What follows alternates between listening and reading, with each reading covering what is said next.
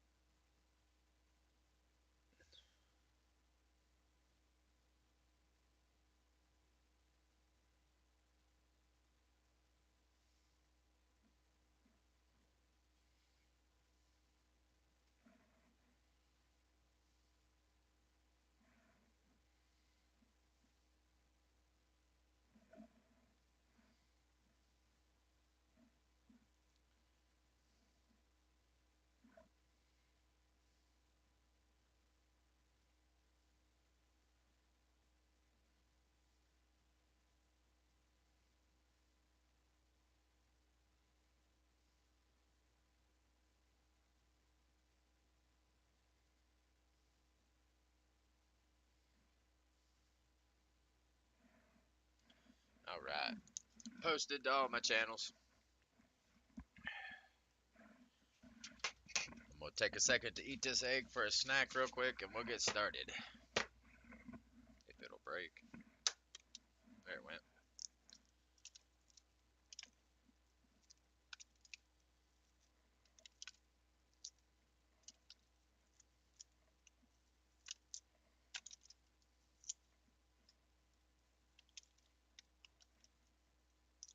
It must have set funny. There's a crater in it. Just a dip in it right there. I don't know if you guys can see it, but there's a dip in it right there. Must have set funny. Oh, there's 2 dips in it.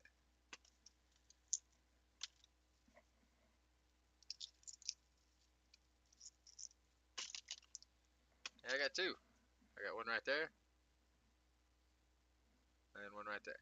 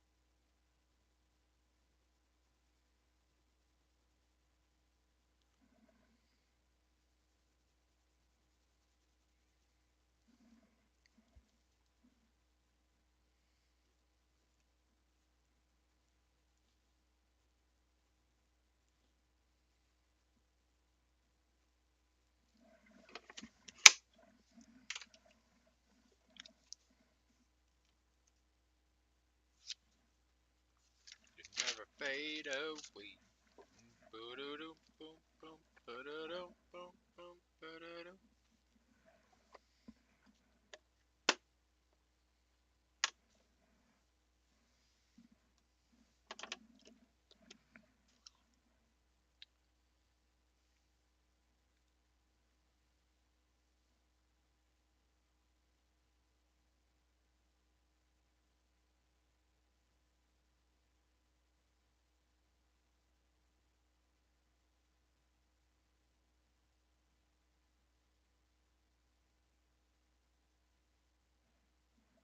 We've talked a lot about security attacks that target victims directly, But they aren't the only type of attacks that occur on the web. One day, you may find yourself in software development or software engineering, and you'll need to know about these other types of attacks in order to ensure the security of your work. A common security exploit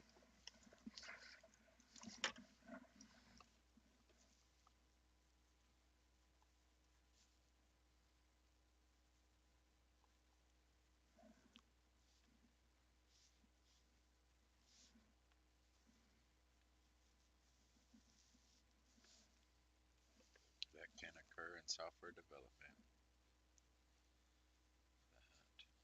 That can occur in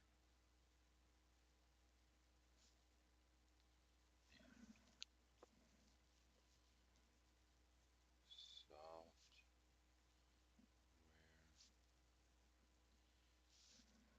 development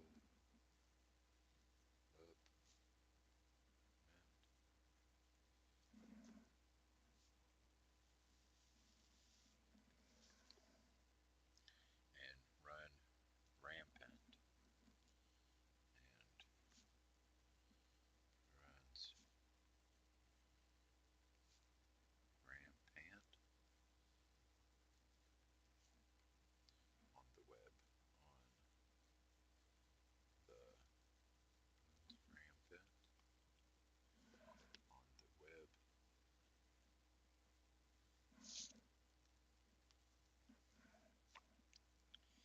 is the possibility for an attacker to inject malicious is the possibility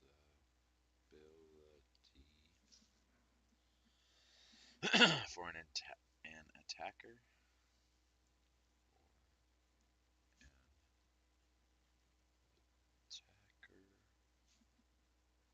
to inject malicious code to inject malicious code.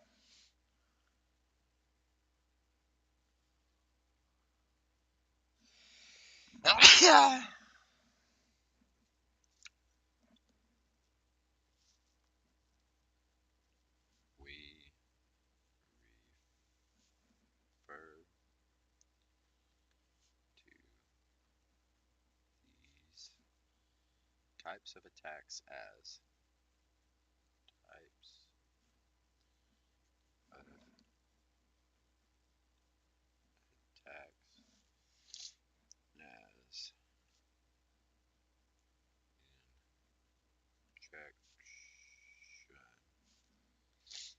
attacks.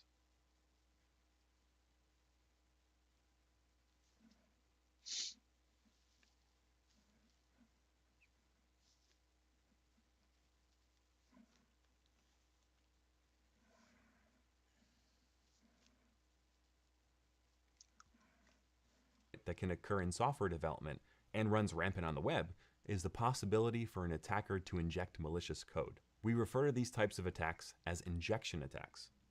So, how do injection attacks work? Great question. For simplicity's sake, we won't get into the details of the code implementation, but imagine a car.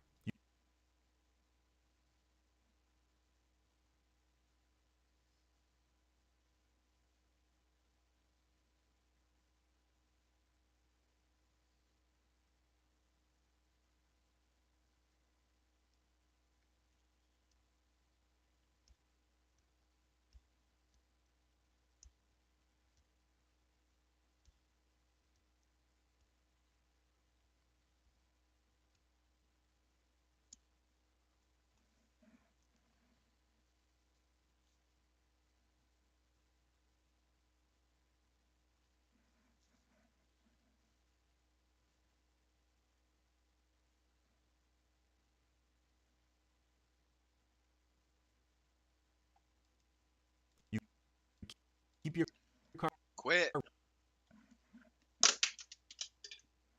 running by putting gas in it. Now, consider someone who wants to do something malicious to that car.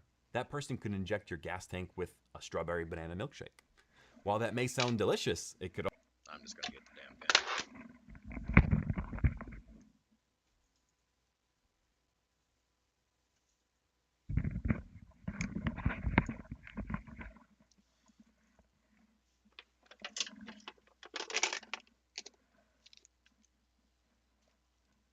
Dude. also ruin your car. So, how do you fight against that? A hypothetical method to prevent this is adding a mechanism to your car that only accepts gasoline and no other liquids. Injection attacks in websites work the exact same way, except without the mouth-watering strawberry banana milkshakes and without having overly complex solutions. Injection attacks can be mitigated with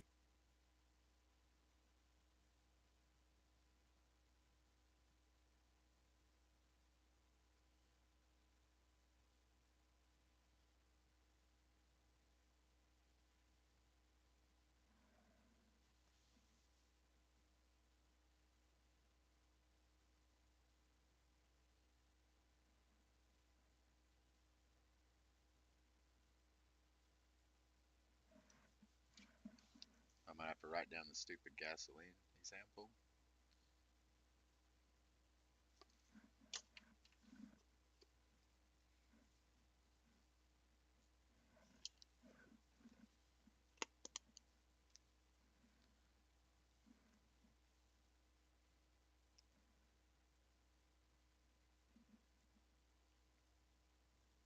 Like putting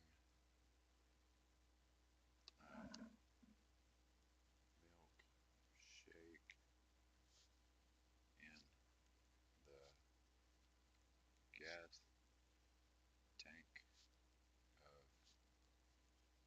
your vehicle. Word up, Stiggy.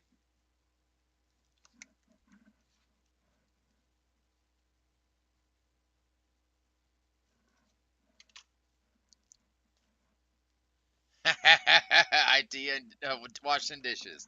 Heck yeah, bro. Solo leveling.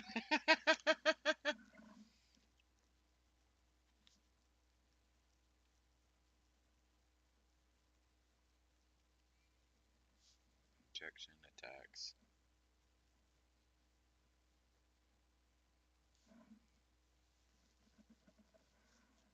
Can be mitigated with good software development. What surprised you with Linux?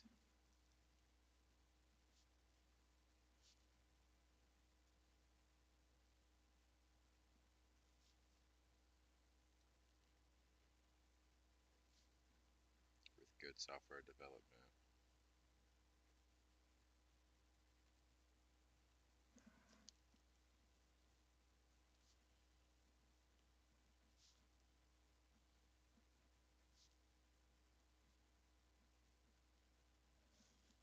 Principles.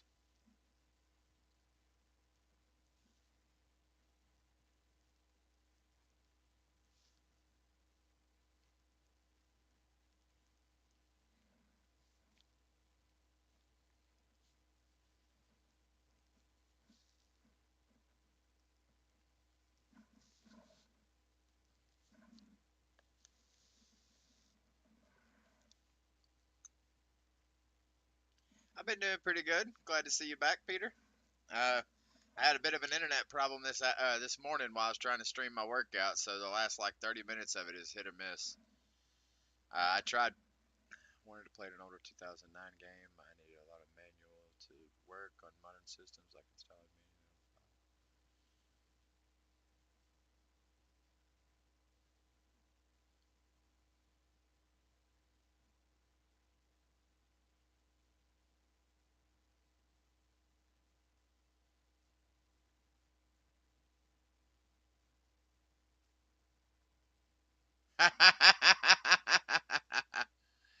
Linux is OP, bro.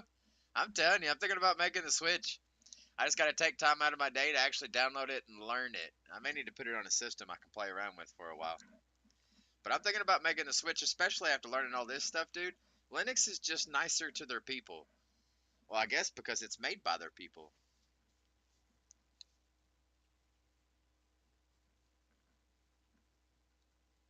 But I'm glad to know when I do make the switch, older things won't cause a problem.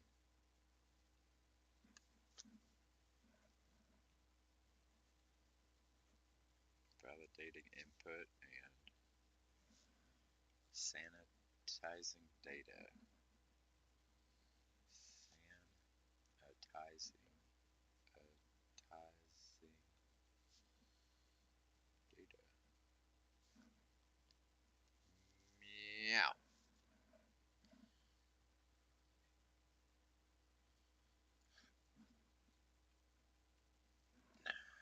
I made the switch to Fedora KDE. It's a bit more often updated than Pop.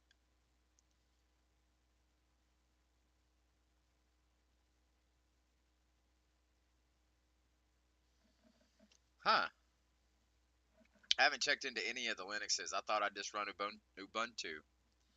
But I probably should look at the different builds before I make my decision. Fedora, huh? KDE.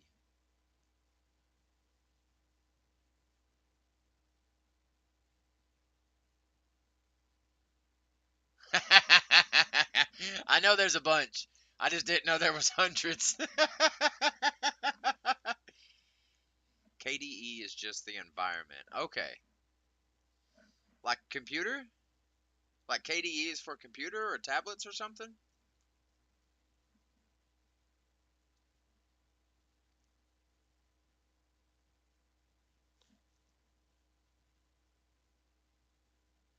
KDE Plasma. Google Image? It's similar-ish to Windows.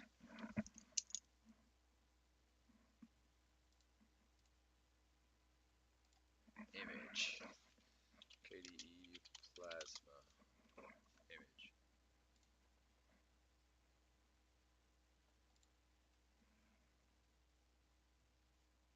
Oh, dude, that looks a lot like Windows.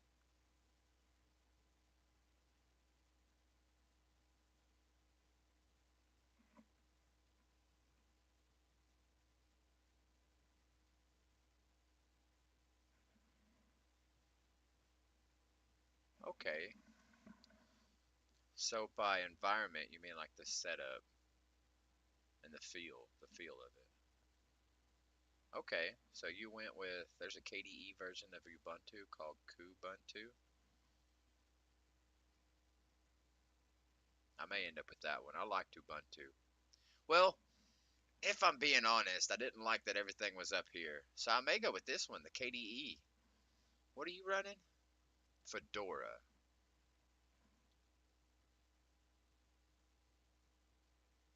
See, that's kind of like the feel I got when I was looking at Ubuntu. That was the only thing that was causing me to steer clear of it.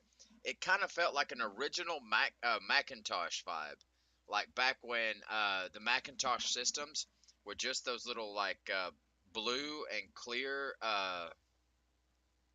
GNOME environment, huh? But the blue and clear monitors that were also the computers. That's what I felt. That's neat. Okay, let's get back to this.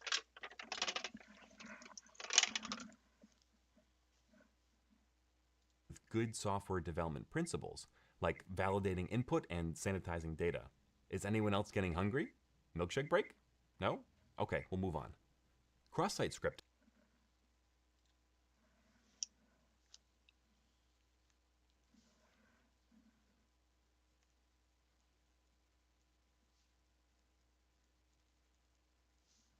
Scripting.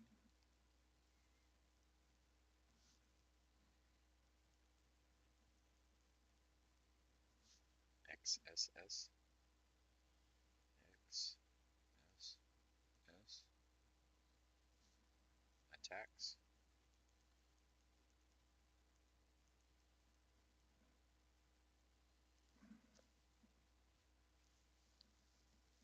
I just learned about DDoS attacks in the last session.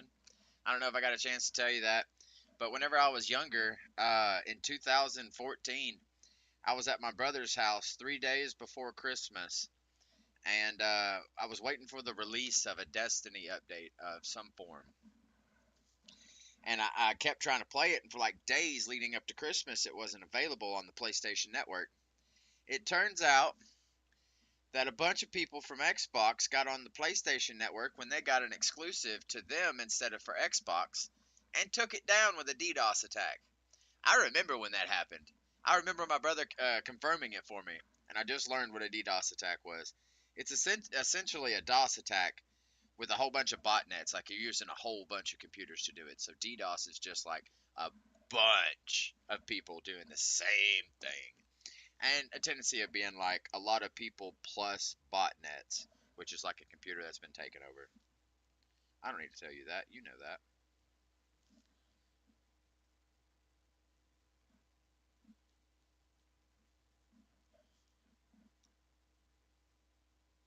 I'll read that in just a second. Let me finish writing this so I can give you my undivided attention.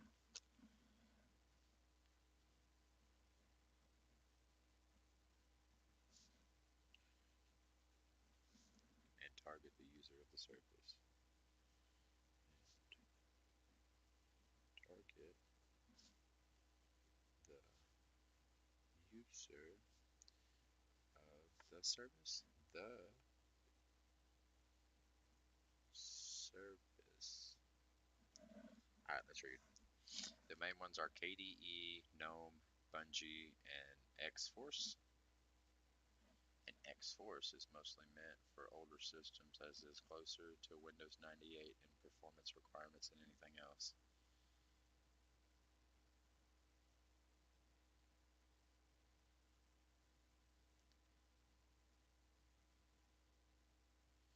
Nice. I think I like the KDE setup though. I've been using Windows forever.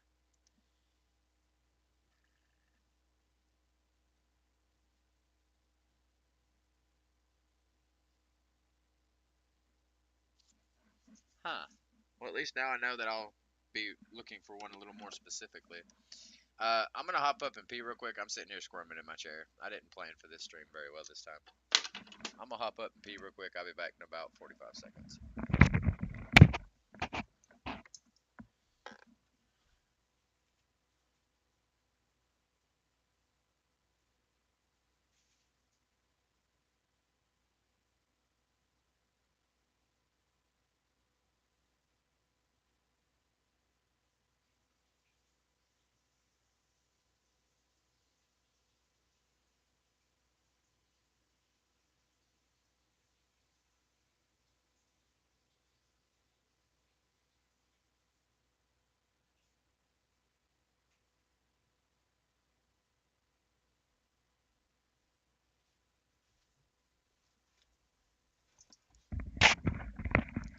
I just counted it. That was 25. So it takes me about 30 seconds to go pee. That's not too bad.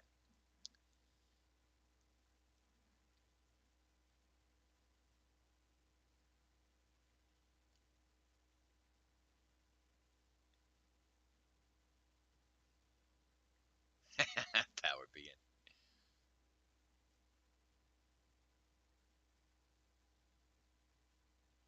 Dude, KDE is nice. I probably end up going KDE.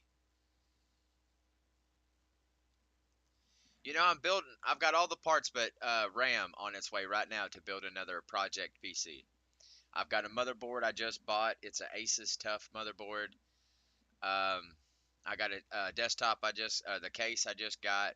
I've got an 850 power supply. I'll figure out whatever processor I'm going to put in it. And I've got the graphics cards. I've got my option of a RX 570 or an RX 580. I think I'm going to install Linux on it and see if I can get used to Linux while also trying to sell this computer.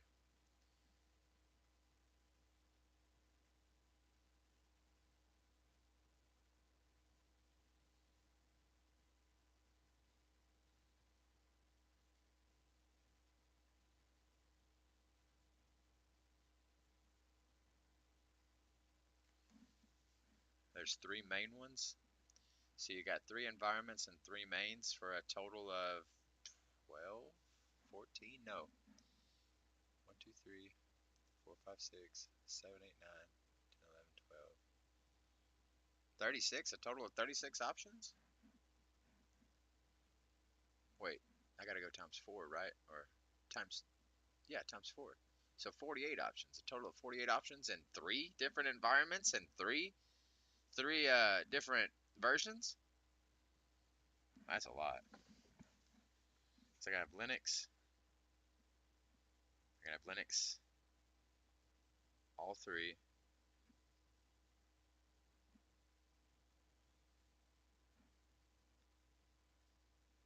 No, there's only 9 different configurations. I don't know what the hell I'm talking about. Let's get back to this.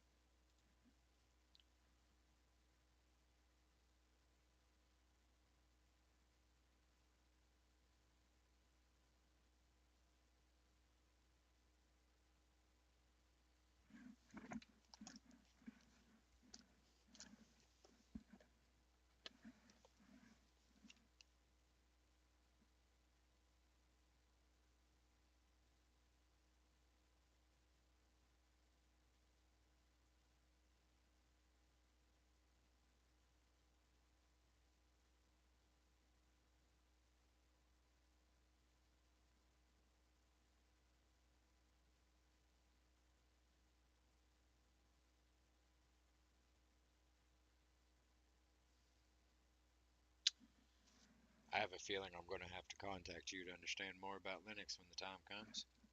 You seem to know a lot more than I do.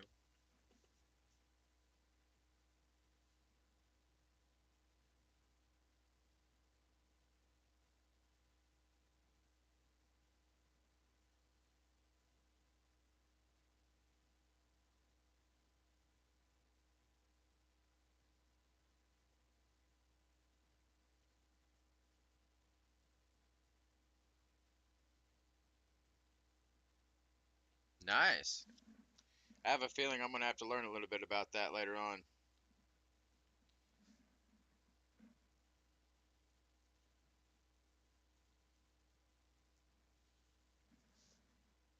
Are a common method.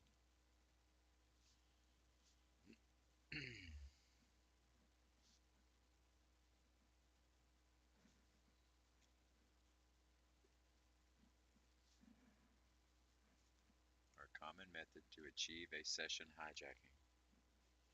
To achieve a session jacking.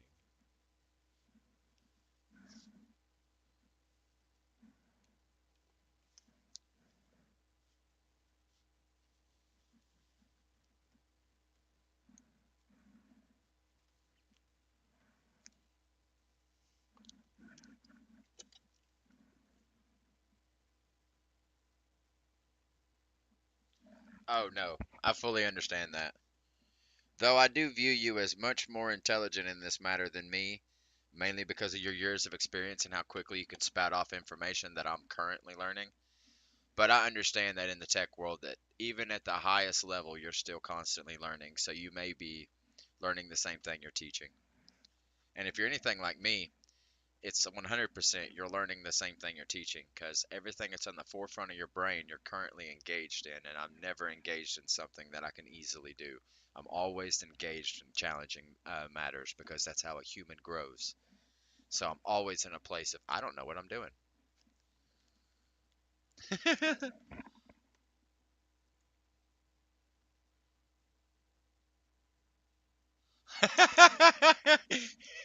That looks like an ashamed puppy.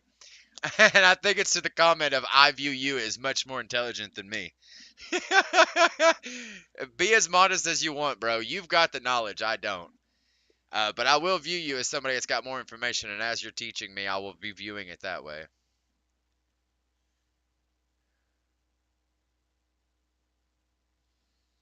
It would be as simple as embedding a malicious script in a web and the user unknowingly. Hold on a minute.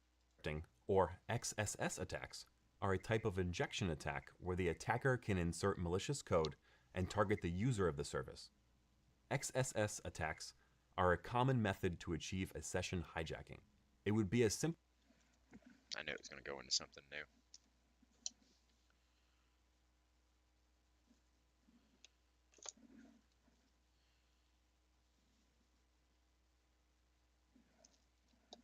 Actually, Stiggy, check out the motherboard I just bought. I'm pretty excited. It's an older model, but I only paid 40 bucks for it. Check this bad boy out. I can't wait to use it.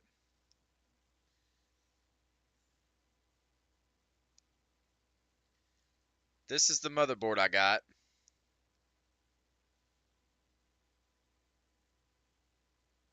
This is it brand new.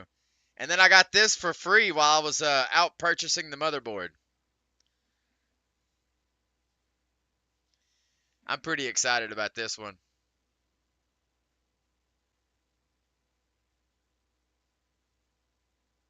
Cross-site attack is fine. So XSS is cross-site.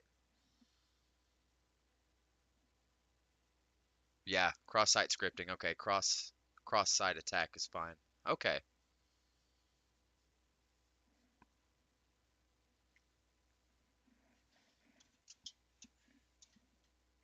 Oh, and the case I bought. Let me show you the case I bought. I took a screenshot of it. This is all.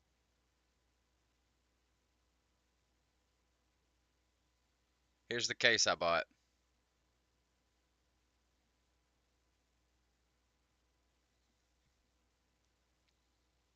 I got it for $20. I didn't pay that $100 price tag. I got it for 20.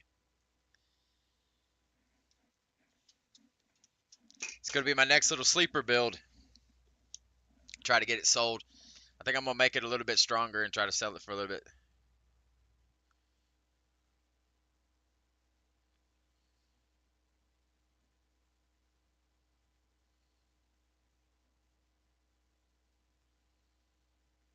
You hijacked the password prompt and it's getting so it's a keylogger.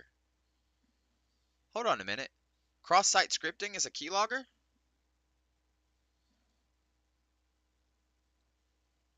The script could then. I don't think I understand then. Or at least I can't make the connection.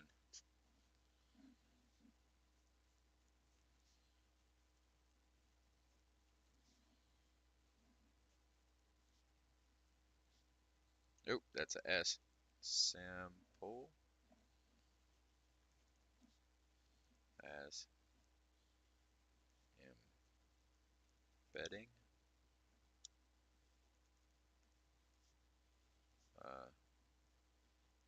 malicious script.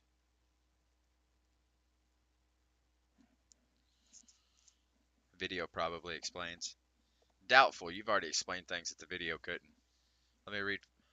You do malicious things like steal a victim's cookies and have access to a log into a website cookies and another type. It didn't explain it. Unless do cookies do they contribute to the storing of passwords? So like if I clear my cookies, do I lose my passwords? Or is that cache? That's cache, right?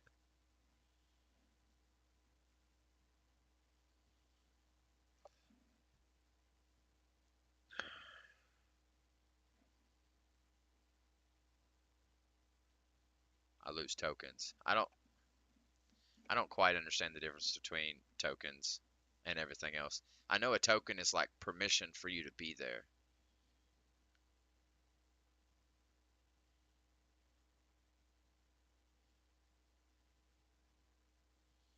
Oh, wait a minute, it just clicked in my brain. You mean the tokens get transferred to them? It creates a cookie with a token. Oh! Now it clicked. Now it clicked. May we read that? In general, it's just showing you the user a normal prompt, while in reality you have hijacked the password prompt and it's getting sent to you. So I get their permission and their cookies by saying remember me, and then the token gets transferred to them. Because it's like they logged in instead.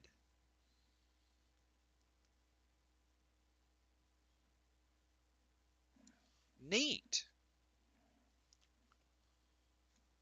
Okay, hold on. Malicious script and a website and the user unknowingly in a website and the user knowingly executes the script in their browser. Executes the, can't write it, script in their browser. It would be as simple as embedding malicious script in a website, and the user unknowingly executes script in their browser.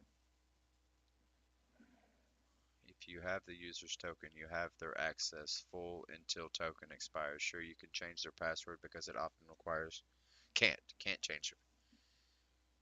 But you can really scam others. Let's say Discord accounts get tokens stolen. The amount of scams you could pull off on a large scale. So let me ask you something. Occasionally, Facebook accounts get stolen and hacked, and people post stuff all the time. Is this the same concept? The cross-site scripting? Like they've geo. That's token yoinked.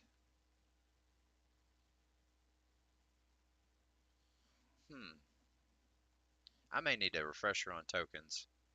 Because when you say token, I think it's just the permission for you to be there. Like you've entered in your credentials, the authorization is. Oh! Geo was supposed to be say yep. But if I have your token, you can change all kinds of stuff except my password because it requires another confirmation. So that's just like a second set of securities, right? So like you can change my picture, you can email people, you can embed code into my stuff. Like you can send something out, I click it, and all of a sudden I got code back on me. Stuff like that, right? Like you can do all kinds. Okay. Whew. I may stop staying logged in then, because I do that on all my computers. They're all always logged in. In their browser. The script could then do malicious thing like steal the victim's cookies. Okay. Cross-site is rare. Okay. That's a little comfortable. The script could then do.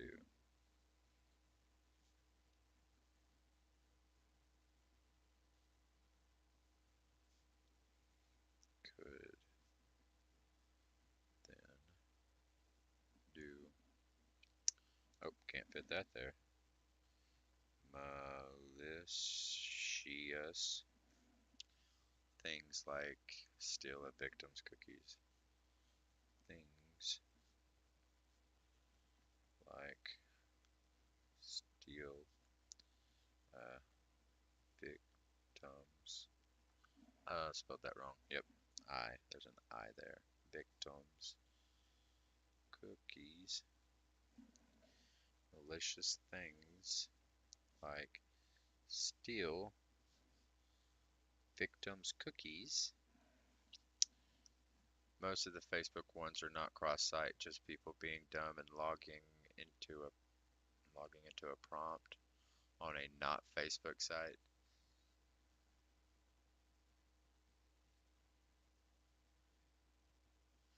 None the wiser. Okay. I've seen that happen a couple times where it asked me to log into my Facebook account to do it. Nope, not doing that. It's already logged in. And have, oh, I lost myself, and have access to a log into a website cookie. And have access to a log into a log into a website cookie. Website cookie. And have access to log into website cookie.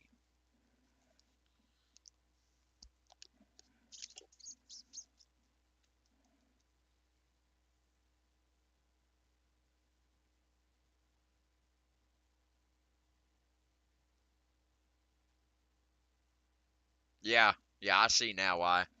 Too much dangers on the web. And a large moving of money. That's another thing that freaks them out. Because it seems like it's a dude. There was one time when I first got my account set up. I bank through Ascend. Whenever I first got my account set up, I used to purchase every payday a couple packs on the game I was buying, and the game I'm playing is Summoner's War, a gacha game. Well, I guess the Google thing is set up in California, not my region. And every time I purchased something on that game, it said it was coming from California. And then, I'd be like right down the road purchasing something here in Tennessee. Then I'd buy another thing in California and then purchase Tennessee. They kept flagging it for scam. They thought my account was hacked. I eventually had to call them. I was like, hey, bro, look, that's just $20 and $50 every payday. That's just me. I'm just buying stuff on Google Play. I finally had to because they'd lock my card, and sometimes when they'd lock my card, I'd be at work and I'd miss the phone call to reactivate it, and I'd go to use my card and it just wouldn't work. What the heck, man? I know I got money, and I'd have to. And sure enough, I'd missed a phone call from Ascend. They've locked me out. Unusual expenditures. Bro, it's a $50 pack for some scrolls and some crystals, and it's a $20 pack to get my monthly stuff. Leave me alone. Yeah, they don't do that anymore. Now they do give me a little bit of hell if I decide I want to pull out like 1,000 or more. Back when I actually had 1,000 or more, if I tried to pull that out, they'd always ask a lot of questions, but I'd always just shut them down.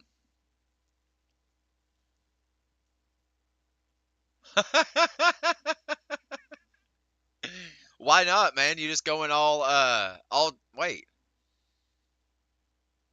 Yeah, you going all cash because the card is technically the digital currency.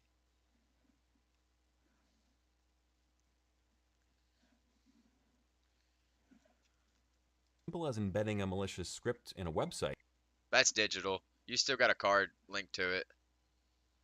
Yeah. There's some kind of card somewhere, some kind of bank account somewhere that's linked to it. So that's just digital. You confused me for just a second. Yeah, I don't turn all that stuff on because I'm super paranoid of people walking up and just tapping my stuff and stealing it. So my Fitbit Pay. Oh, okay. Now that makes sense. Okay. Yeah. Well, that stuff still makes me super paranoid because what if somebody's ringing something up and I just happen to walk by and my watch grabs it? Did I just pay for their item? Not to mention thieves. So I got a special wallet, this one right here. It's got stuff lined in it, and it stops people from getting inside and getting all my information on my card. It's got some kind of liner in it. I don't know a whole lot about it, but some kind of liner. And it's like scan proof. Because I'm paranoid, dude. Paranoid. Meth left me paranoid. All right, where am I at? It would be as simple as embedding. And the user unknowingly executes the script in their browser. The script could then do malicious things like steal a victim's cookies and have access to log into a website. The radio is only activated when you double tap to activate it.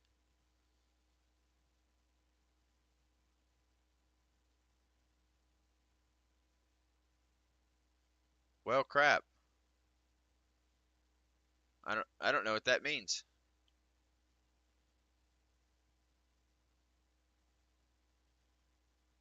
You mean my wallet? Or the radio signal on my card? I hope my wallet doesn't have to be tapped. I never tap that thing. Cookies. Another type of injection attack.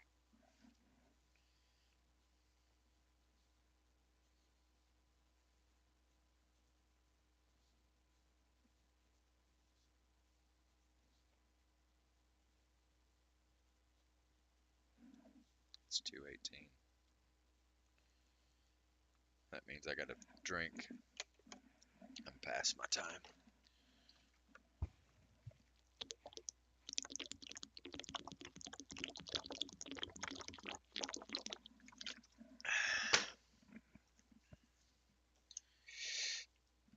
type of injection attack.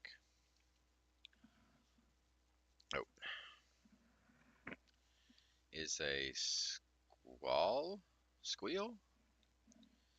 is a sequel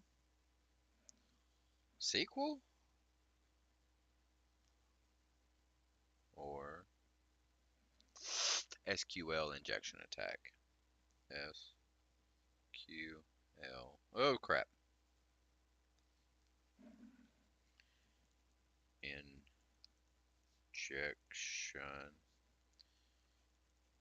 attack.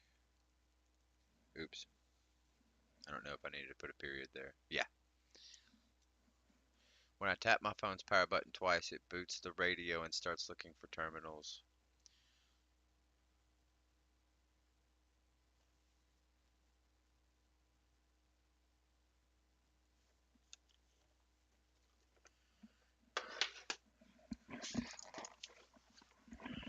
Oh, let's try mine.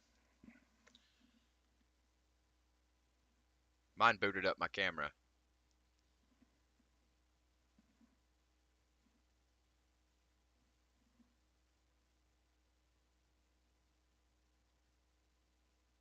Yeah, mine booted up my camera.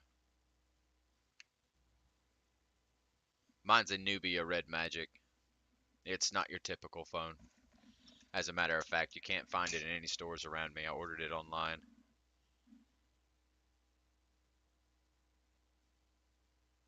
Yeah, I don't have any iPhone products. That's a whole different operating system. Funny enough, I figured out that Androids are on a operating system that's ripped straight out of the pages of Linux. Attack is a SQL or SQL injection attack. Unlike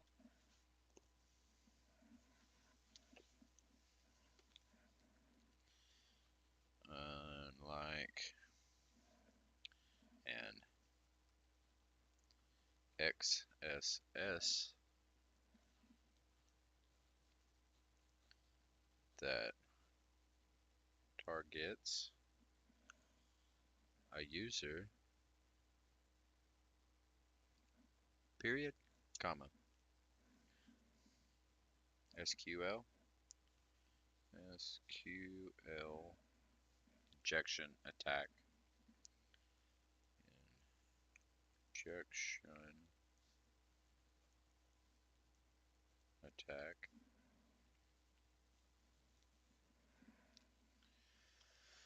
Targets the entire website. Ripped. Now you can find Android for desktops if you wanted to. It's a Debian-based distribution. Yeah, that's what I meant. They kind of just swiped it and put it on Android. Ripped straight from the pages of Linux. Yeah. Yeah, they didn't go through the process of like actually making their own OS. They just grabbed one off Linux and made it work.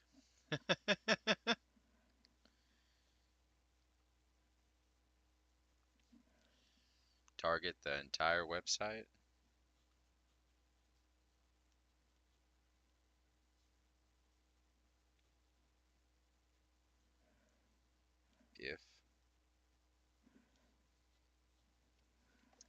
If the website is using an SQL database, if the website is using a SQL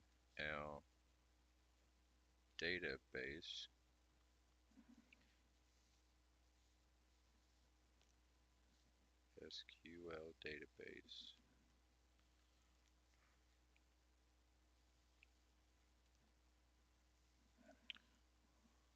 attackers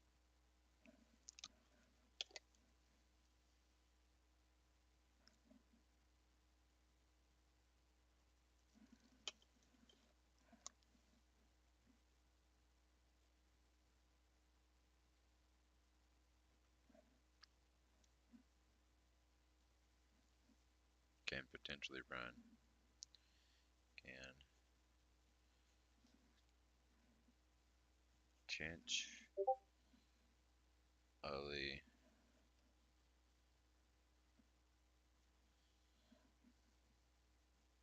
Give me 1 second, brother.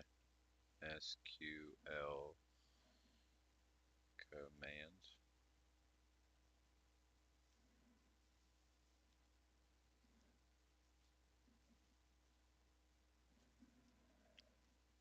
That allow them to delete website data.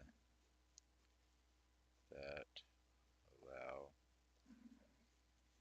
them to website data.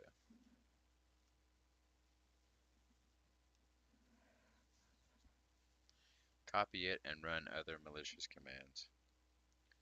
Copy it and run other.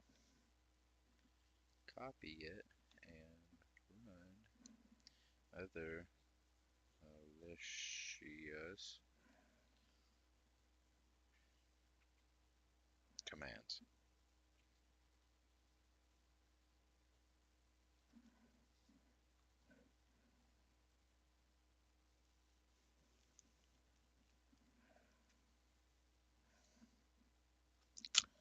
Well, that was a heck of a lot of writing for a short video.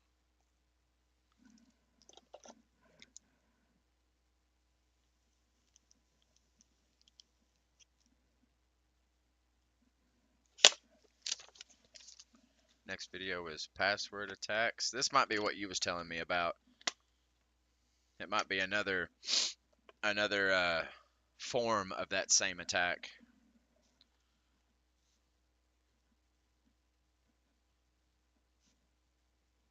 Password. Excuse me.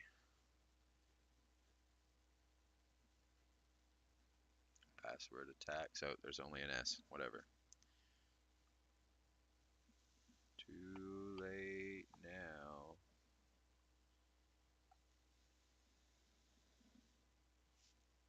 Meow. And a meow.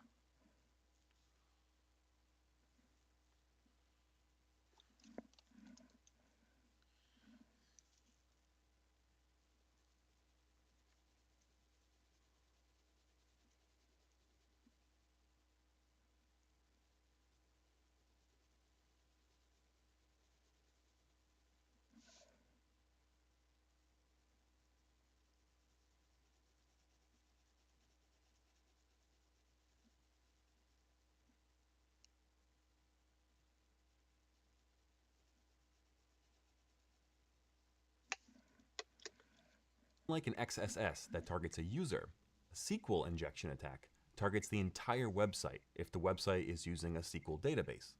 Attackers can potentially run SQL commands that allow them to delete website data, copy it, and run other malicious commands. Now that that's out of the way, it's snack time. Heck yeah, Peter. Good job, man. 4.7's a long distance. Nah, I got it. I got what you meant. Yeah, that's a good distance, bro. Okay, hold up.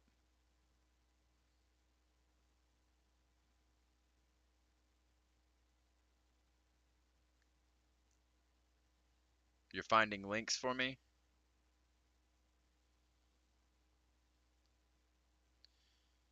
Heck yeah, man.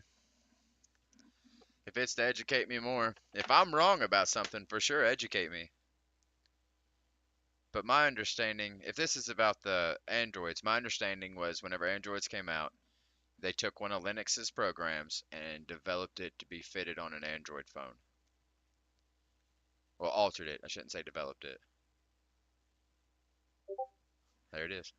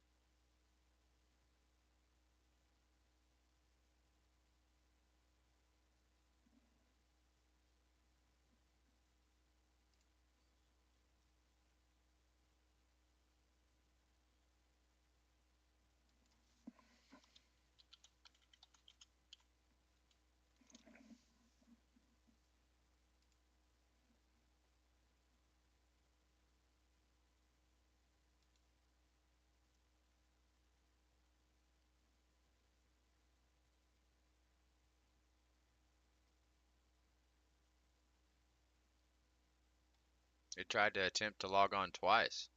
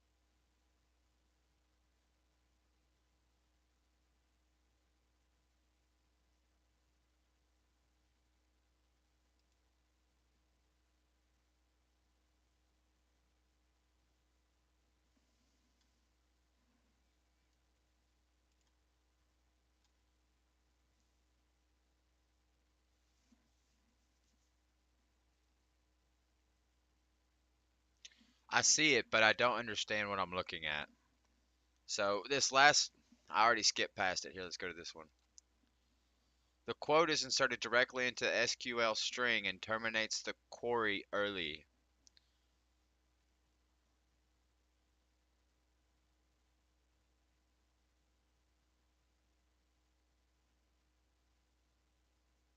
Invalid SQL select.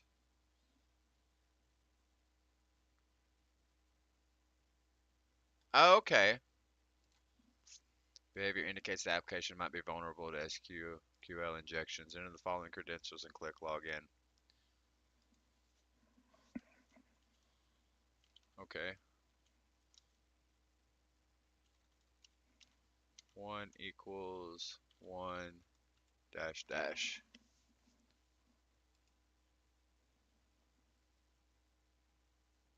Okay. And we are in.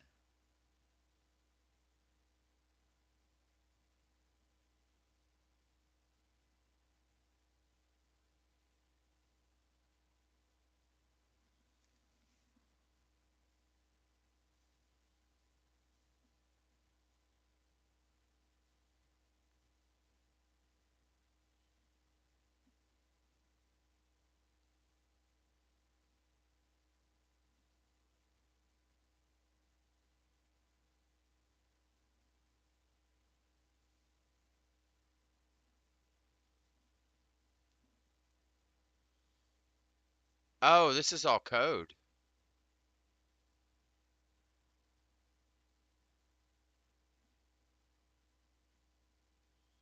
1 equals 1 minus returns true.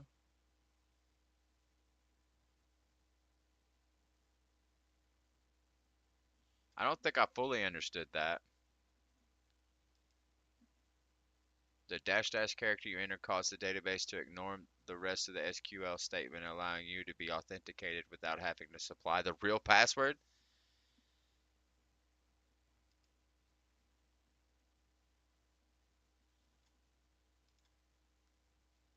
Nope. That was neat. Unfortunately, it took just enough time that I now have to go pee again. I'll be right back, man. Give me another. I'm going to count in my head. I'm curious if I can pee in 25 seconds again. I'll be back.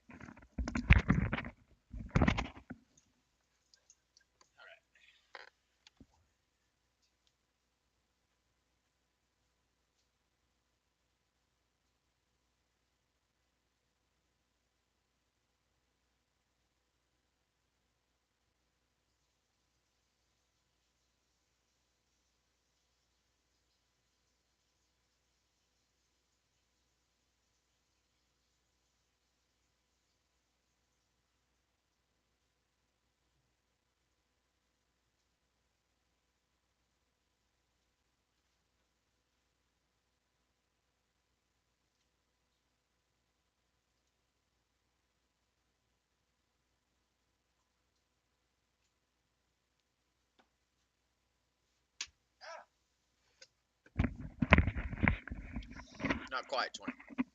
Oh, man. I'm sorry you broke a glass. You have gained access by only knowing the email of the user because using injections you made it not check the password but just return true. I'm sorry you broke a glass, man.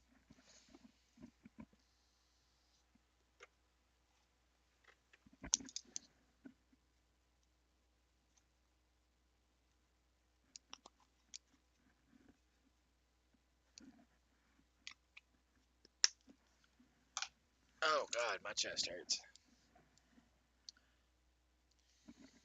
You should catch my stream today. It got pretty heavy pretty fast, all the way up until an hour.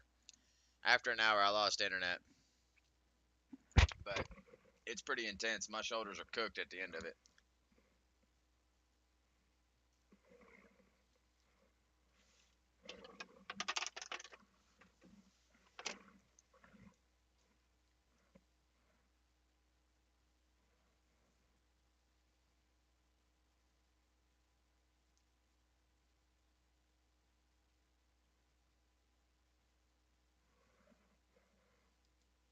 There is no getting around it. Passwords are the most secure common safeguards we have to prevent unauthorized account access. Unfortunately, our passwords may not be as secure or strong as they should be. A common attack that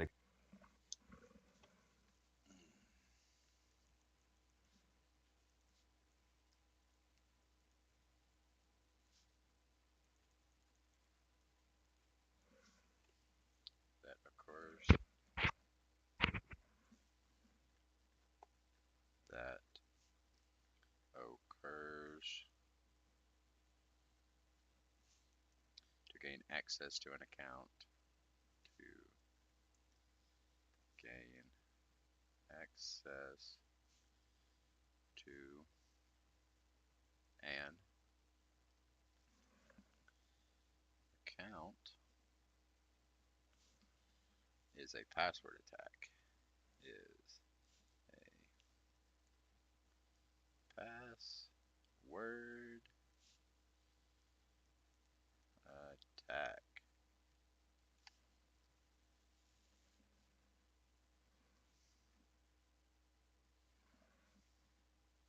I bet that's the definition.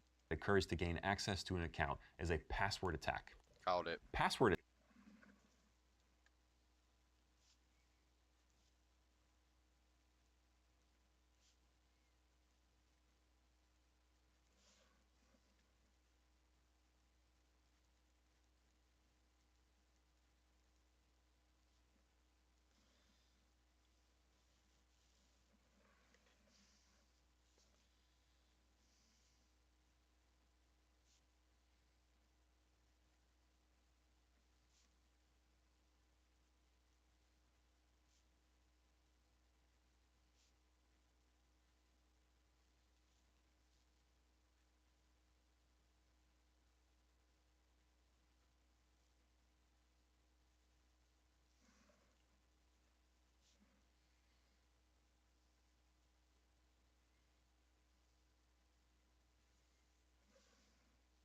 That try and guess your password.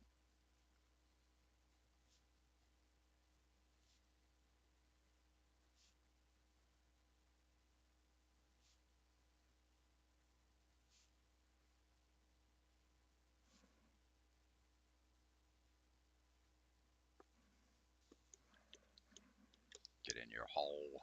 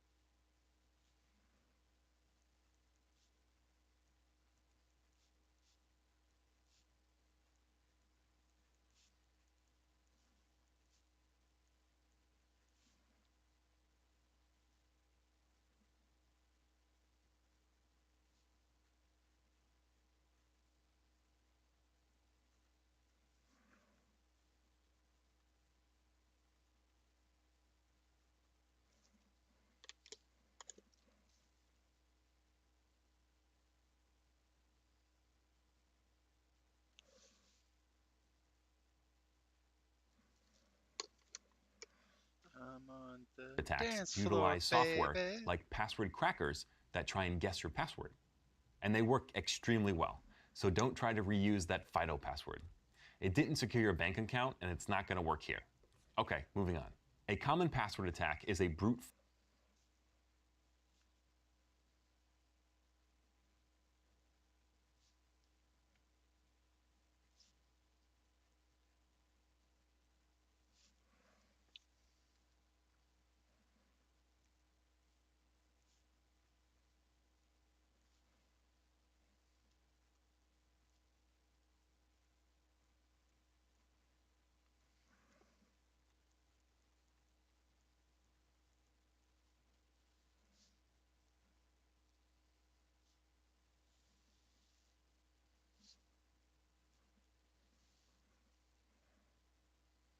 Which just constantly tries different combinations.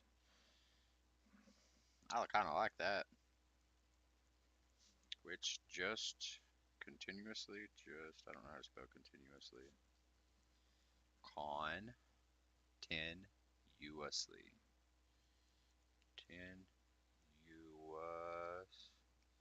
Oh, there's a U there. Uly. Tries different combinations. Tries different combinations of characters and letters until it gets access. Char actors and letters until it gets access. Letters until it gets access. Which just continuously tries different combinations of characters and letters, gets access. Since this attack requires testing a lot of combinations of password, it usually takes a while to do this.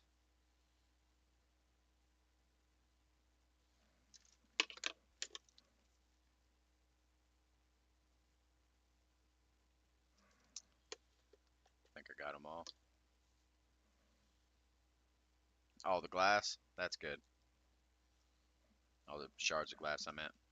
force attack, which just continuously tries different combinations of characters and letters until it gets access. Since this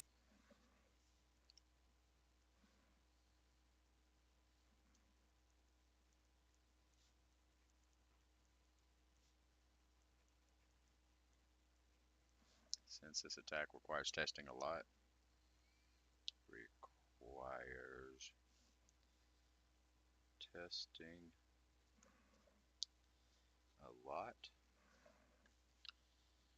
of combinations of combo and then nations. Oh, combinations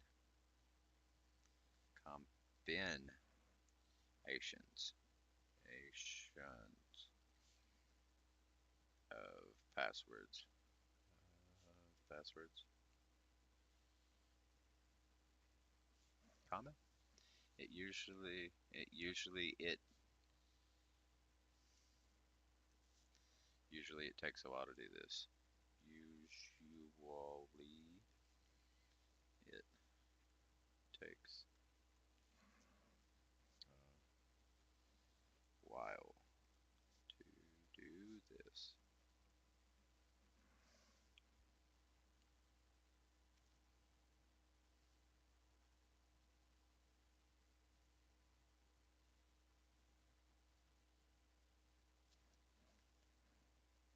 I'm going to write that down.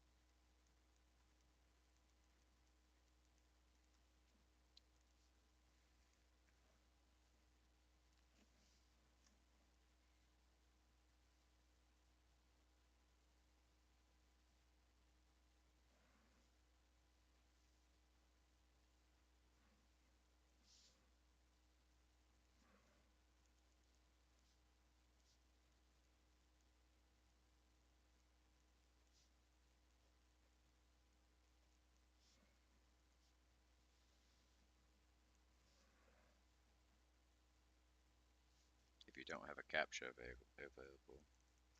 If you don't have a CAPTCHA available,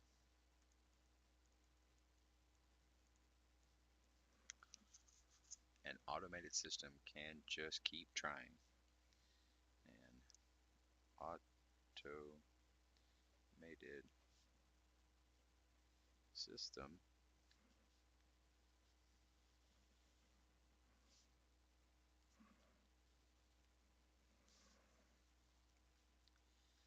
An automated system can just keep trying to log in.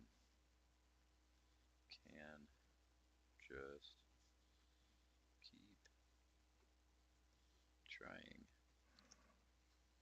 to log in to your account until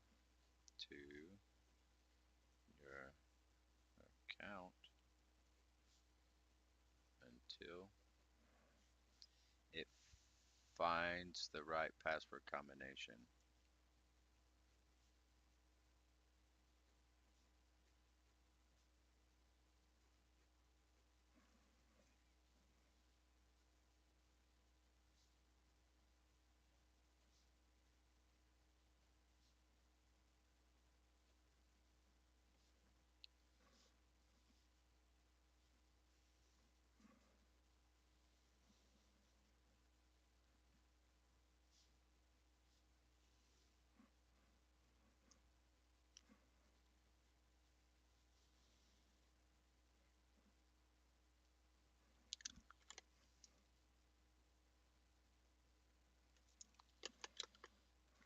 This attack requires testing a lot of combinations of passwords. It usually takes a while to do this. Have you ever seen a CAPTCHA when logging into a website?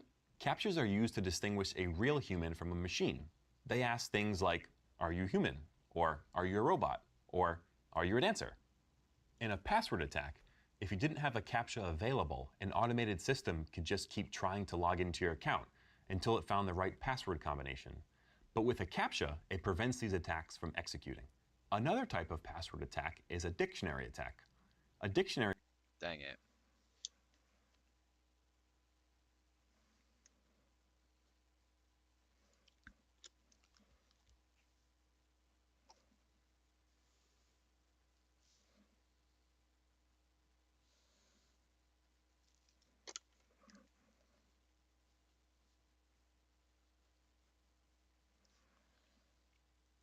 Another type of password attack is a dictionary attack. Another type of password attack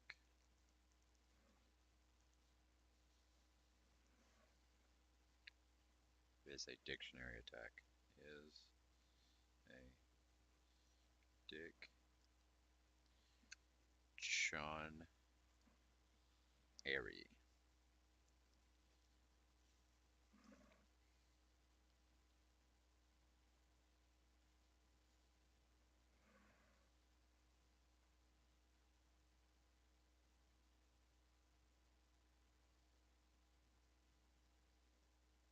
What's a Turk?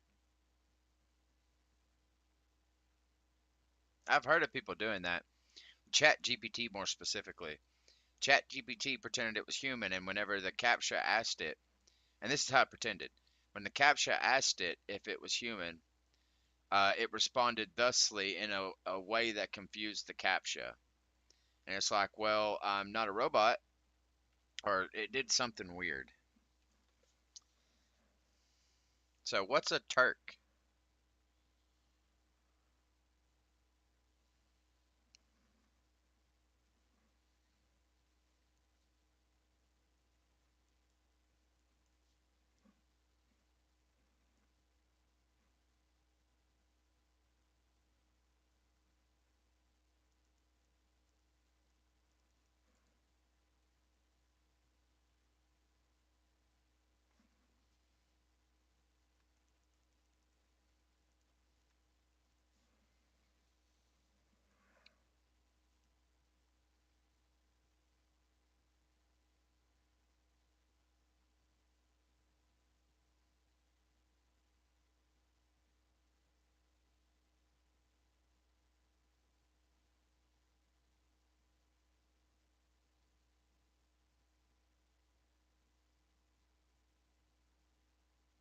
Oh,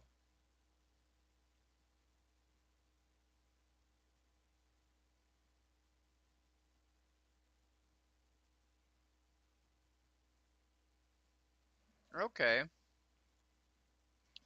Dictionary attack doesn't test out brute force combinations.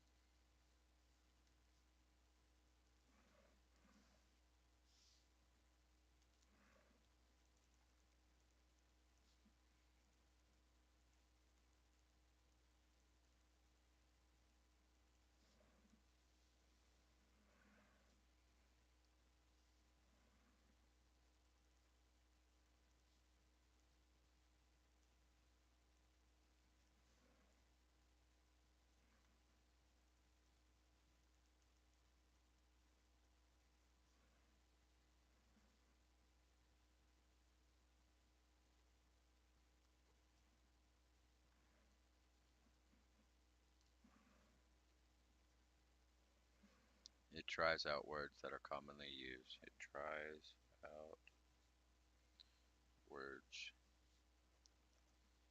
that are commonly used in passwords like password, monkey, football. What?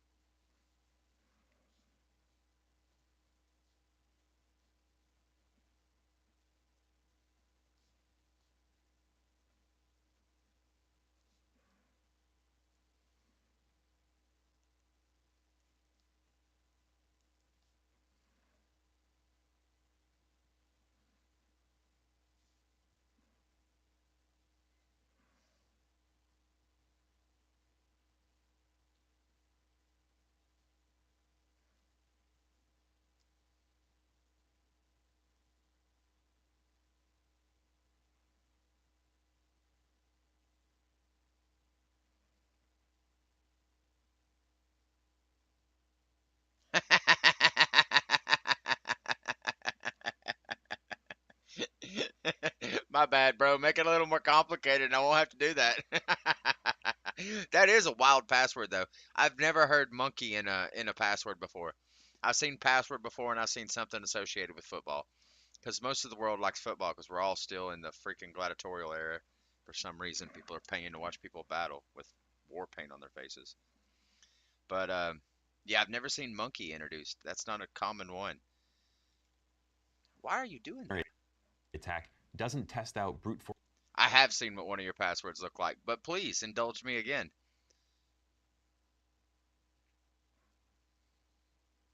force combinations like ABC1 or capital ABC1. Instead, it tries out words that are commonly used in passwords like password, monkey, football. The best way to That doesn't even look like the same one I seen last. Yeah, that other one had symbols in it. This one doesn't have symbols.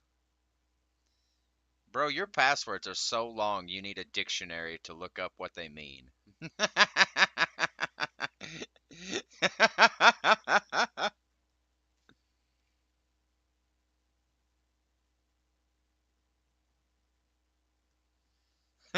Yeah, that was just a joke. That was just a joke. I know they don't mean anything. That's just a string of random letters and numbers to make it more secure. But it was funny.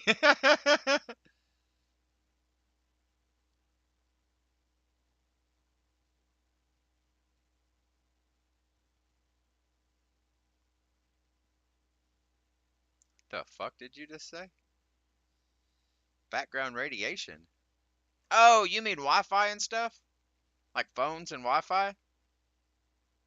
Surely you're not near a nuclear power plant, are you?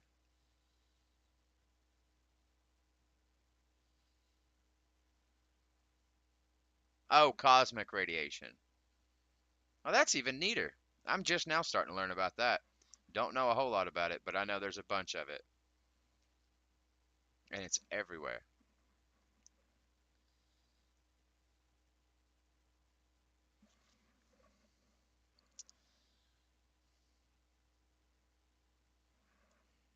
I'm going to include the best way. I feel like it's going to be on the test, and it's pretty random. Yeah, yeah, I can see that. There is no way I'd ever be able to hack your code, Stiggy. There's no way.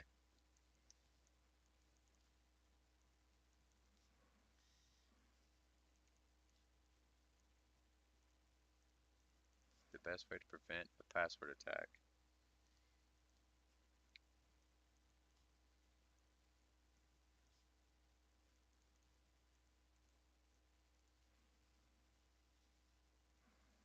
Is to utilize strong passwords.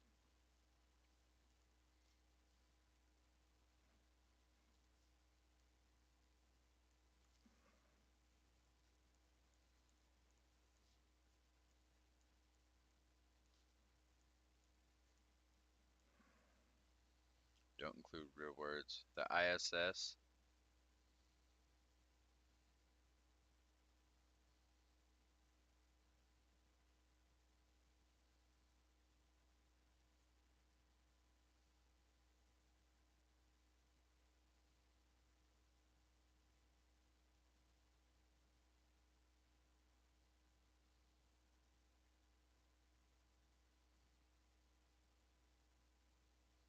What do you mean, like a lead wall?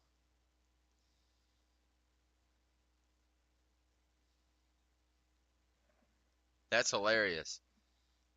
That's hilarious. Just randomly flipped.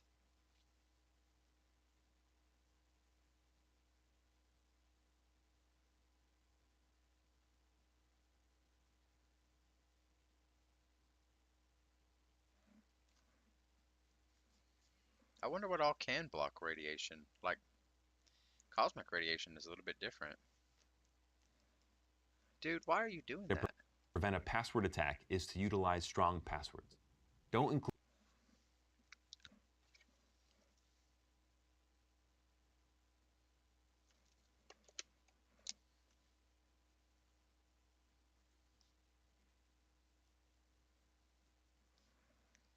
Real words you would find in a dictionary. Don't include real words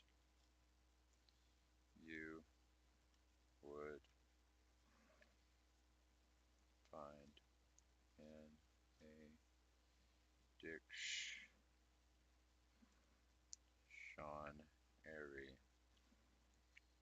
And make sure to use a mix of capitals. And make sure to use a mix of capitals, letters, and symbols.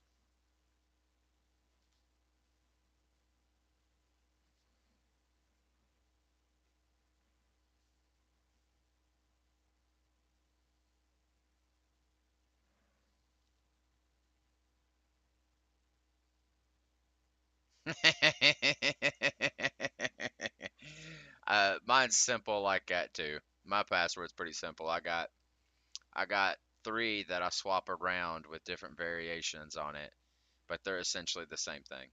They're all just the same thing.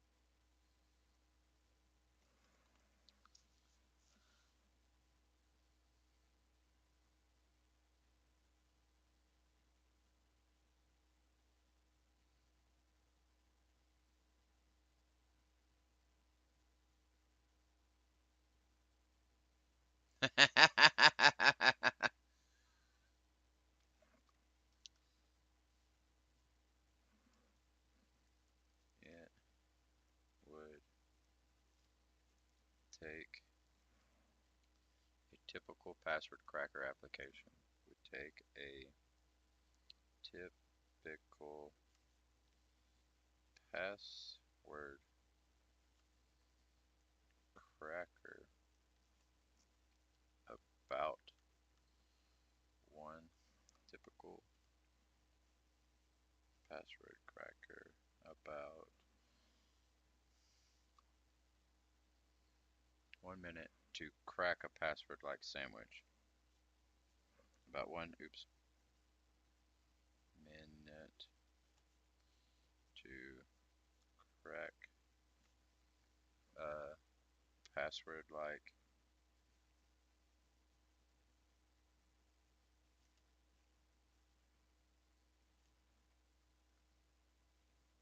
sandwich.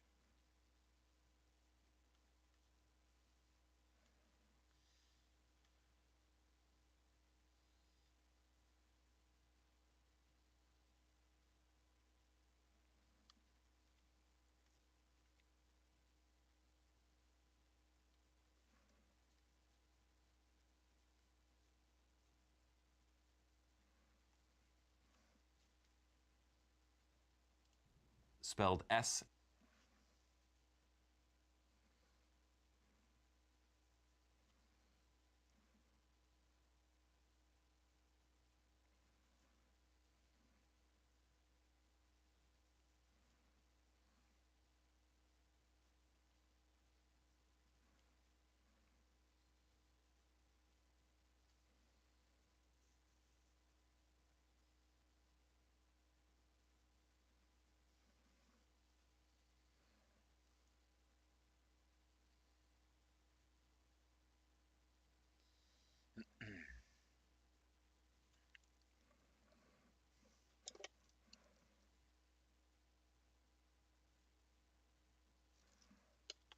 Heck yeah, I'm gonna hop off and get the dishes done with some metal because it's getting late, but I want it to be done. Heck yeah, man. Enjoy yourself. Thank you for stopping by my stream. I'm gonna take a quick break and eat and move on to this next video. And I'm gonna try to whoop this module today. I look forward to seeing you tomorrow, Sticky, if you got time. Have a great day. Enjoy your dishes and your metal music.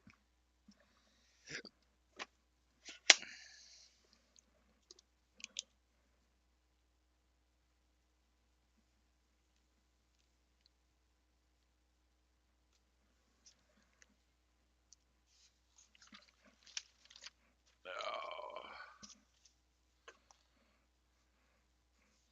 Dishes done with some metal music, bro. I wonder how aggressively you're gonna clean your dishes. Clean it down! I may try to clean with some metal music next and see what happens.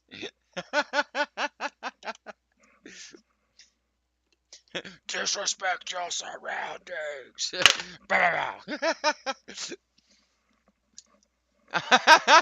Hey, ya Hex. I'm gonna hop up real quick and get my 3 o'clock meal. I just finished this video. I'll be right back. Give me like 2 minutes to get it together.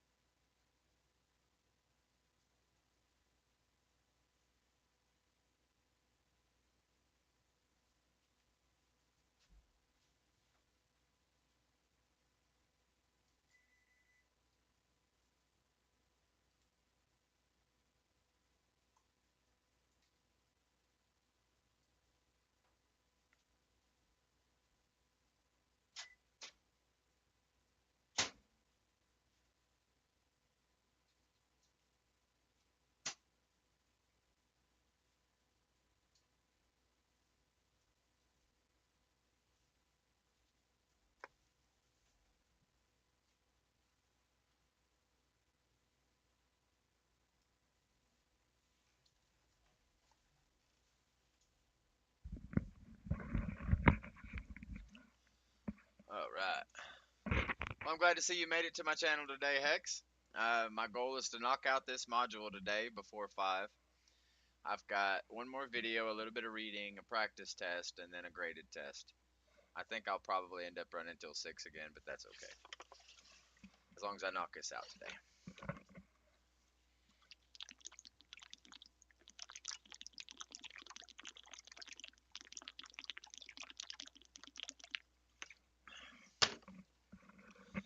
Oh,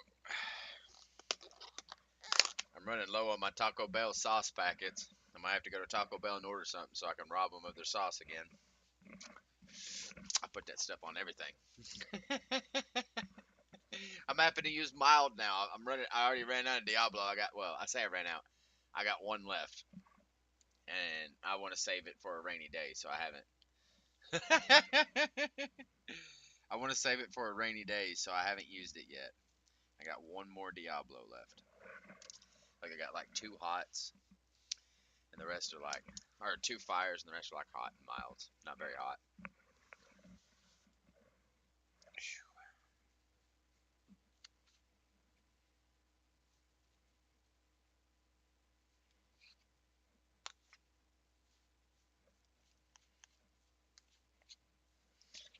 So back to your first comment, by the way. Do you jam out to metal music while you're cleaning?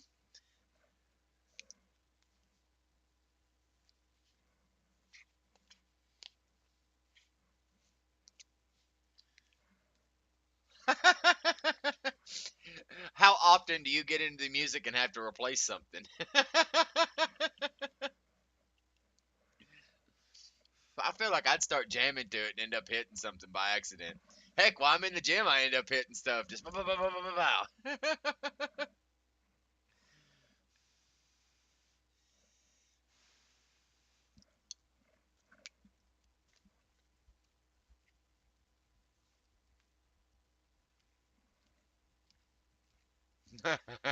Thankfully, never.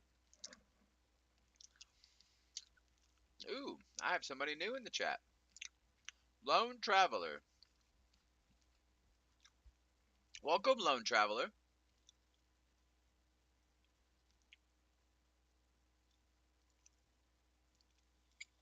How are you doing? I listen to metal so much my kids sing along with it. You're raising good children, Hex. They know good music.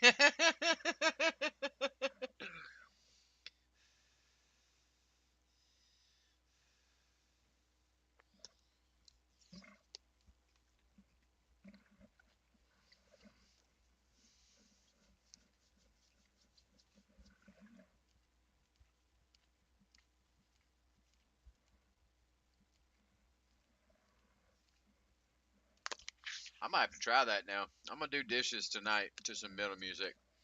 Now, granted, I do dishes daily, so my pile of dishes isn't that big. I'll be done in like one song.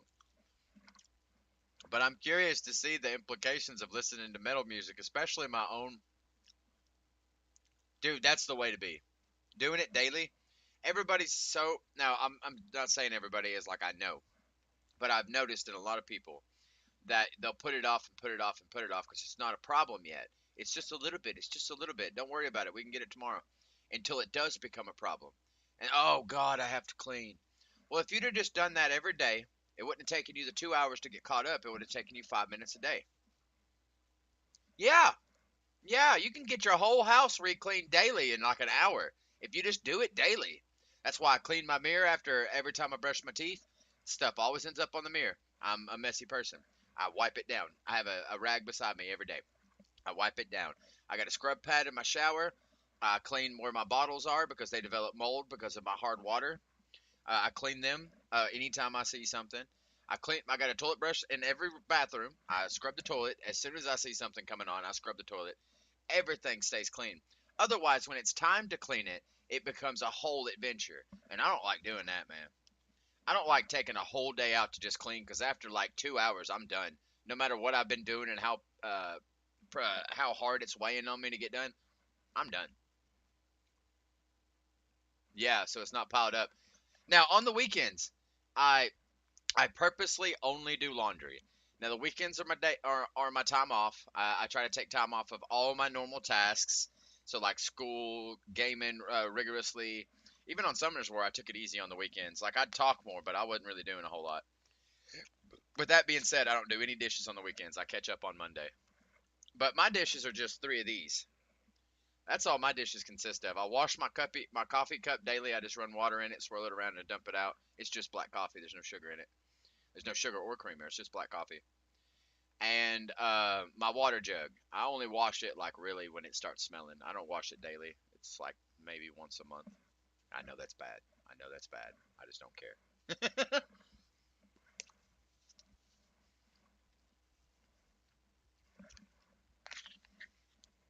Dude, having a routine is so important.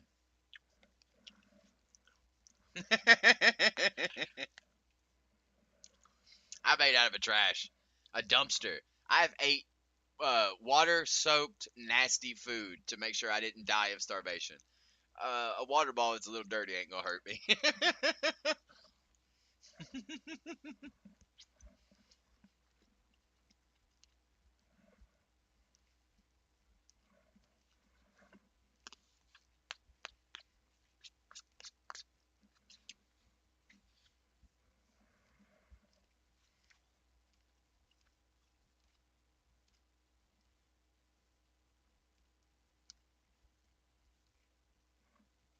I try to get in that habit, but I have a problem with the person I'm with and the other person.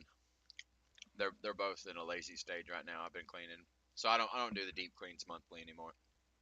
I want help. I'm not deep cleaning the whole house by myself every weekend or monthly, once a month. I'm not doing that. I want help. I was raised to be OCD, not by a cleaning lady, but by a lady that was very OCD. My mother and my aunt essentially raised me, and my aunt was so OCD that she still corrects me to this day. She's bad. She's bad OCD. She's also the one that taught me to give cow kisses, also known as cow licks. But I'll give you a cow kiss on your face. Just from jawline to eyebrow, just a straight tongue, just cow kisses.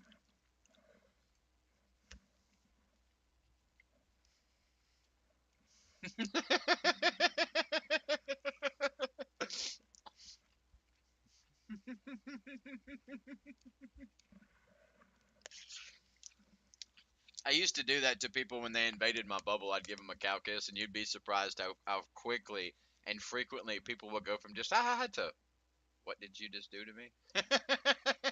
I've had some people try to fight me over it. I've had people get mad at me and just walk away. I've had people try to, I'm sure it was jokingly, I've had people try to assault me sexually after a lick. But mainly the reactions I get are, what just happened? Or, bro, I'm about to hit you in the face. Those are the two main ones. Has it stopped me? No.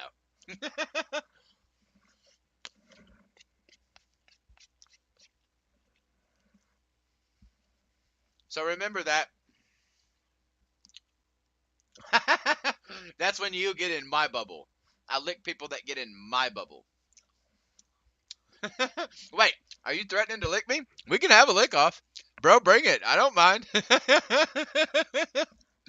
We shall go to war.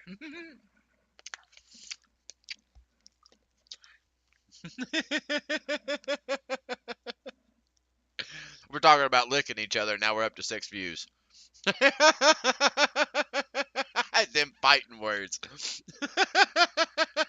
But I mean it with all the love and kindness in my heart. I just want to lick your face.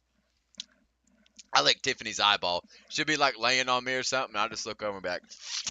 And I'll like cover all of her eyeball lid.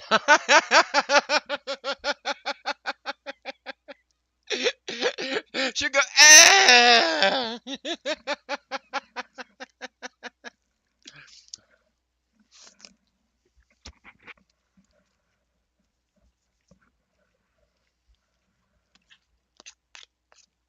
I'm such a child though, man. I think whenever I get around somebody, they need to understand that just because I look like I'm in my 30s or 20s or whatever the heck I look like, I don't even care. Doesn't mean I act like that. I'm actually 12.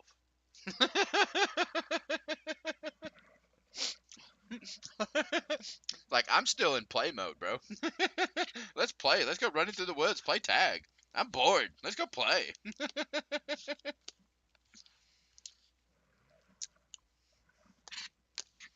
I make it interesting. I wouldn't know if I make it fun. I shouldn't say that because not everybody can keep up with me. But I make it interesting. I'm fun to you because I can keep up with you. Yeah, bro, do it. Now, they may be completely depleted of energy, and you may have to put them in the car seat after I'm done with them. But that'll be good. That's assuming that we don't continue playing in your minivan on the way back to your house. Or my house. Alright, I'm gonna go put this meal up real quick in the empty container. I'll be right back.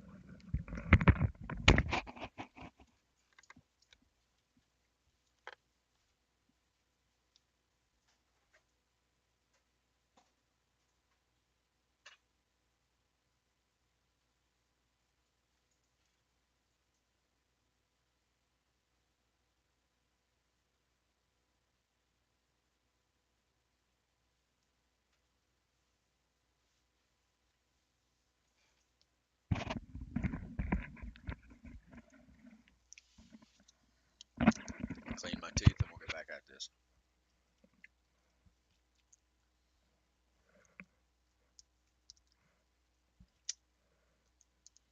My hygiene requirements are the only reason why I still have all my pearly whites. Otherwise, my teeth would look just like your typical meth heads. Because let's face it, I was on it hard for about 10 years. So I keep a pretty close eye on my hygiene with my teeth. I need them suckers, man. I need to be able to eat.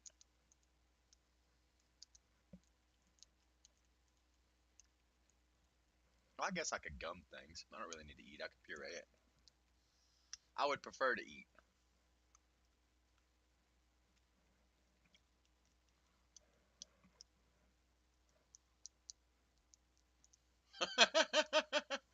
On a real note, you actually need your wisdom teeth, whether they fit or not. Your wisdom teeth develop bacteria exclusive to your microbiome in your gut. Without your wisdom teeth, you can't get the proper microbiome. I've got one of my wisdom teeth missing. I found out about that 10 years after. But they produce a specific bacteria.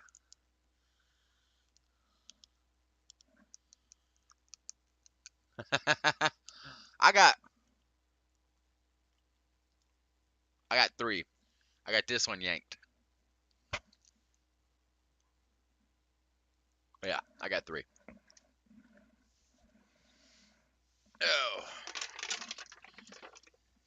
All right, let's get back at this. Lunch. Second lunch. Is that second lunch? I've already had breakfast and second breakfast.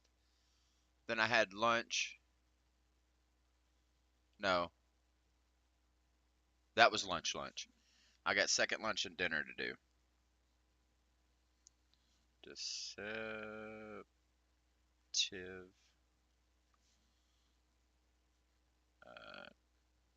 Tax.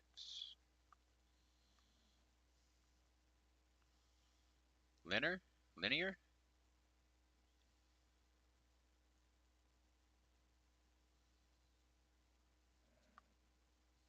Linear in a straight line. So you got them linear or linear? Oh, linear.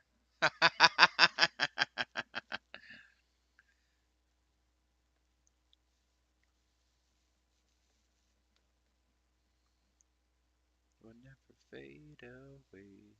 Oh, oh, oh, oh, oh. Meow, meow, meow, meow, meow. Jack is not here yet. He will be here shortly, I'm sure. He tries to catch at least a little bit of my streams. Oh, speaking of, Hex, Jack joined my workout stream this morning. He was the first one in. He was only able to stay for like 20 minutes, but he was the first one in. I wonder if he's curious if I'm keeping up my end of the deal. Which I am. I'm 168 today.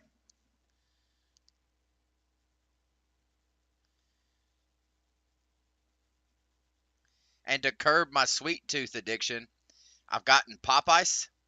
Those like little tubes of frozen sugar water, flavored sugar water. And I'm allowing myself 2 a night with my boiled eggs.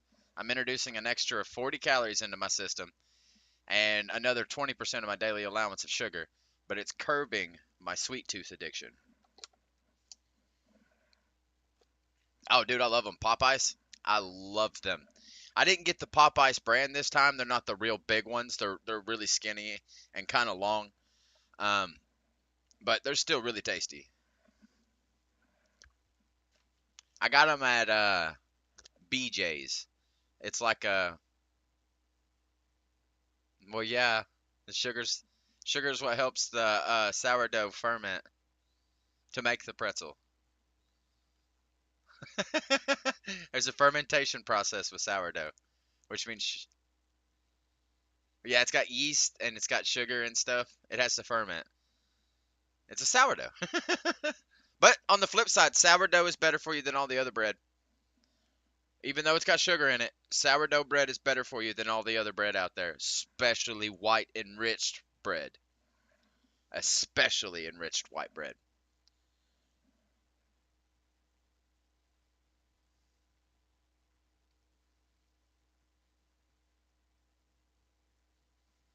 The least technical but correct. I have dropped 2 pounds with cutting out my soda.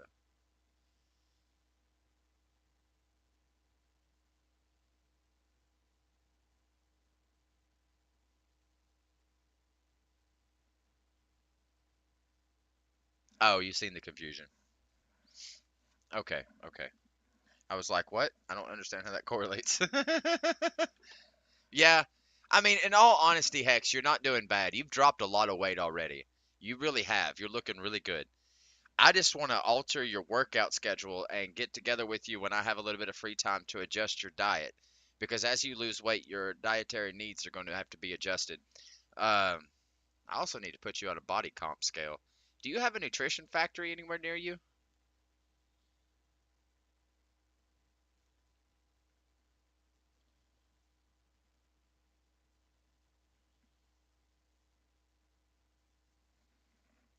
It's no rush, but I will need you to go to one. They have free in-body scans, and all that is just getting all your numbers on the inside, like visceral, fat percentage, muscle percentage, stuff like that. Uh, where your fat's located, all that nonsense. Uh, look up when you get free time. It doesn't have to be right now, just whenever you get a second. Look up nutrition factories near me and see if the one near you offers free in body, one word, in body scan. And if they do, go get you one and send me the results. I can give you my phone number if that's easier.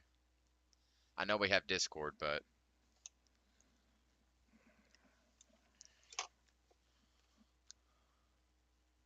getting ready because we're in those the least technical but most disturbing attacks that can be done. Social engineering. Social engineering is an attack method that relies. I'm going to write down that first part. Least technical but most disturbing attacks.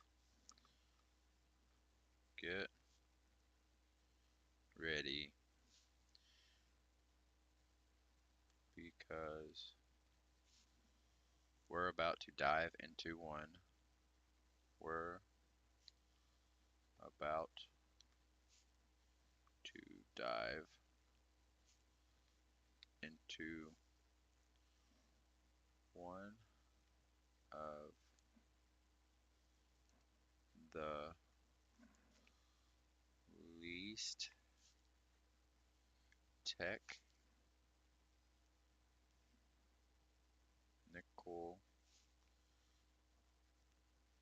but most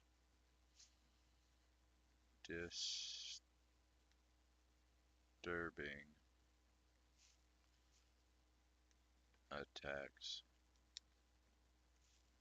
that can be done.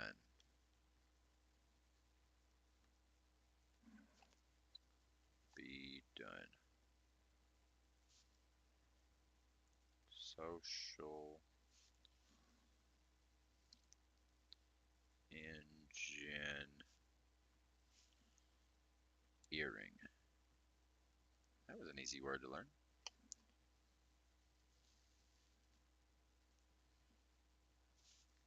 One of the least technical but most disturbing attacks. I can pull one up. Oh, that's still the other one. I think the definition social engineering is right there. Get ready, because we're about to dive into one of the least technical but most disturbing attacks that can be done. Social. Called it.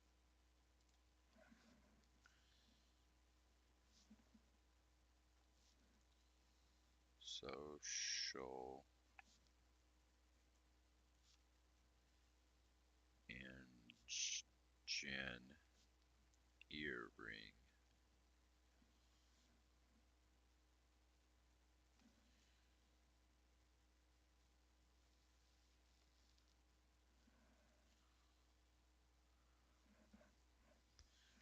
Do you have to hold something in your hand?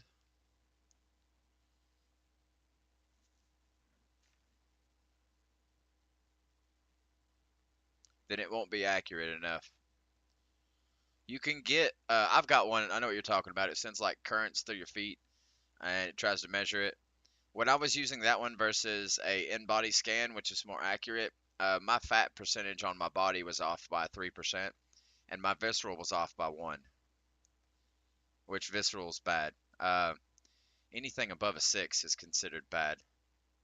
Actually, 6 is bad. So for it to go up 1 meant it went up dramatically. The mistake was dramatic. It just doesn't have the endpoint, so like it can't register the difference in the current it's sending to right here because it doesn't have the outlet. It's got to go up and then back down. So it's less accurate. But it's up to, if you want to give me that one, we can work with that one. But I would prefer for you to get an in-body scan, which is as simple as just going in there and asking them, hey, can I have an in-body scan? I'm about to finish a cut, which is what you're in.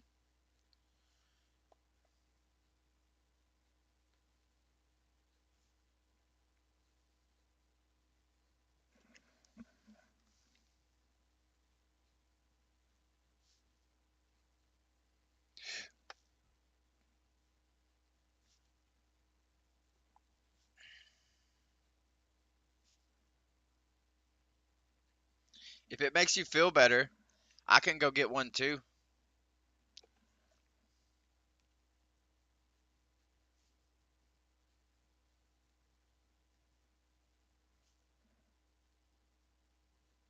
We can go get one together. Wherever you're at, whenever you're headed there, I'll go to mine. I can ride a bicycle to mine. It'll just take me 20 minutes. Oh, I don't know if I've ever told you this, Hex. I don't drive. I think I have. I ride an electric bicycle. Okay.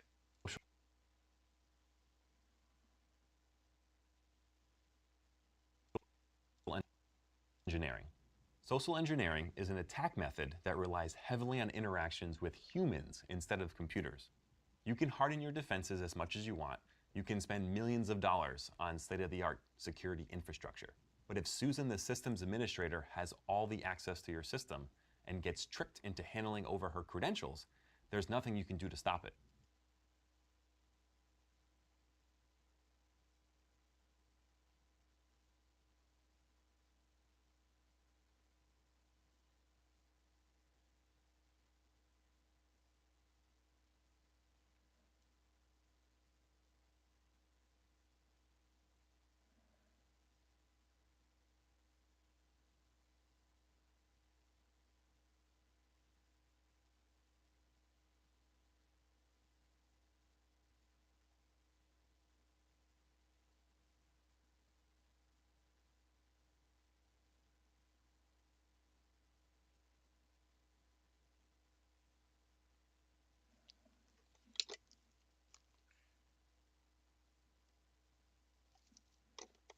I'm going to start there.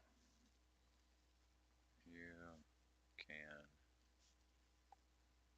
harden your defenses as much as you want,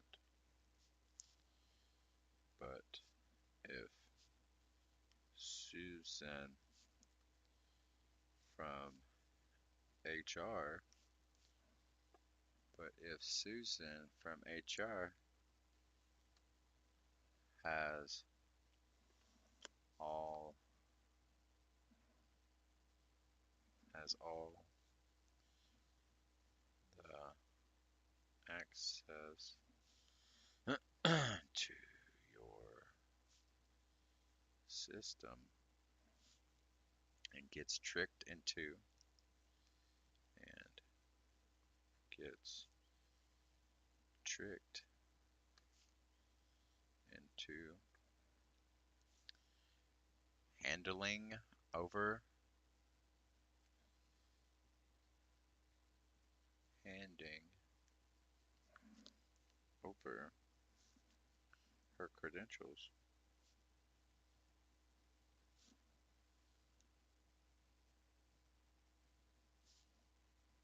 There's nothing you can do to stop it.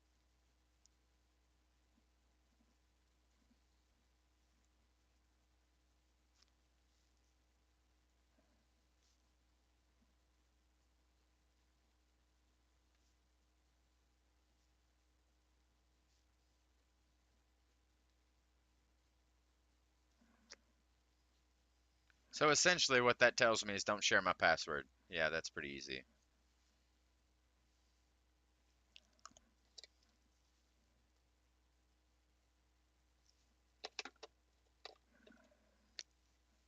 Yeah. Although, and this is probably a flaw that I have that I should probably change. When I get into a relationship with a female, I'm not going to specify sex because I only date females. When I get into a relationship, I divulge all of my hidden information. It's my way of trying to tell the person I trust you, including passwords, access to my systems, phone, computer, card, just all the comforts to let her know, hey, look, I'm not doing anything shady. If you want to check, you're more than welcome. So maybe I should quit doing that.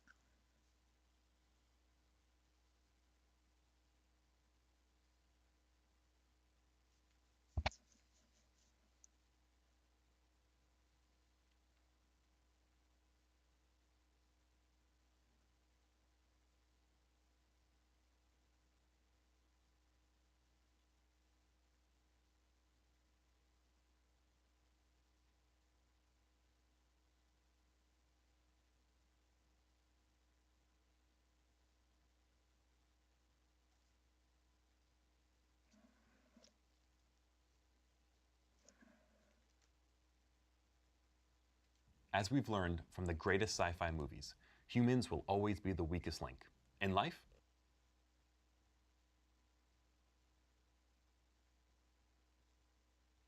That's slightly sad to read.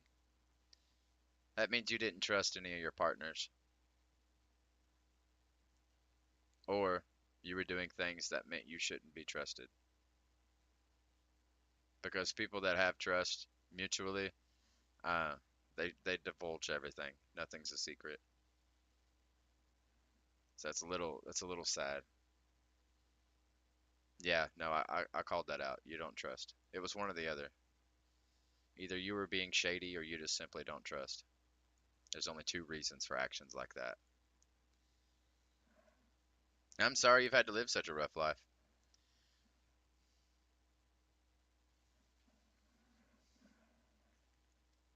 and in your security system. Social engineering is the kind of con game where You better quit, or I'm gonna throw you across the room.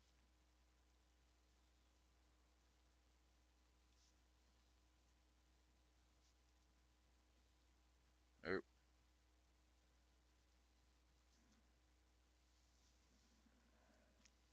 is a con game where attackers is a con game where attackers use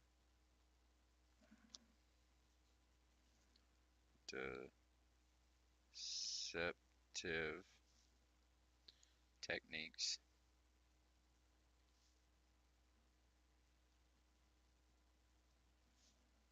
to gain access to personal information. To gain access to personal information.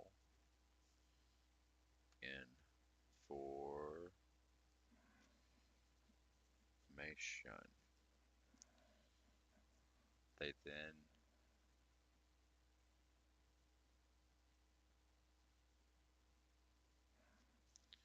well, I wouldn't say not trusting is a problem because in all honesty, you should definitely look at things in curiosity. Don't just believe everything.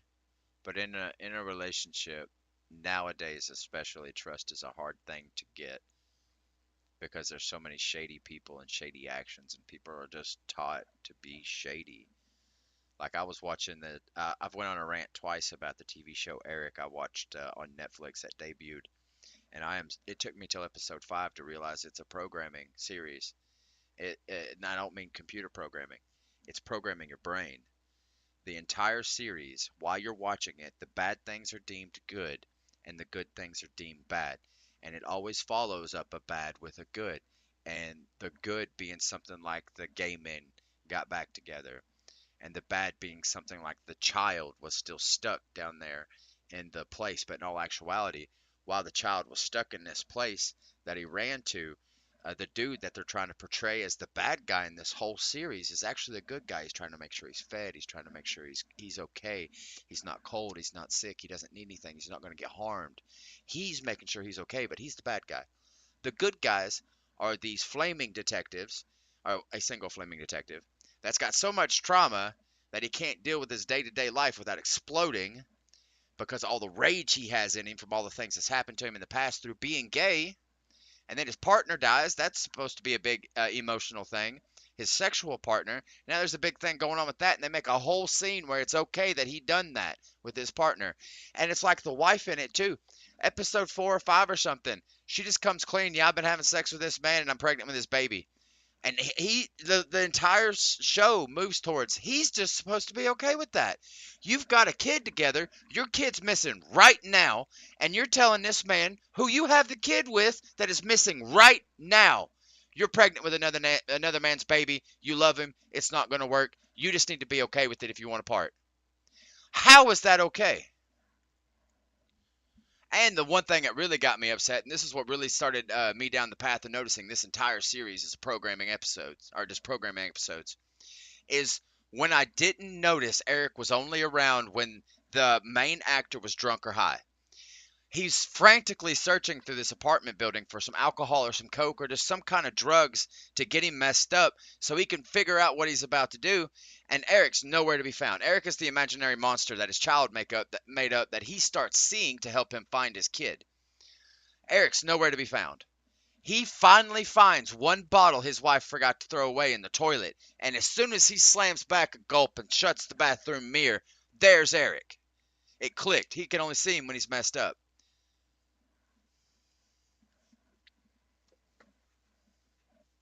It's so much anger, and I didn't notice it was programming till episode 5.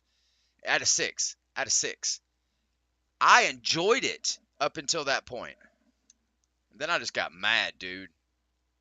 Like, what are they really trying to... They're trying to push so much. I'm getting upset about it now. That's the third rant in 2 days I've said about that show.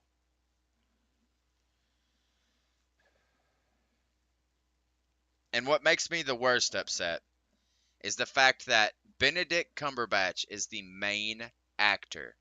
That's going to bring a lot of people in to watch this nonsense. There's nobody else in there I recognize. Well, one more guy. Oh, and that's another thing. The pedophile that's deemed the bad pedophile is actually a good guy. And the pedophile that's deemed the good pedophile is actually the bad one.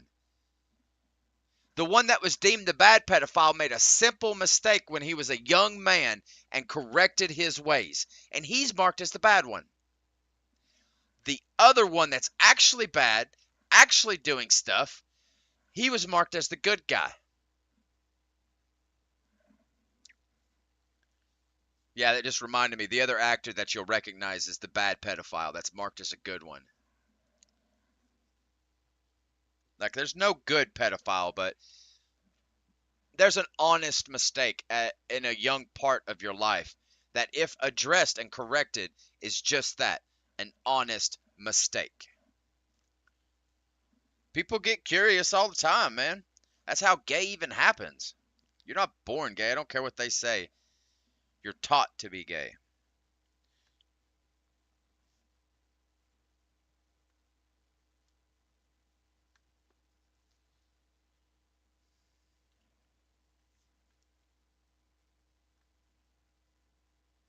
That was a nice long rant that's got my heart pumping. Yeah, that TV show really, and basically scam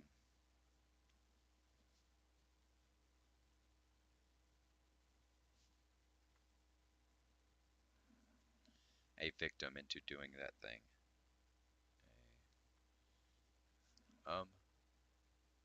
M into doing that thing. To doing that thing.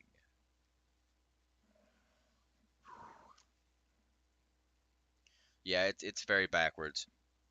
And I had a lot of respect for old Benedict Cumberbatch when, actually, my respect started when he screwed up the word penguin. It was just so innocent and cute, and he didn't understand what was going on, that it was just like, I like this guy.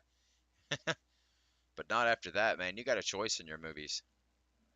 I don't like him so much anymore. That was just a bad movie. That was a bad show. And it's a limited series, so everybody and the mother's gonna watch it. Where attackers use deceptive techniques to gain access to personal information. They then try to have a user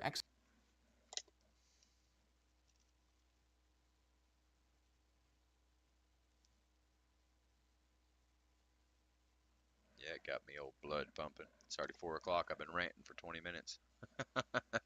Sorry. Sorry, whoever's in the chat, along with Hex, that's had to deal with that. Luckily, Hex has already dealt with it enough. She's okay with it.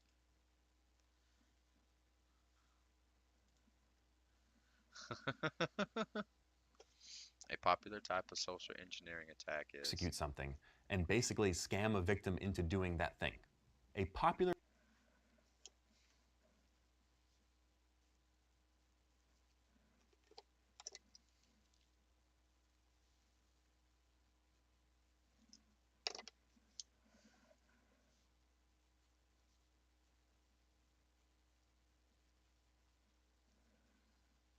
type of social engineering attack.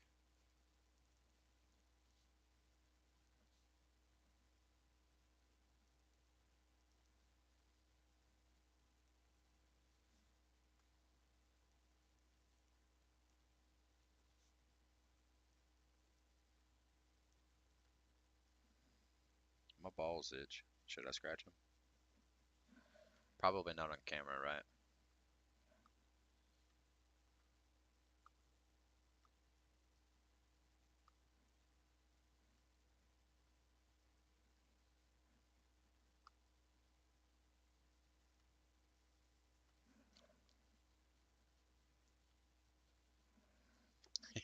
I didn't get a reaction. Sorry, Hex. I just had to say something to change the subject. Bro. type of social engineering attack is a phishing attack. Phishing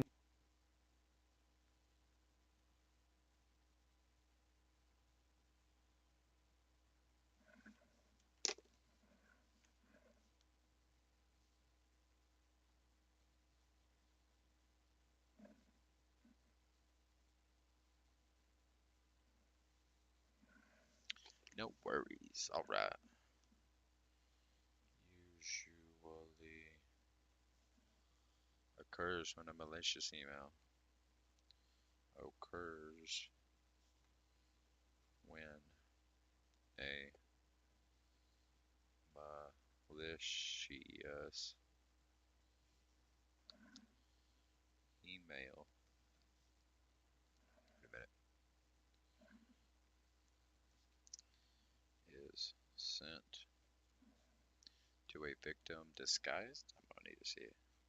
To a victim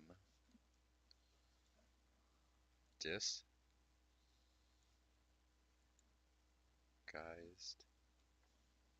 as something legitimate, as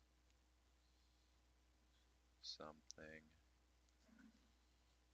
legit. Mate. One common phishing attack is an email saying your bank account has been compromised.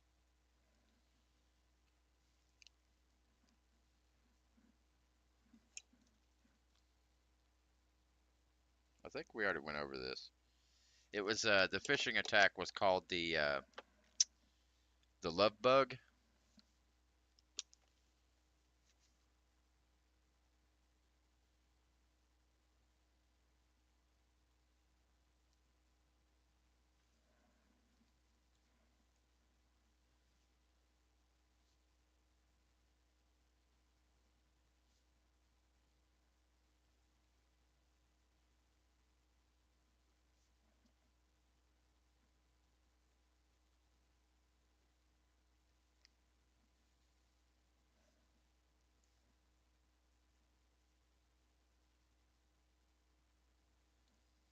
Saying your bank account has been compromised.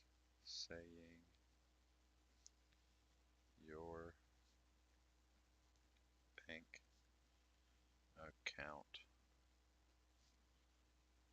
has been compromised.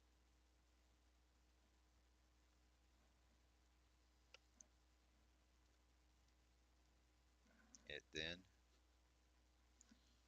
gives you a link to click on. It then gives you a link to click on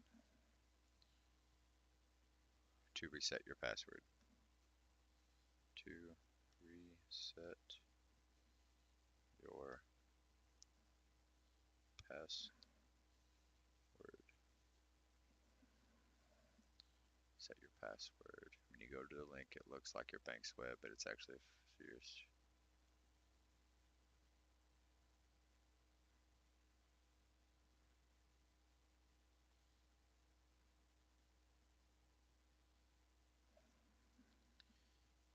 When you click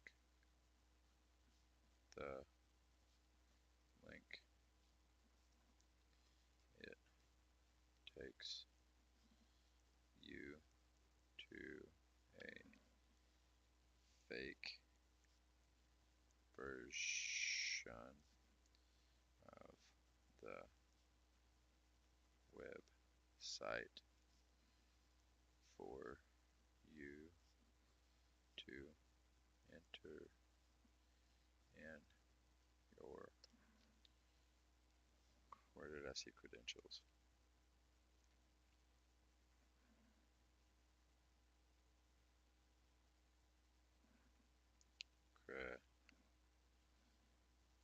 Credentials for the attacker.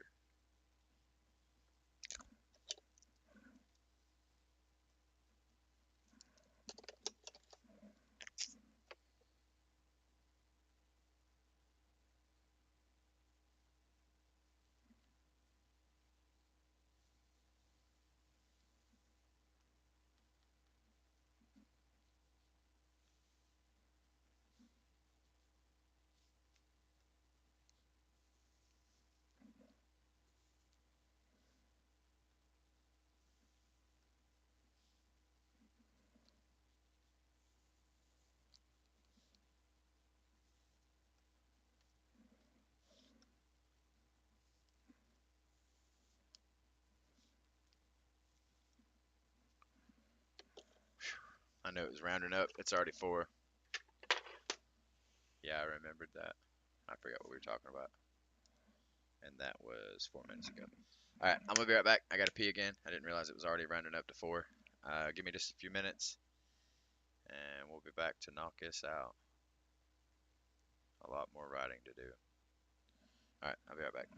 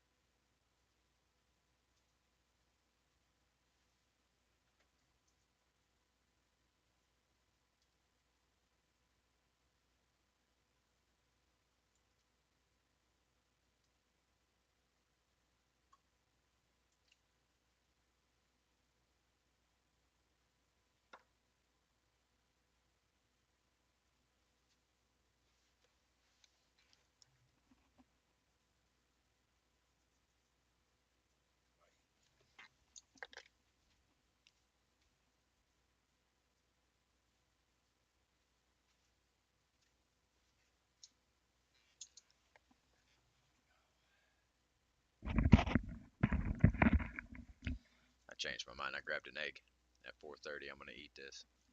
I'm gonna eat that bad boy.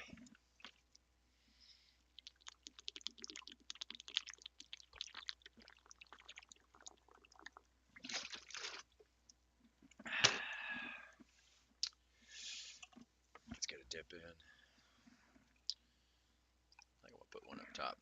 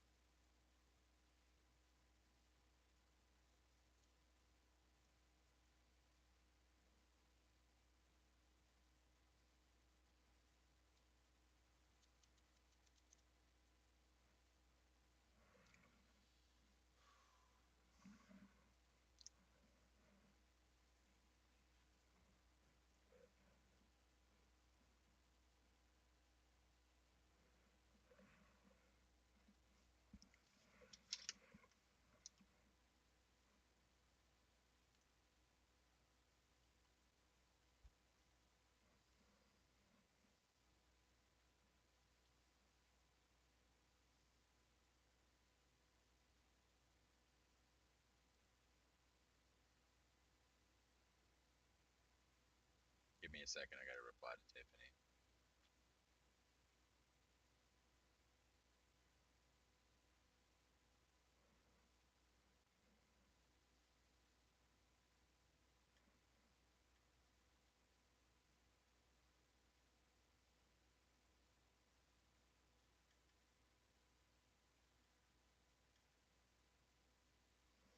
All right. Hex, I'm gonna send you something that I sent to Tiffany that said my energy, and she just responded, "Yup."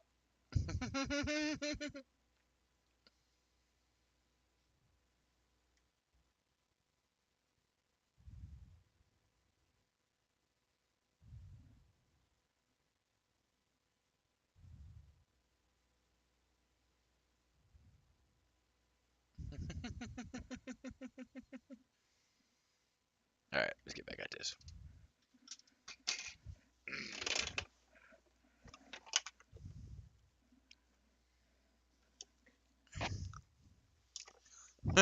Did you watch it already?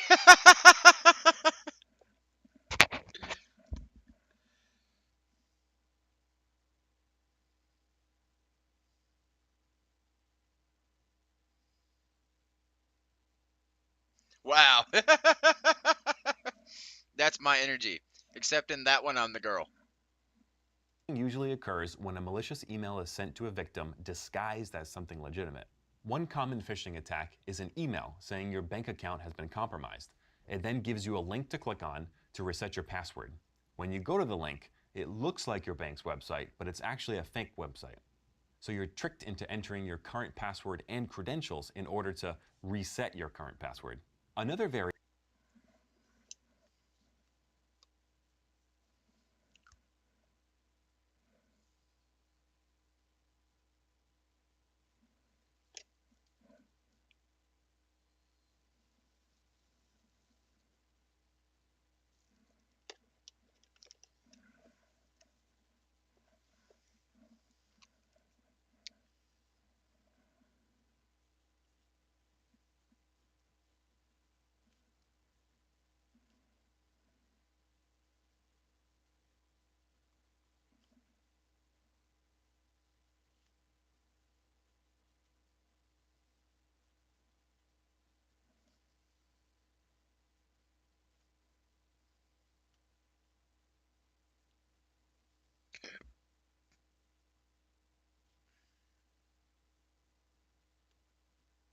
Ah, I went to spell fishing.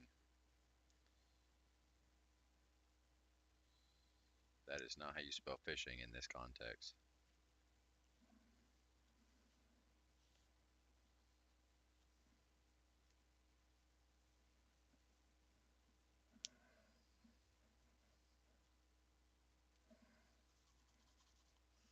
Both phishing schemes have the exact same end goal, but spear phishing specifically targets individuals or groups.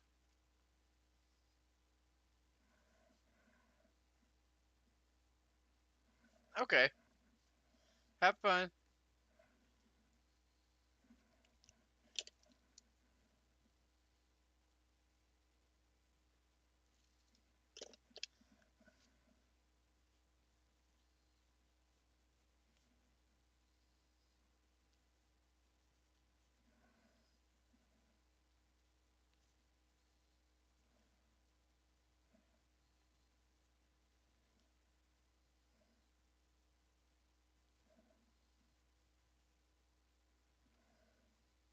Have the same end goals.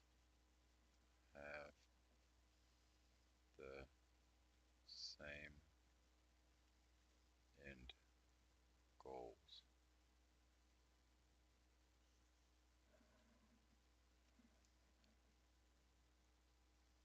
But spearfishing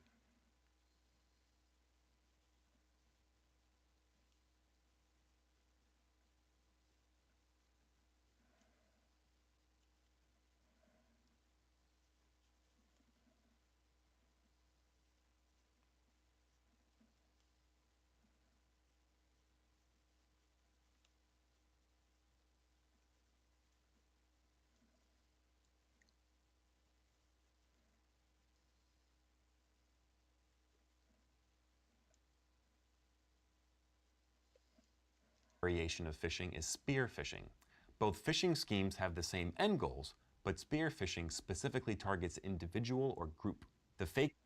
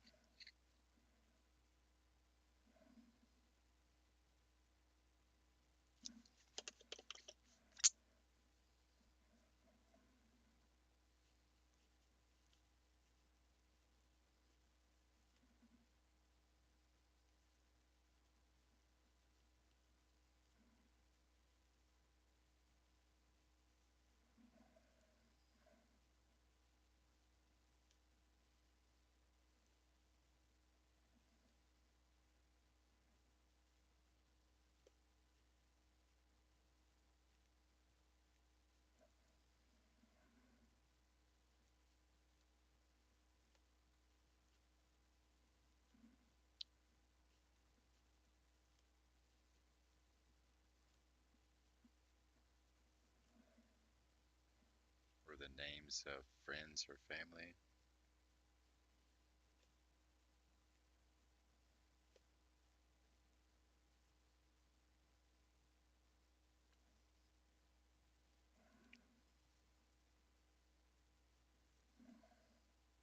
So they seem more trustworthy.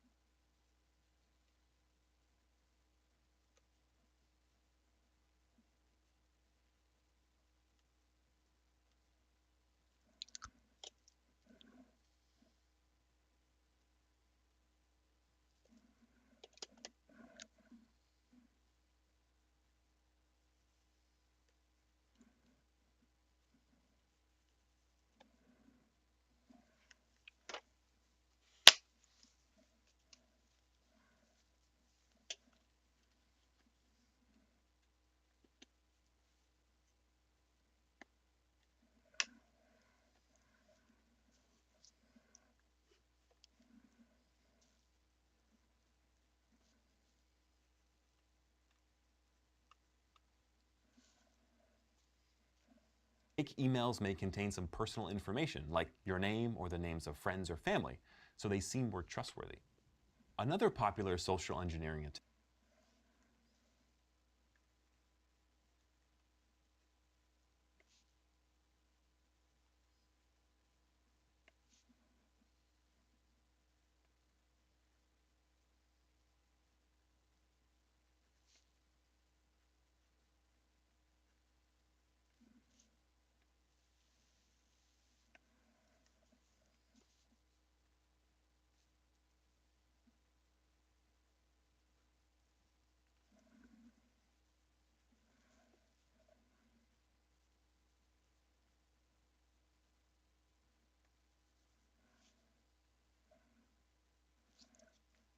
attack is email spoofing.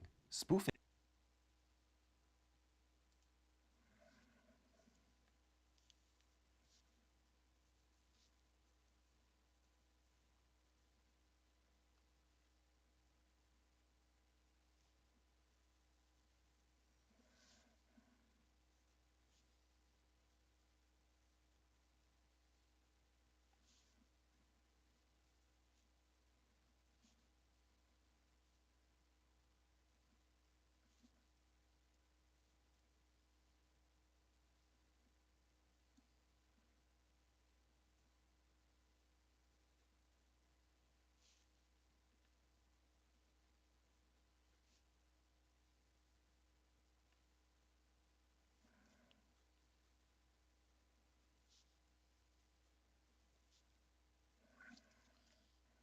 is when a source is masquerading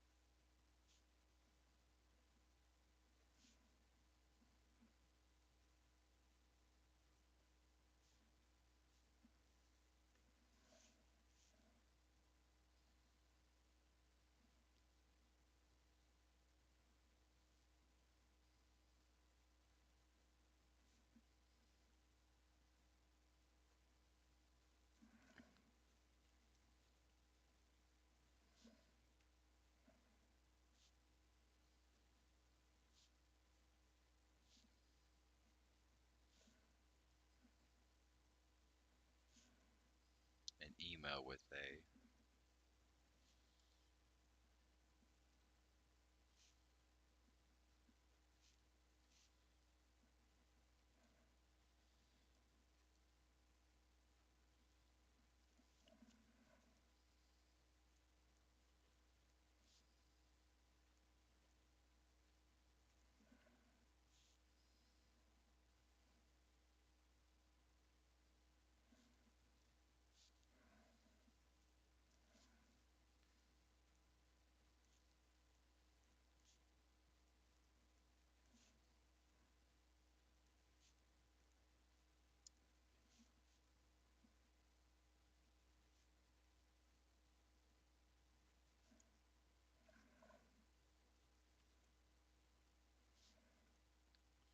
to come from anywhere you want.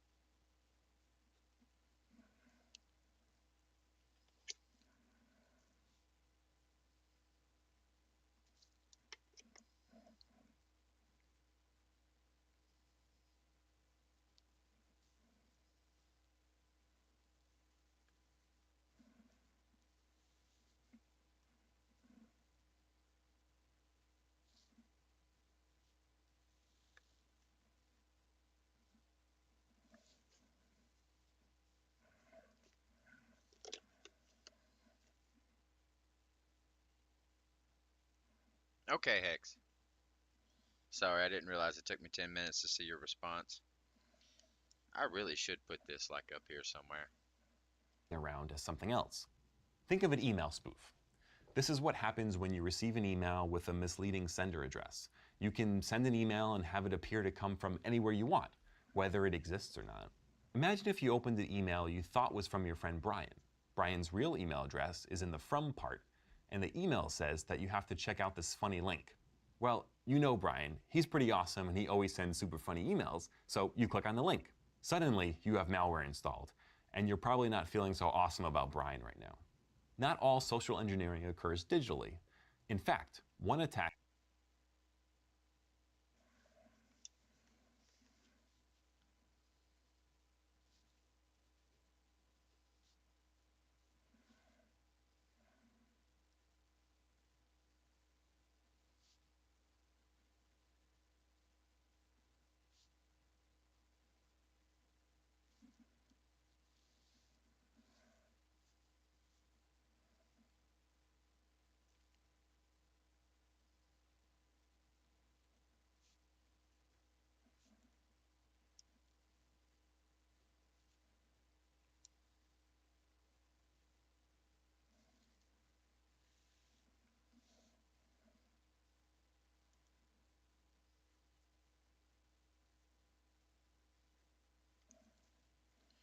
One attack happens through actual physical contact. In fact, one attack happens through actual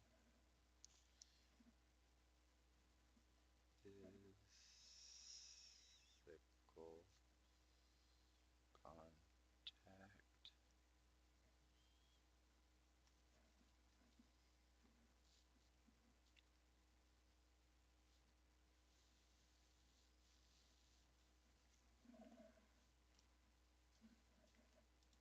happens through actual physical contact. This is called baiting, which is used to entice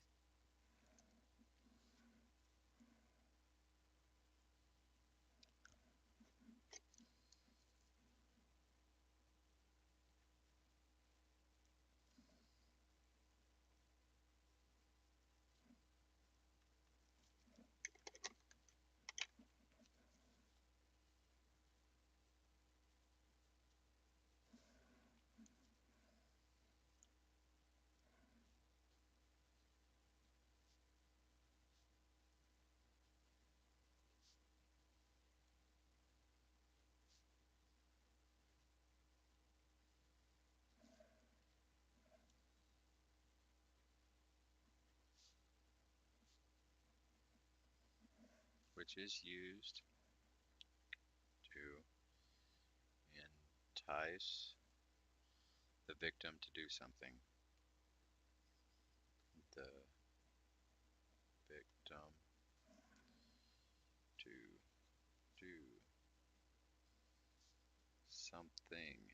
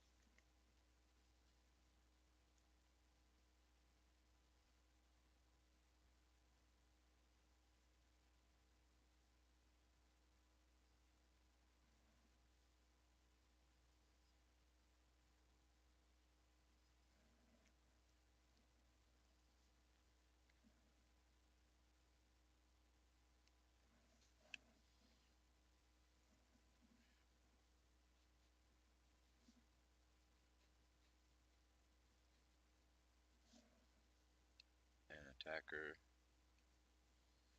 could just leave a USB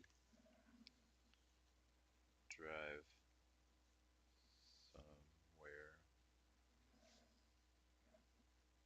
in hopes that someone out there will plug it in.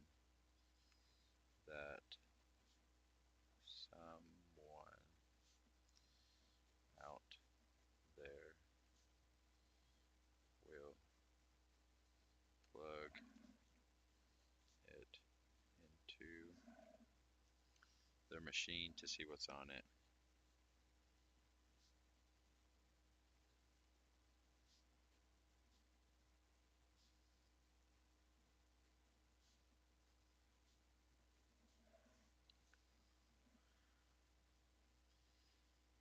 But they've just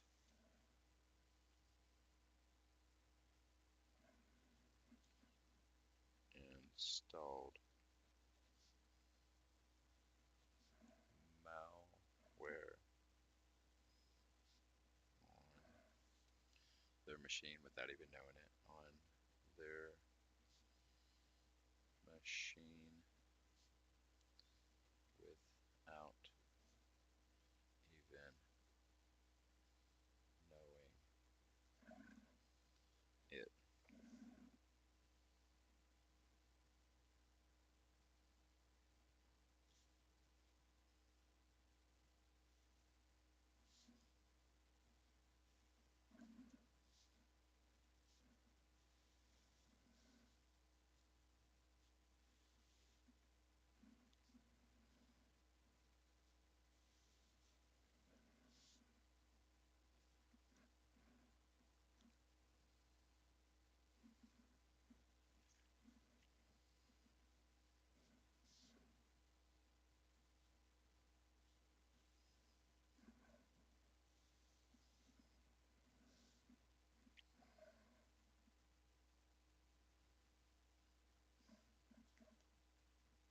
A victim to do something.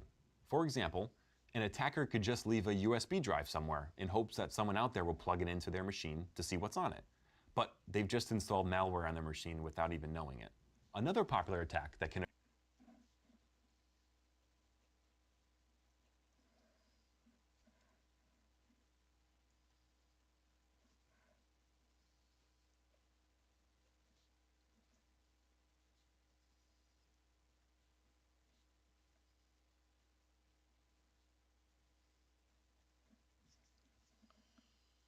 Is called tailgating. Is called tailgating.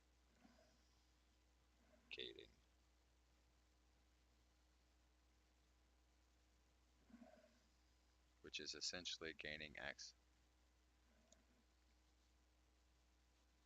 Which can occur offline is called tailgating, which is a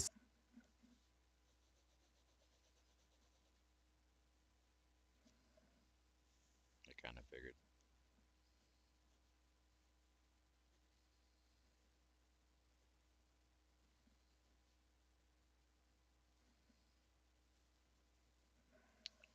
Gaining access into a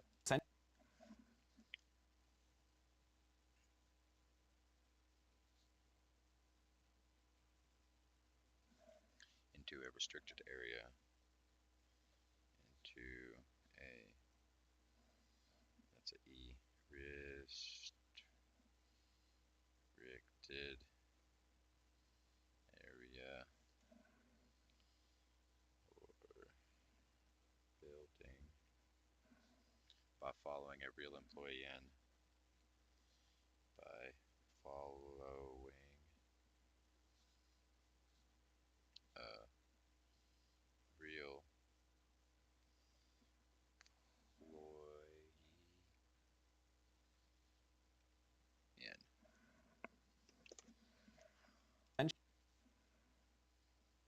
In most corporate environments, building access is restricted to the use of a key card or some other entry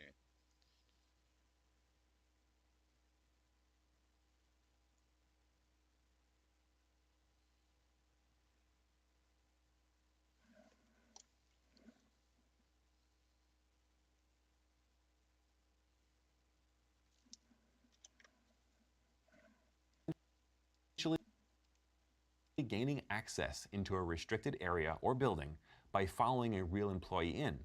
In most corporate environments, building access is restricted through the use of a key card or some other entry method. A tailgate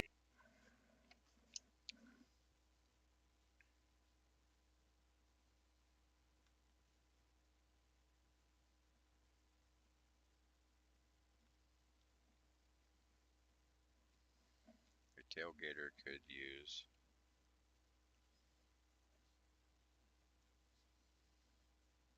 social engineering tactics.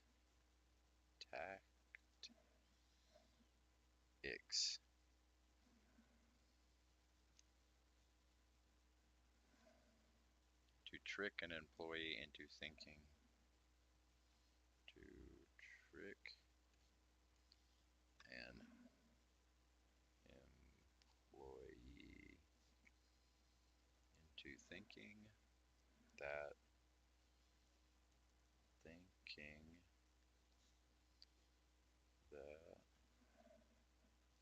they're there for a legitimate reason. They're there for a legit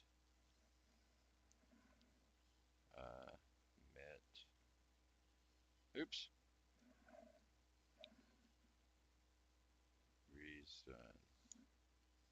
To trick an employee thinking that they're there for a legitimate reason. Is that the end? Like doing maintenance on the building or delivering packages. Like doing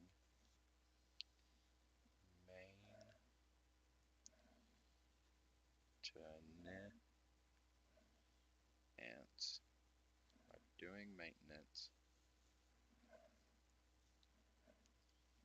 on the building.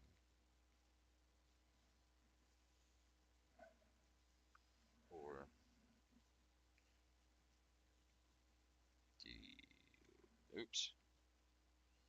delivering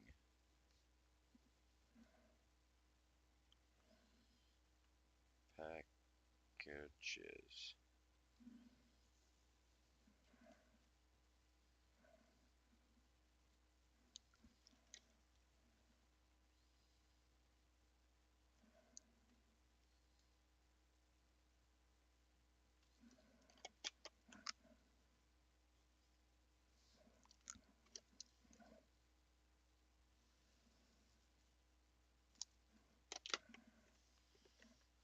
Once the tailgater is in, they have physical access to your corporate assets. Once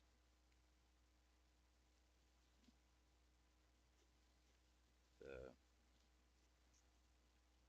tailgater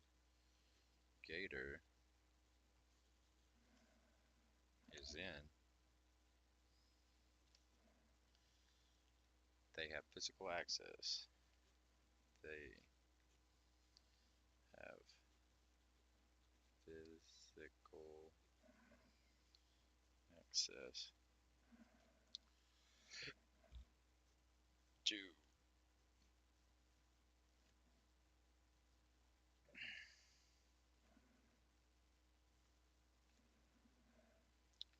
corporate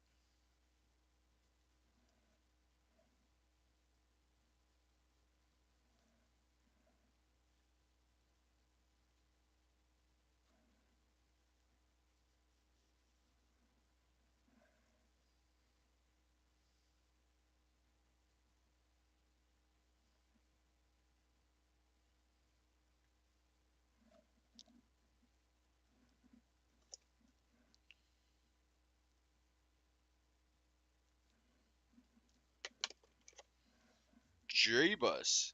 That felt like a bunch of writing.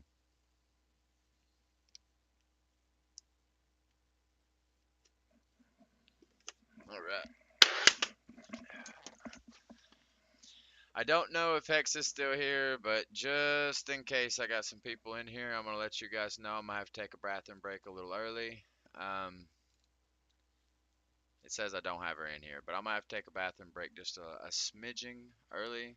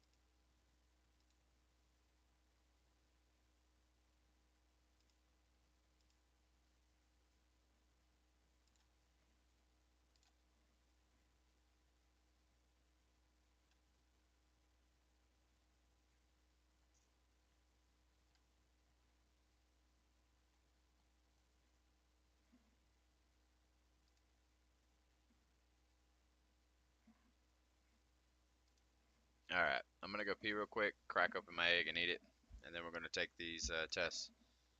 We'll let these finish Could playing. use social engineering tactics to trick an employee into thinking that they're there for a legitimate reason, like doing maintenance on the building or delivering packages. Once the tailgater is in, they have physical access to your corporate assets. Pretty scary stuff we've covered so far, huh? I bet you didn't realize that there were so many ways to compromise security. Hopefully, you've gained a better grasp on the common attacks out there and signs on what to look for.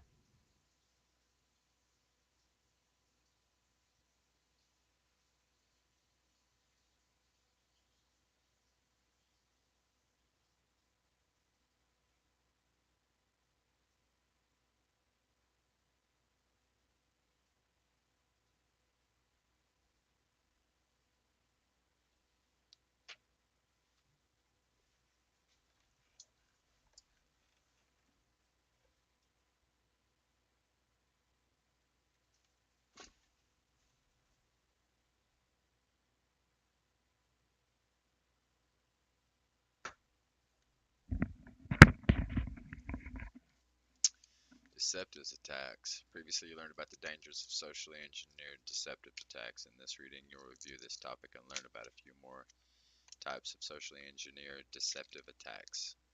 Alright, let's go ahead and save all of this. Don't give me more links, good deal. Print. Save. That's an awful lot. Oh, I went too far. Social engineering attacks are unique as compared to other types of attacks. Social engineering requires cybercriminals to use psychology to trick victims into providing information to the cybercriminal. In other types of cyber attacks, the criminal uses computers and other digital tools to hack computers and networks without engaging and deceiving individual victims. Yeah.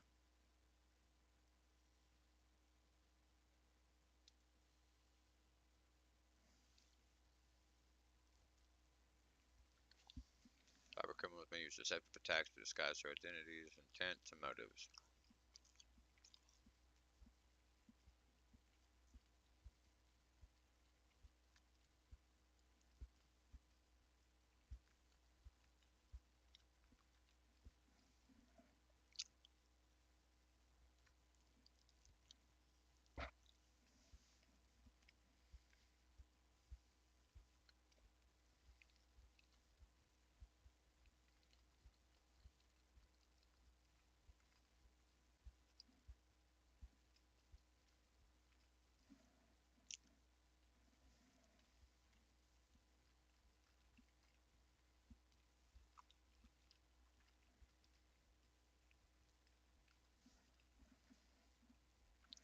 I know exactly how to do that.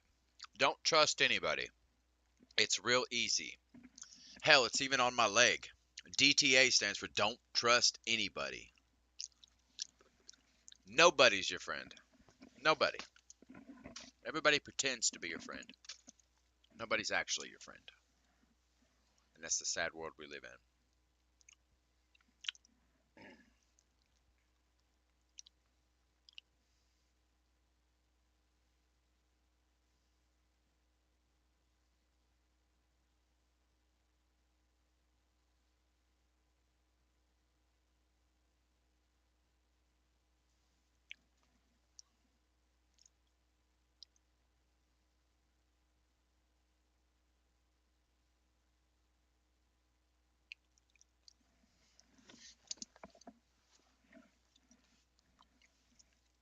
One type of One basic type of phishing bait may be including a convincing story to trick the victim into replying to the email with a personal or sensitive information.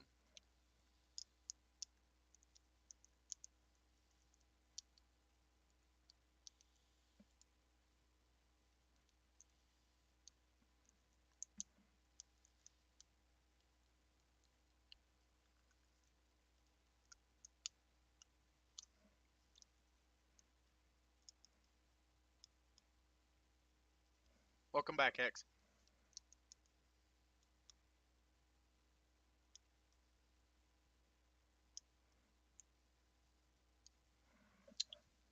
I was just reading this part right here, telling me that it's cyber criminals also often find deception through social engineering to be easy means for hackers hacking a computer system simply because many technology users are not aware of this type of threat.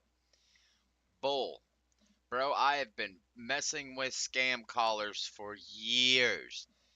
Never disclose personal information. If they start asking for personal information, start asking them why. Or for them to provide personal information. Sure thing. Can you provide me your credentials first? I would like to verify that you are actually who you say you are.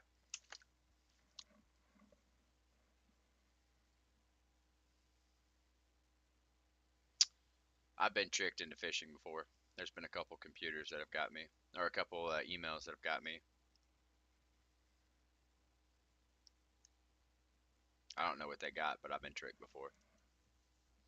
Back when I was younger, so they probably didn't get a whole lot.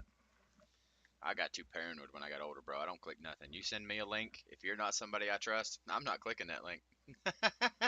I'm not clicking that link, especially if the link looks funny. I always check out the links too. If it says Facebook or something, yeah, it's probably legit. Facebook, some weird stuff into it describing the video, yeah, it's probably legit. But for the most part, that one that keeps coming on this, that's just some weird stuff, 2.a. Some weird stuff, .me. No, that seems bullshit. BS. I shouldn't have said that. I'm trying to work on my cursing. I want to get back to a more Christian person.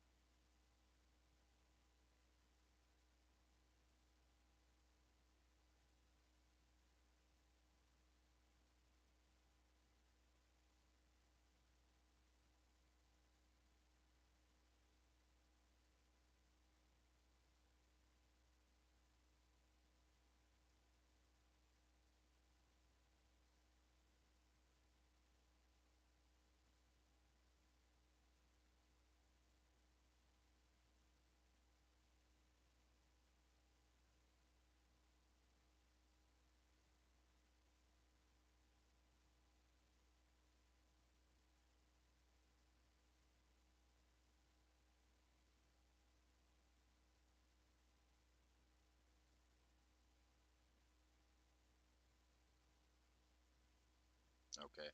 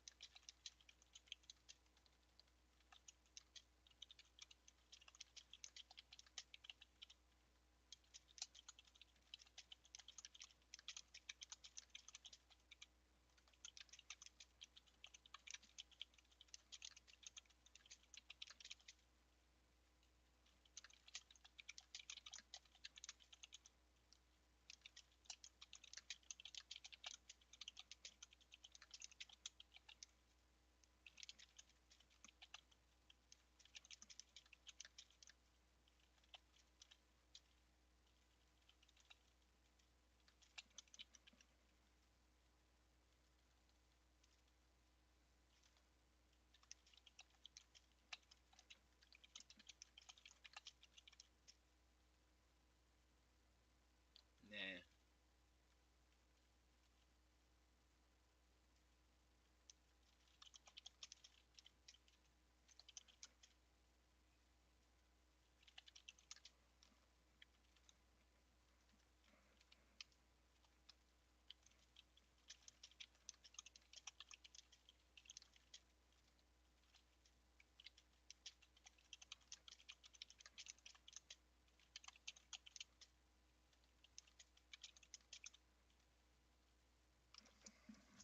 I'm just gonna.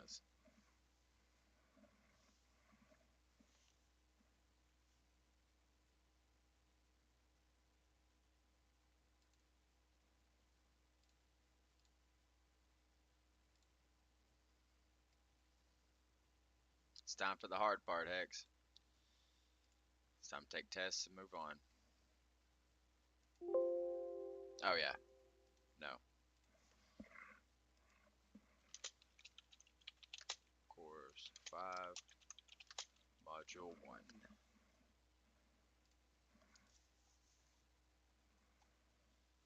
Are all these new?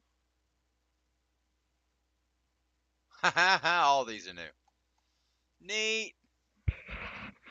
Adware software that displays advertisements and collects data and attack an actual attempt at causing harm to a system.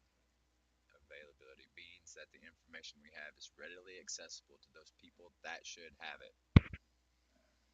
A way to get into the system if other methods to get in a system aren't allowed. It's a secret entryway for hackers.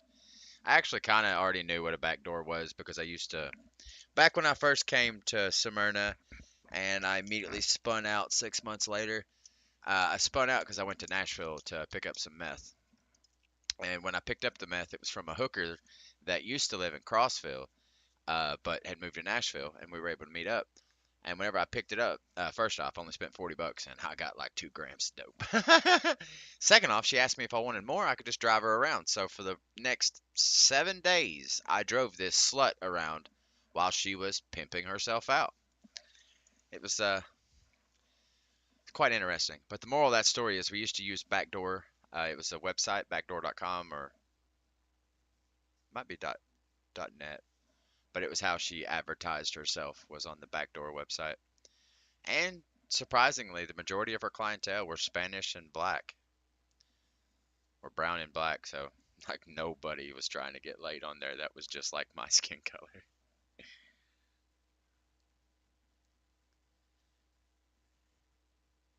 Yeah, do you remember me telling, the other day when Co hopped in, Rarco, that story I was telling you about, me being a handler for a prostitute while my buddy was having sex with her, that's true.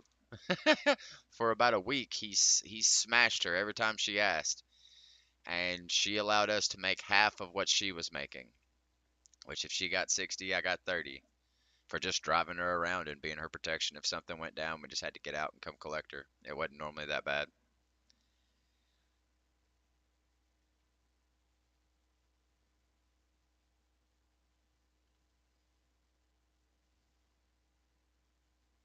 The craziest part is after I was done with all this, I didn't sleep for the entire time we were doing it. After I was done with all this, I went back to my house, my apartment, and I took a nap before taking Co home. And about 6 hours into the nap, I get woke up to Co saying the cops are at the door, and I'm thinking, okay, I don't care, let them in, let them in, dude. What are they? I don't care. And as soon as he let them in, they immediately walked up to me and said, "Mr. Oakes, you care to come with us, please?" Well, dang. Turns out I had an FTA in Crossville. They were picking me up from failure to appear.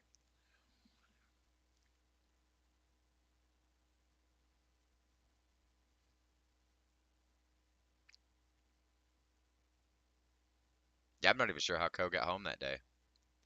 I think Mom took him home.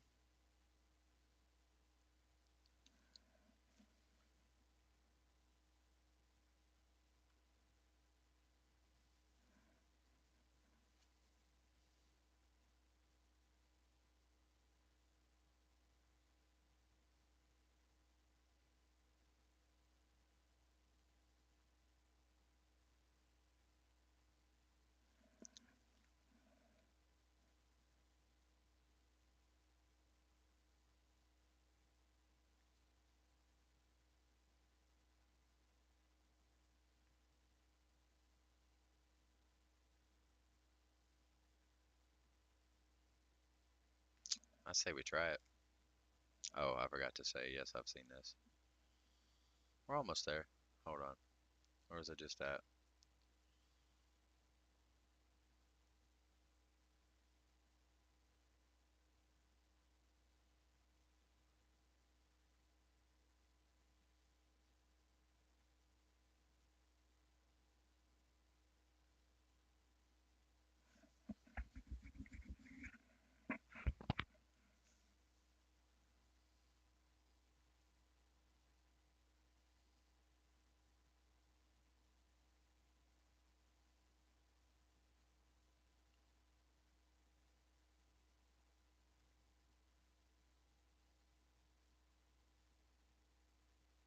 I was wondering why he was saying man in the middle so plainly, but it was actually meddler in the middle. I wrote down both. Formerly known as man in the middle.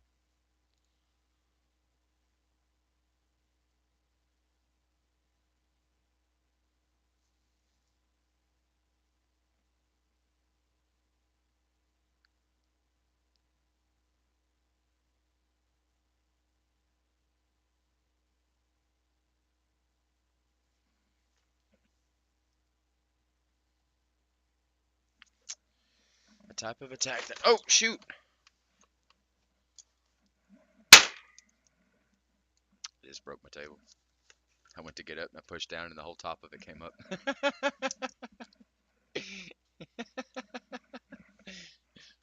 I should probably hurry up and get this bolted to this. That may be what I do. Well, you got to think you got 168 pounds pushing down on it, eh? I'm trying to lift myself up with my arms. Go back down.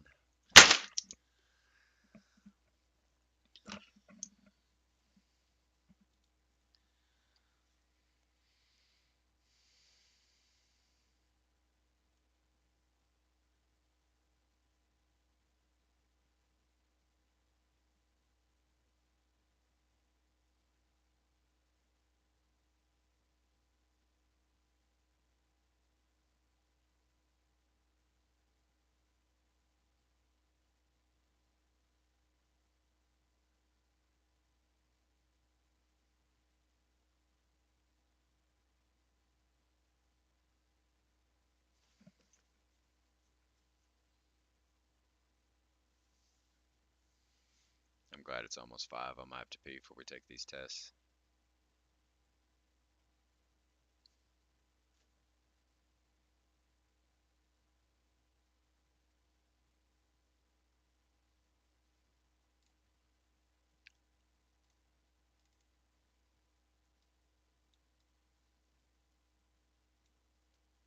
Let's put it right here.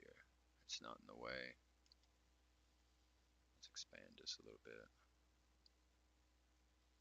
Cool. I got my glossary over here now.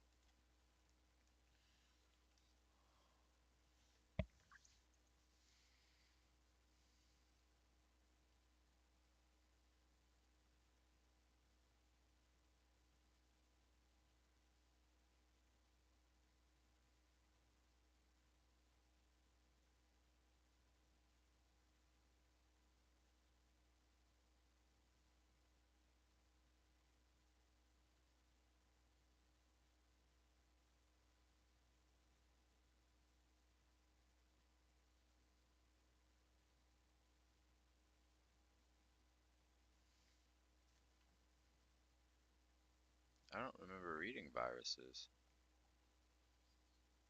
Oh, there they are, the best known type of malware.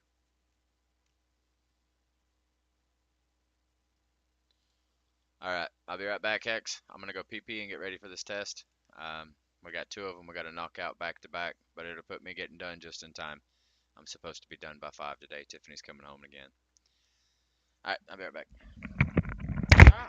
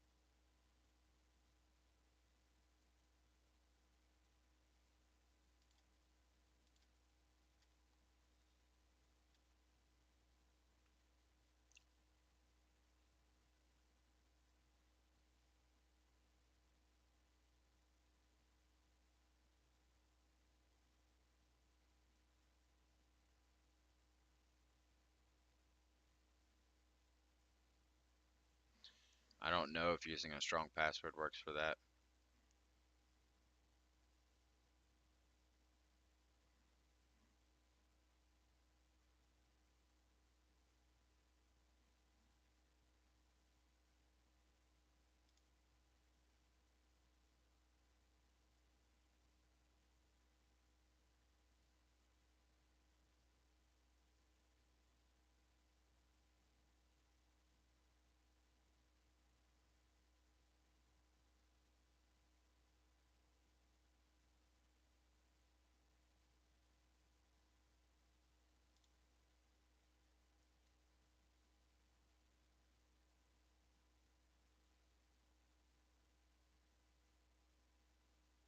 What's a bollard?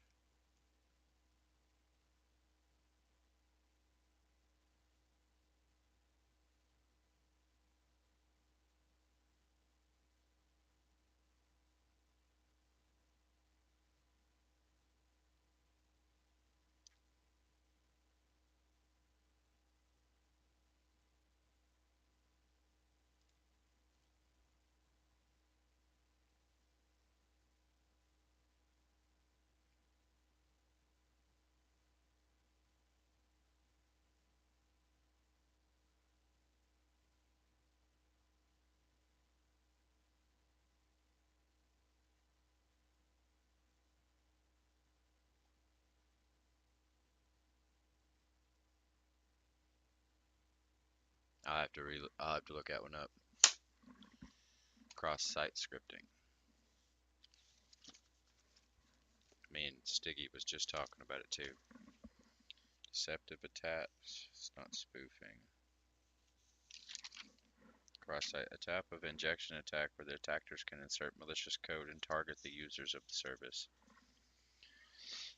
Okay, cool. Let's click right here. How can you prevent against client-side injection attacks?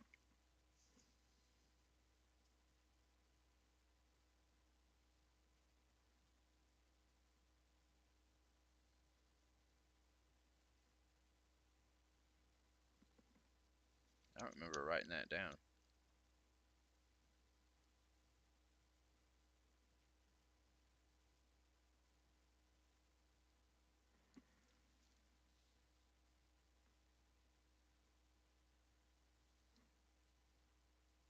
Injection attacks, let's check them. Can be mitigated with good software development principles like validating input and sanitizing data.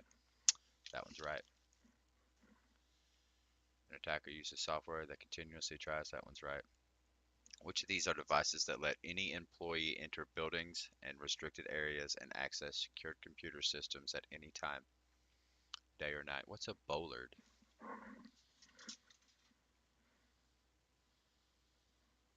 What's a bollard?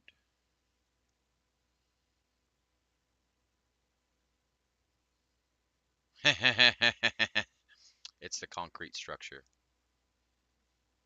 So bollards is not going to allow them to. Equipment locks is not going to allow them to.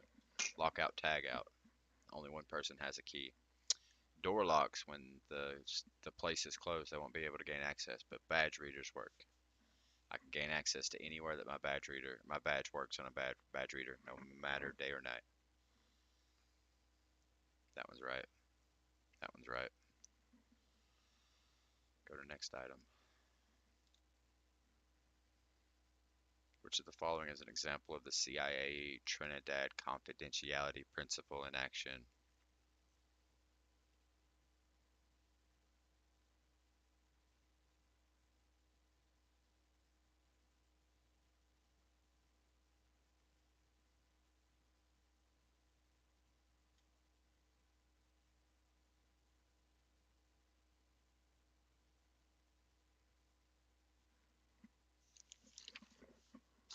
Well, I don't know, man.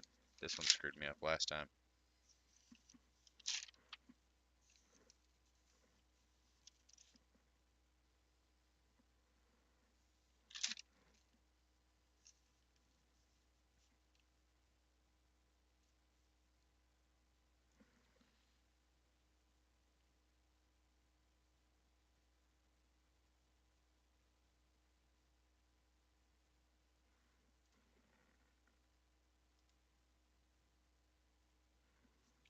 That's the only confidentiality, keep things hidden. In IT, it means keeping the data you have hidden safely from unwanted eyes. Preventing an unwanted download is the only thing that goes along with that. Protecting online accounts with a password. There's a follow-up. For confidentiality to work, you need to limit access to your data to only those who absolutely need to know how to gain access should.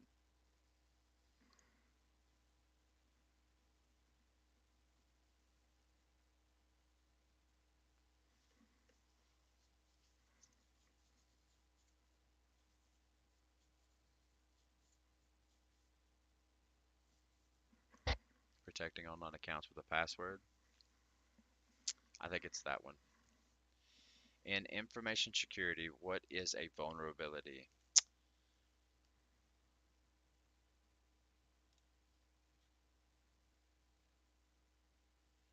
Oh, no.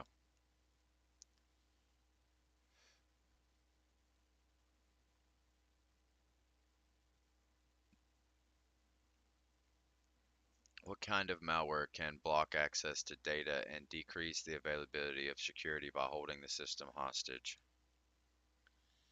What type of malware allows an attacker to modify an operating system using admin levels?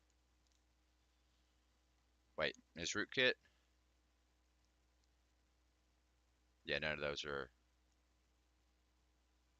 admin level. A DOS attack's not admin. Keylogger's not admin. What kind of attack tricks a server by sending the server to a compromised fake site when it tries to access a legitimate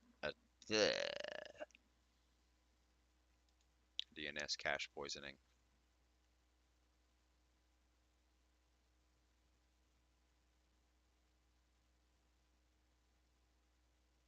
Which of the following can occur during a ping and death attack?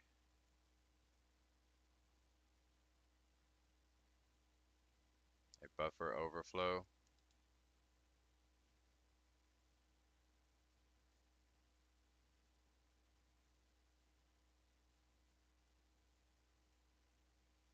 I don't know, dude. Let's find ping and death. I think I wrote it in the second one. Risk, vulnerability, zero-day exploits, threat, hacker, attack, black hats, white hats, viruses, Trojan, spyware, adware, botware, adware, worms, adware, Trojan, spyware, keylogger, ransomware, botnet.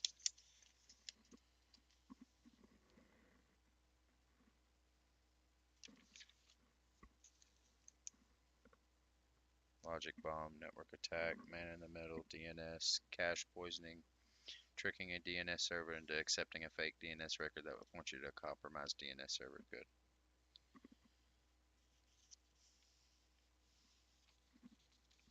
Where did I write ping and death? Oh, here it is. The ping of death, or POD, is a pretty simple example of a DOS attack. It works by sending a malformed ping to a computer. The ping would be larger in size than what the Internet Protocol was made to handle, so it results in a buffer overflow. This can cause the system to crash and potentially allow the execution of malicious code. I was on the fence about that one. I thought it, if I'm being honest, I thought it was just a buffer, but this one looked like it fit. What is it called when a hacker takes down multiple services very quickly with the help of botnets? DDoS.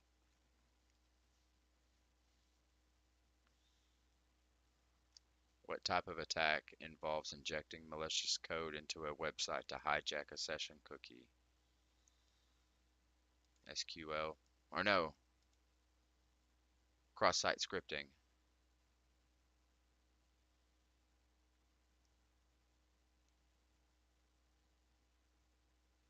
Let me double check.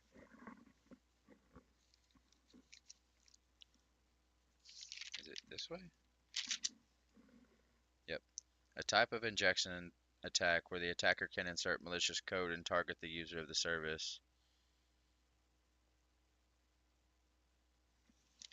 Wait a minute. It's a session hijacking. What's session hijacking? Did I not write it down? Turn the page. XSS attacks are a common method of achieving a session hijacking. It would be as simple as embedding a malicious script into a website and the user unknowingly executes the script in their browser. The script could then do malicious things like steal a victim's cookies and have access to a log into a website's cookies.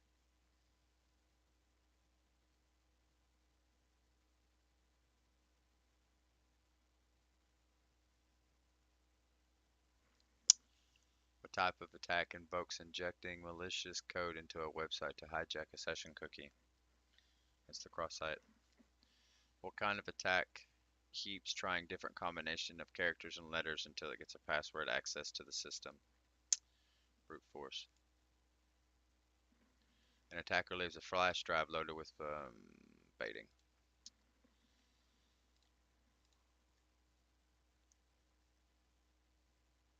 Dude, that's the only one I missed. So is it, if I take this test again, I'll have different answers. No, crap.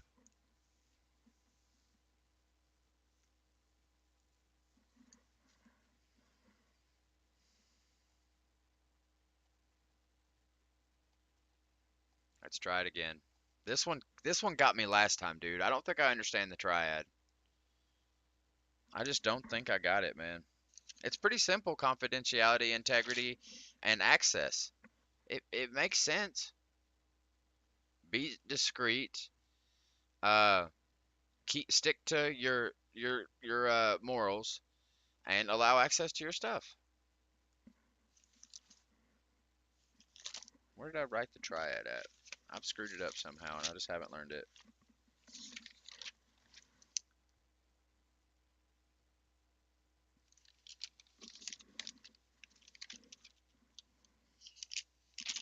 Here we go. The CIA triad. Confidentiality, keeping things hidden. In IT, it means keeping the data you have hidden safely from unwanted eyes.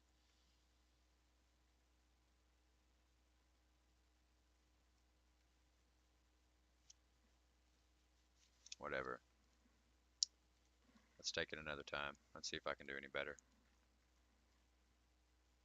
An IT professional makes a backup of critical information from a company's system so it can still be accessed if the system is attacked. Which key principle for designing information security policies does this represent? The risk principle. No. Is it availability? Risk.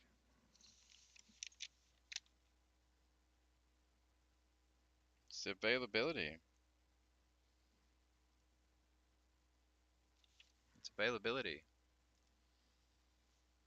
In information security, what is a vulnerability?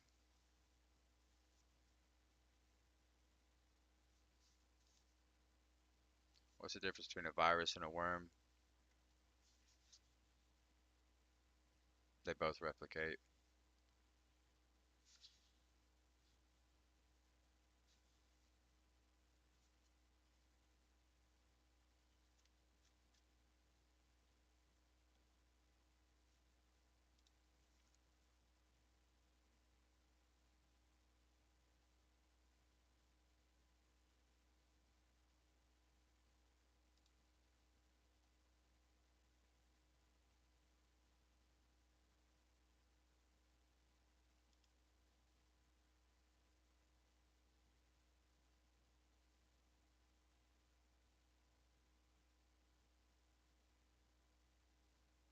I think it's a rogue.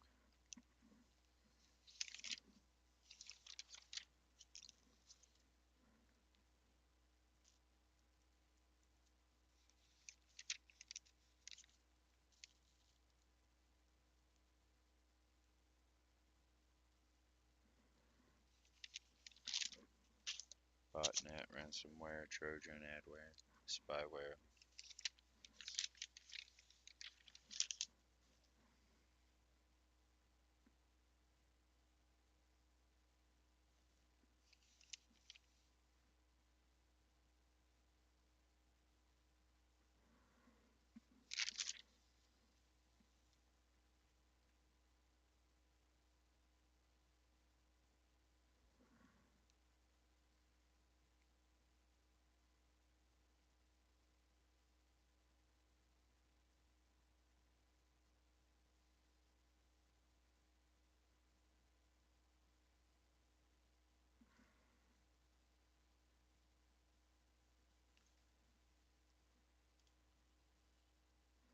it send flood?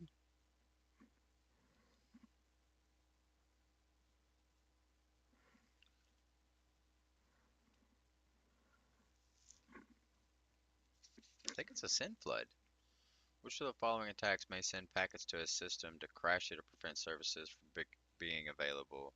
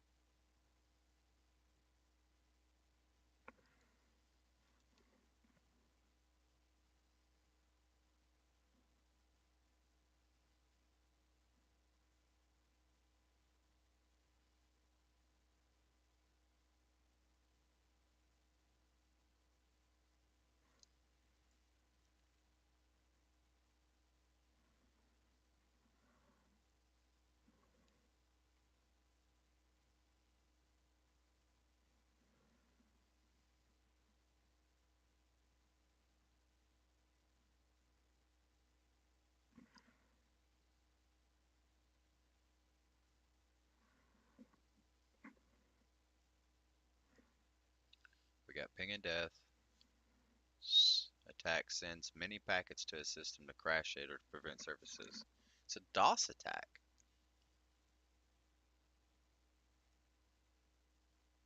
It's not an evil twin.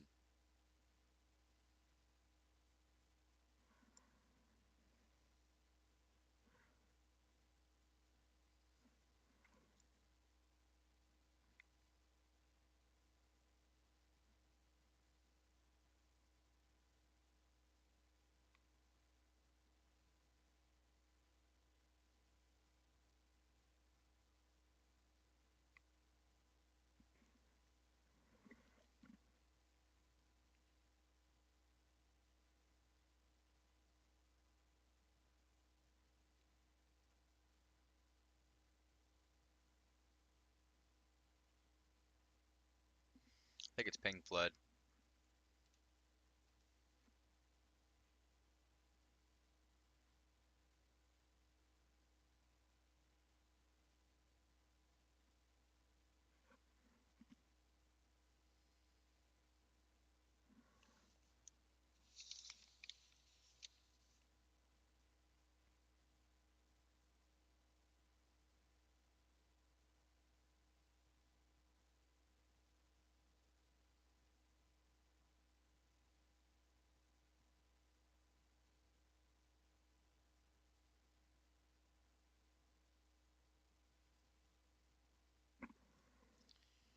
I think it's a ping flood.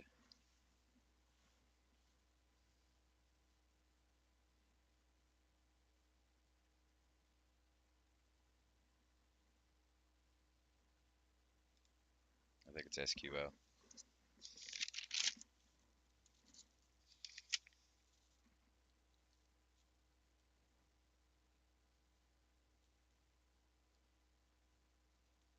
Yeah.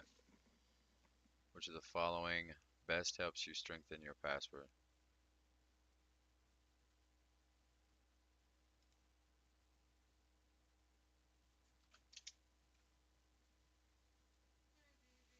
Hi.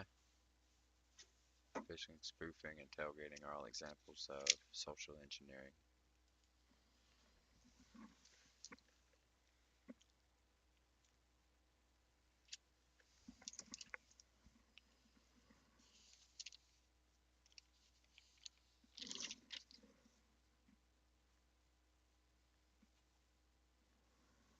Yeah, it's all here under social engineering. Let's check back.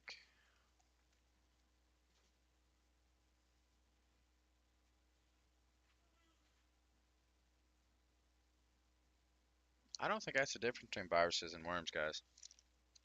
That was course 5. Where did I see virus and worm? Risk, vulnerability, exploit, threat. Here we go.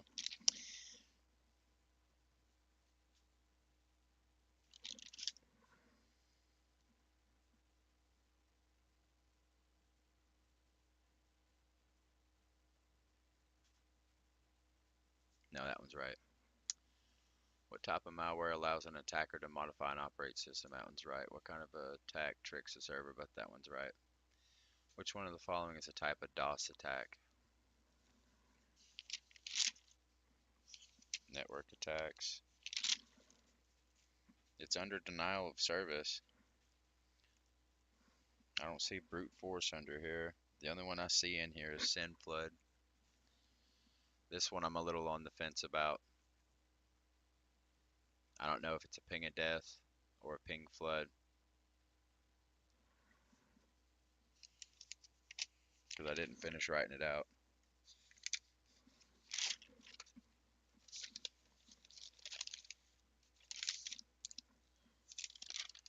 Yeah, all I wrote on ping flood. Another example is a ping flood, which sends tons of ping packets to a system. More specifically, it sends ICMP echo requests. Since a ping expects an equal number of ICMP echo replies, if a computer can't keep up with this, then it's prone to being overwhelmed and taken down.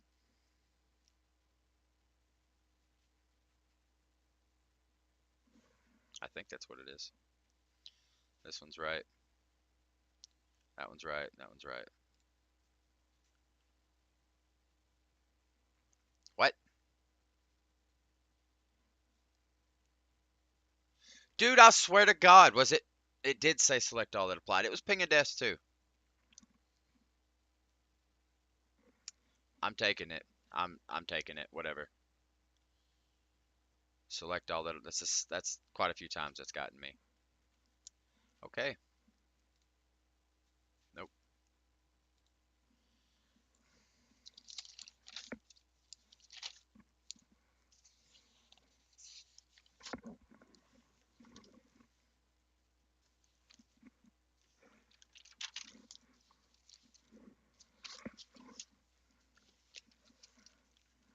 Yeah, it's all right.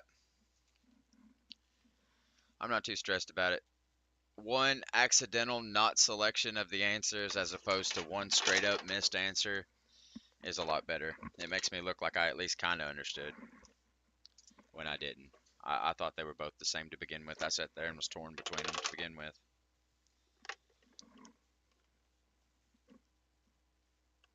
All right. How long's this video?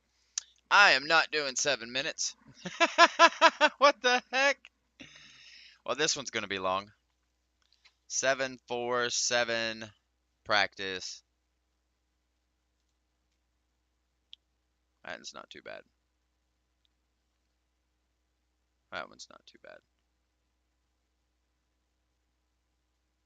bad. There's an 8. There's a 6. This one's going to be rough. And I got 4 graded assignments. This one, this one, this one, this one.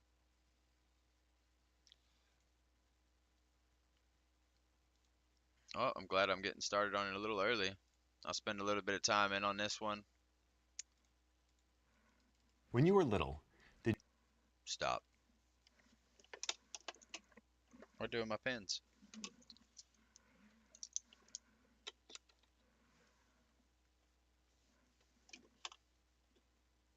Cryptography.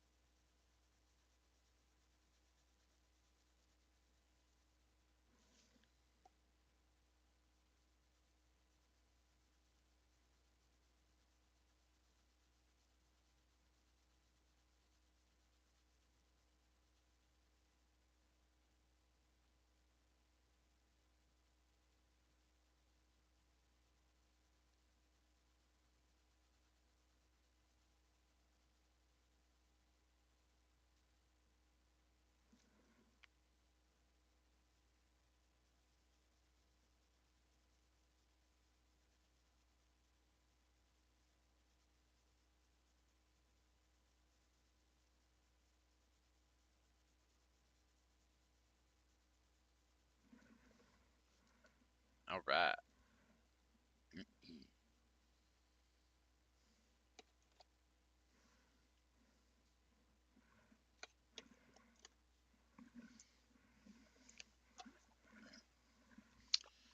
Phew.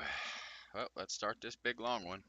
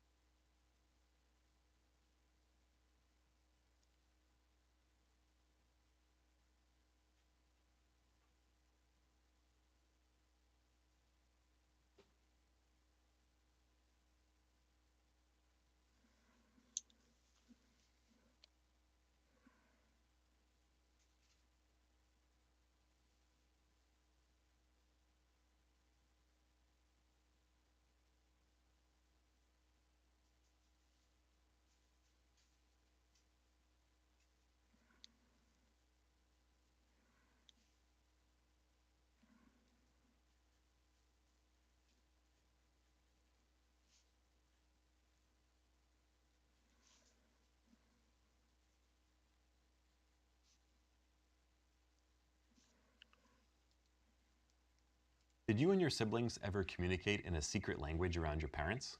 It didn't really matter what you were talking about, as long as your parents didn't know what it was. That was the fun part, right? It may have seemed like a fun game when you were younger, but for as long as humans have been around, we've created ways to keep messages secret from others. In this lesson, we'll cover how this plays out through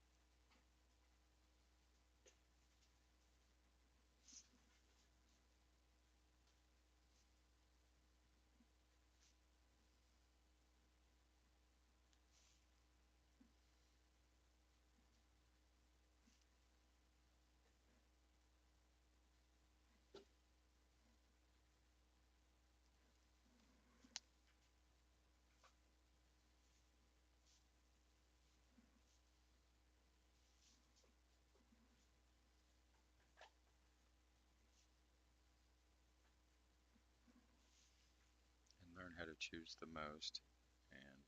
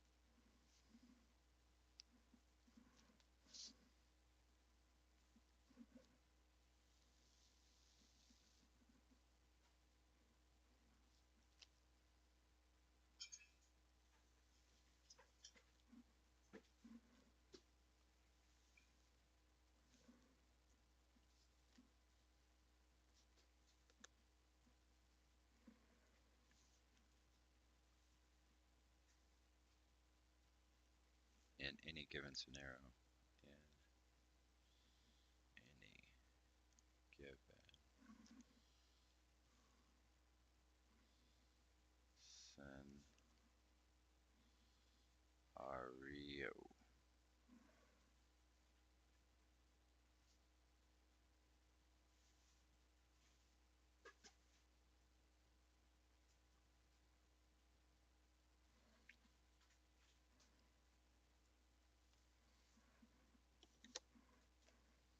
Symmetric encryption, asymmetric encryption, and hashing. We'll also go over how to describe the most common algorithms in cryptography and learn how to choose the most appropriate cryptographic method in any given scenario. But before we dive into the nitty-gritty details of cryptography, the various types that exist in their applications, let's go over some terminology and general principles that will help you understand the details later. The topic of cryptography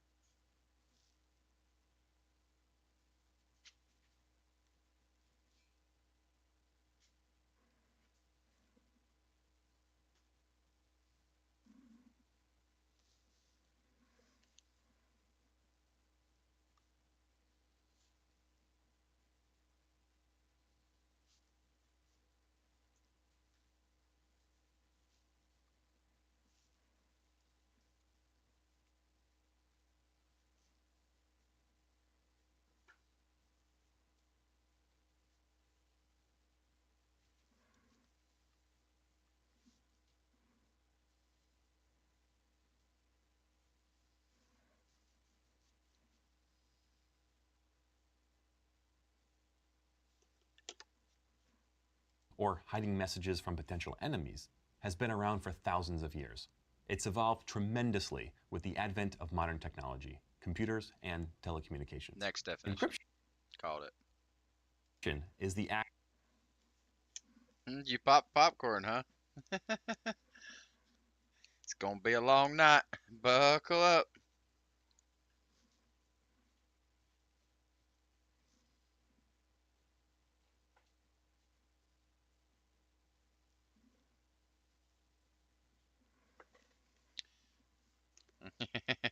I'm gonna do as much of this as I can. I don't plan on finishing it. It's a 7-minute video.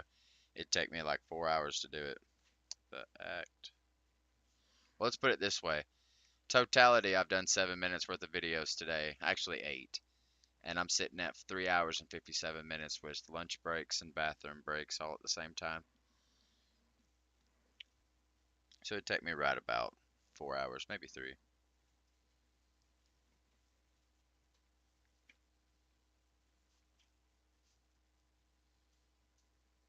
I also done 2 tests.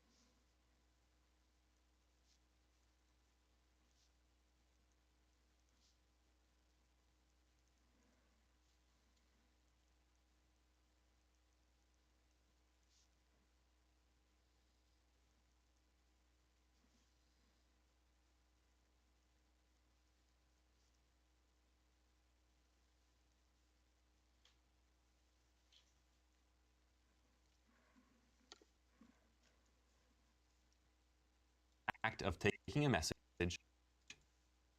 Back out. called Oh, you broke. That's why.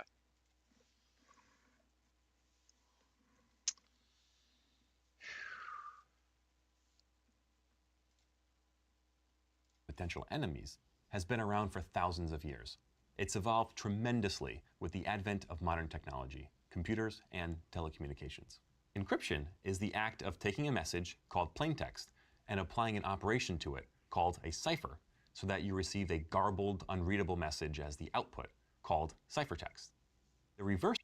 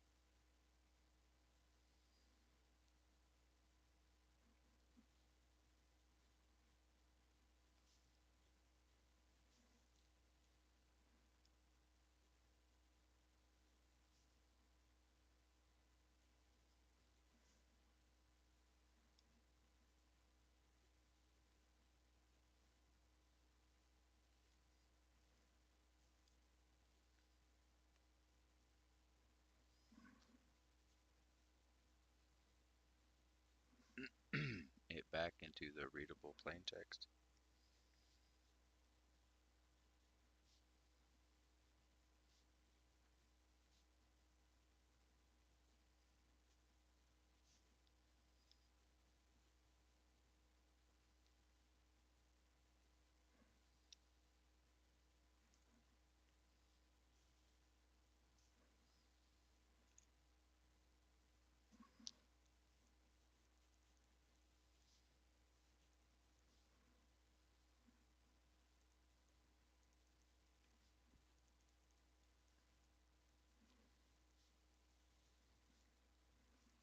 I wonder if that was a definition.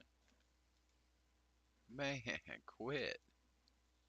first process, taking the garbled output and transforming it back into the readable plain text, is called decryption. For example, let's look at a simple cipher where we substitute E for O and O for Y. We'll take the plain text hello world and feed it into our basic cipher. What do you think the resulting ciphertext will be? Hopefully, you've got Holly World. It's pretty easy to decipher the ciphertext, since this is a very basic example. A cipher is actually made up of two components, the encryption algorithm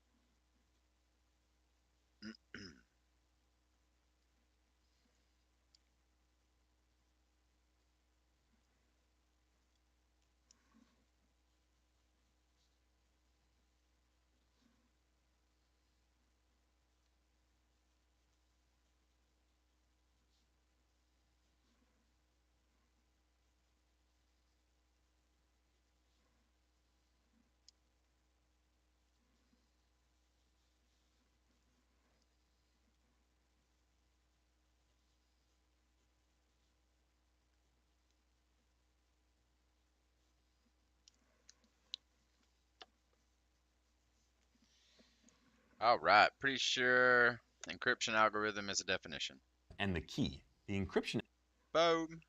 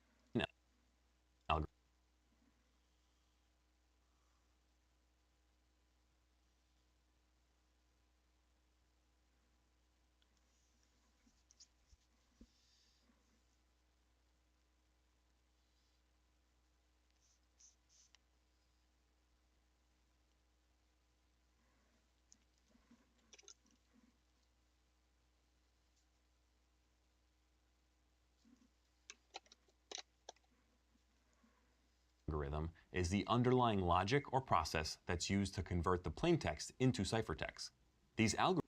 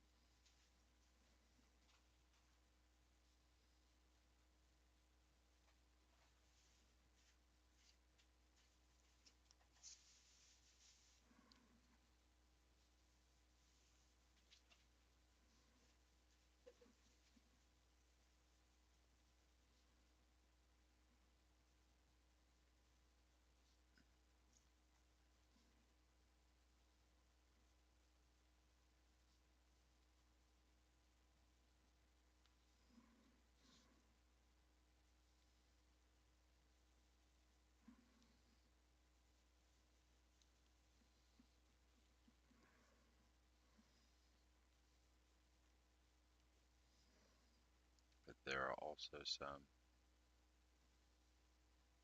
Okay, heck, see you later. Thank you for stopping by today and chatting with me. I do have a tendency to get quite lonely here. Normally, Jack's here, but he ain't here today, so it's just been you.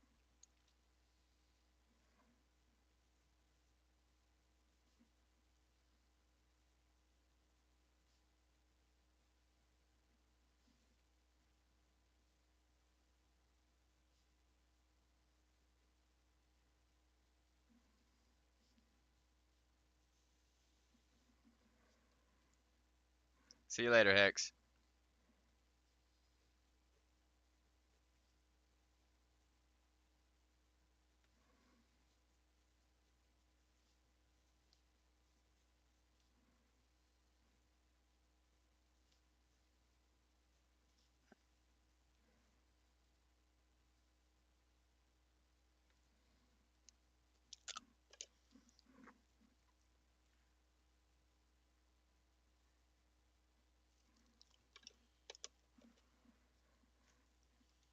are usually very complex mathematical operations, but there are also some very basic algorithms that we can take a closer look at that don't necessarily require a PhD in math to understand. The other crucial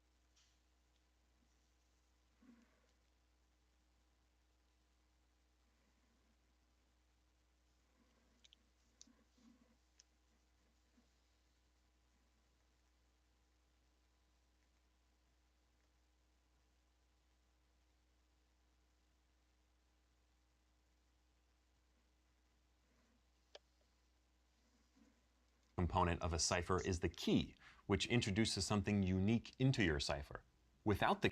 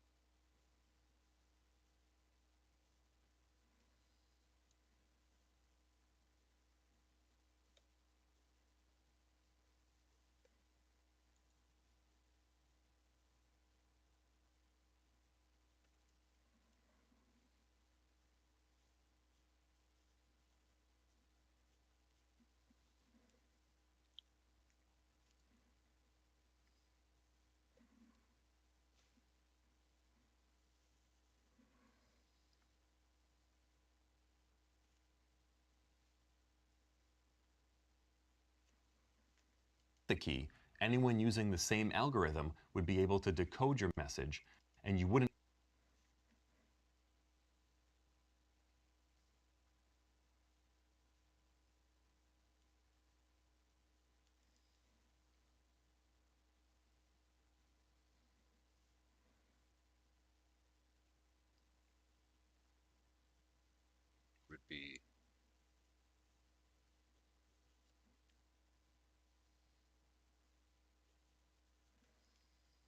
would be able to decode your message.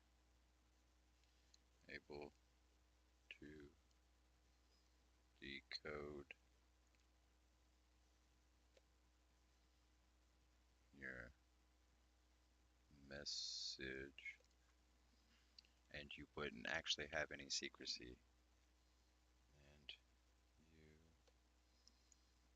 And you wouldn't actually have any secrecy.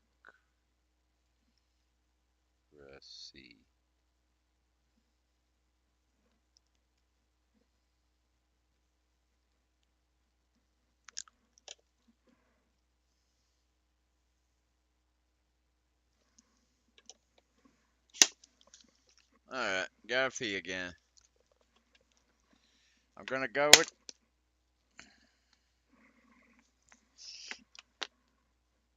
I'm gonna go today until it's time to eat, which is another 14 minutes.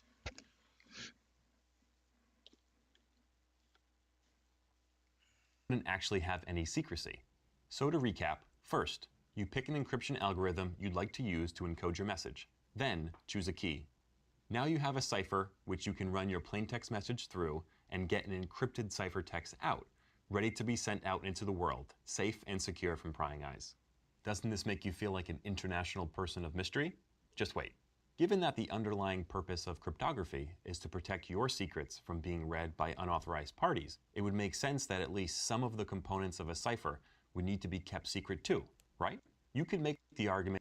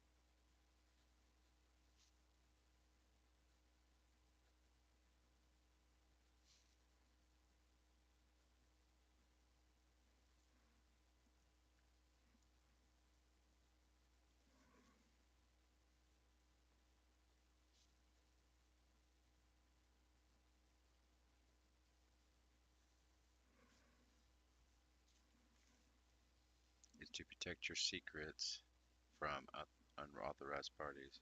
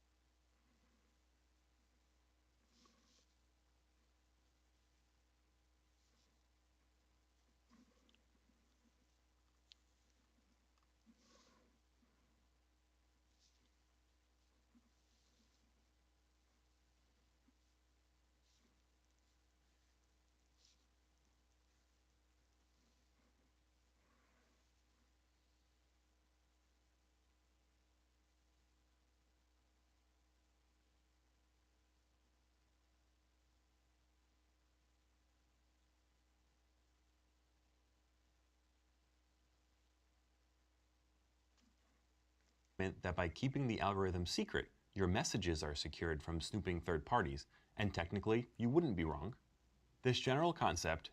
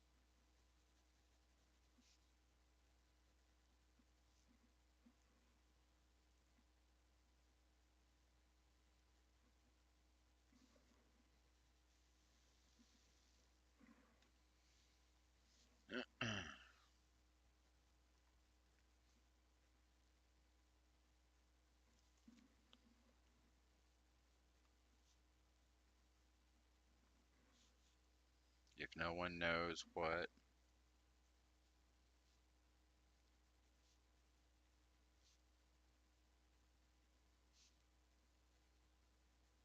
no one knows what algorithm we're using or general security we're using or general security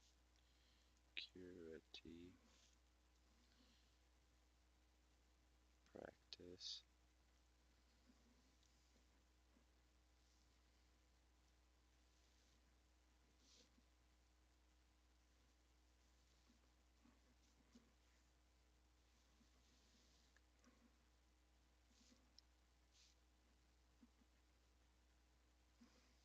then we're safe from attackers. Then we're safe from attackers.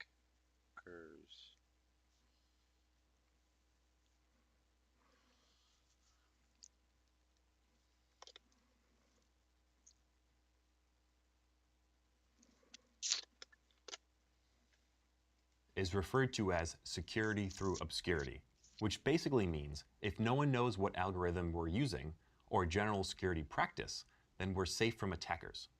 Think of hiding your house key under your doormat. As long as the burglar doesn't know that you hide a spare key under the mat, you're safe. But once that information is discovered, all security goes out the window, along with your valuables. So clearly, security through obscurity isn't something that you should rely on for securing communication or systems, or for your house for that matter. This overall concept of cryptography is referred to as Kirchhoff's principle.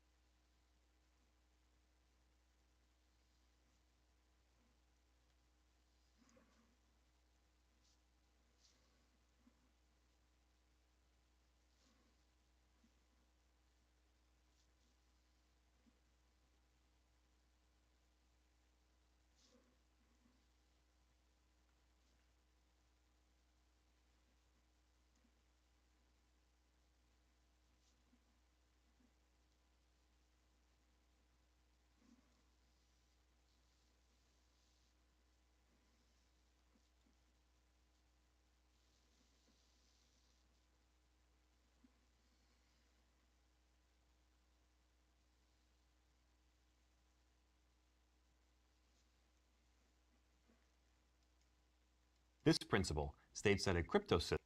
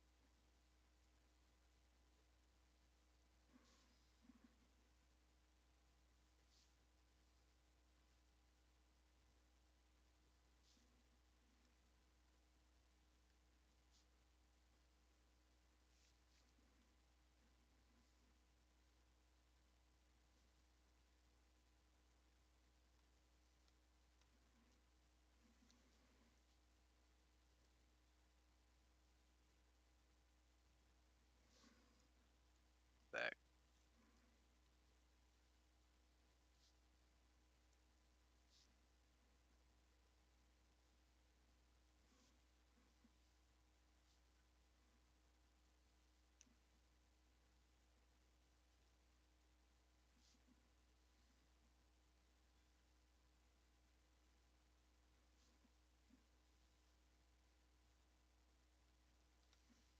Should remain secure.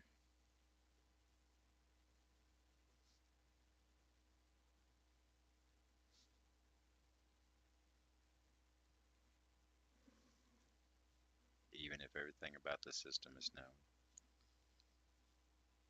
Even if everything about the system is known.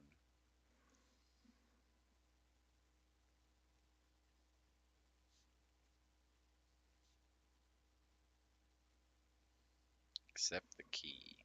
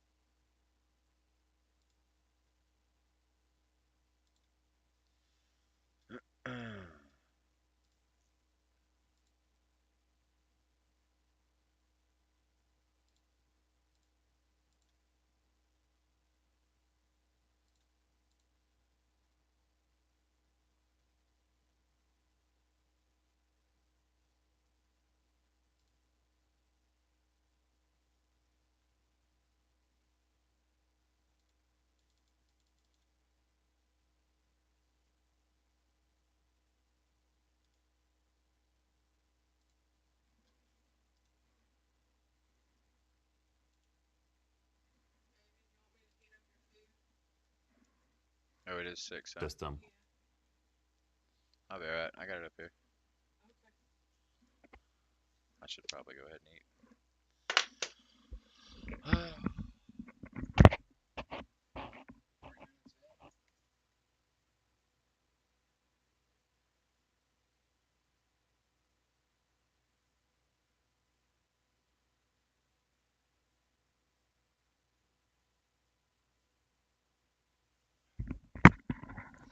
Alright, guys, give me just a minute.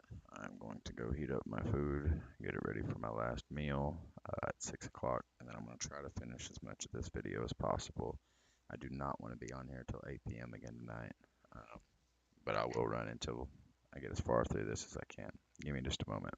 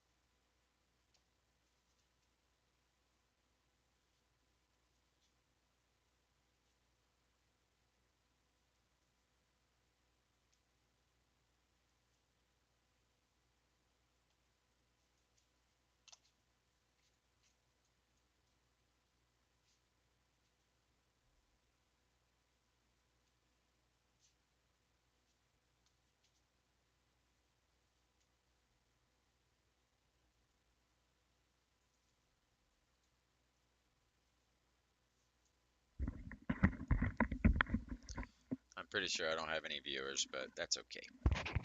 I can just talk into the mic. Somebody will eventually come see me. Somebody will come say hi.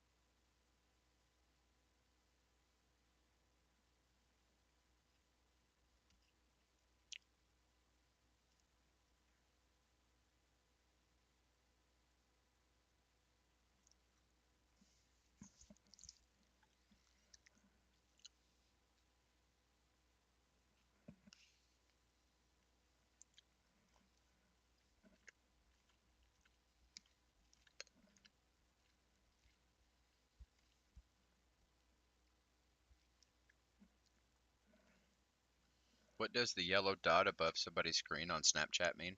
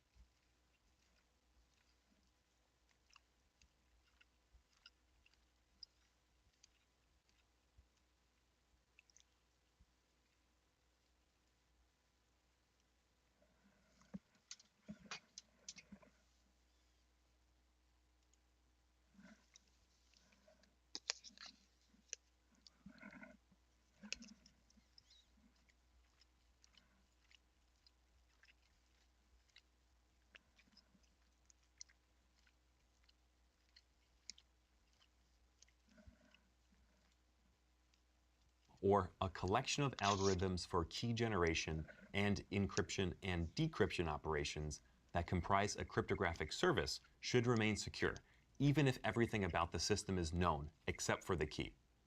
What this Oh man, I ate this whole meal without drinking.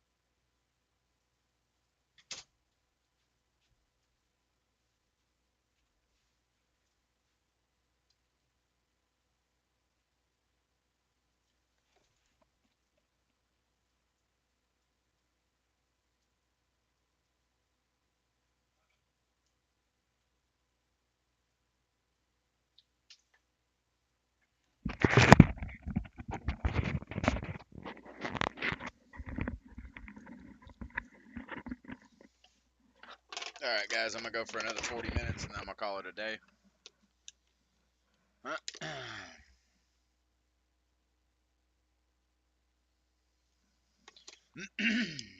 What this means is that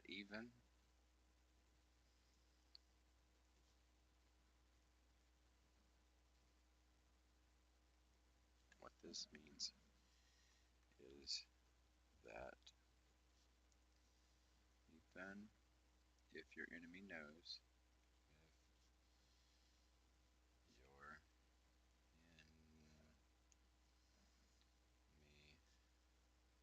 enemy knows the exact encryption algorithm, the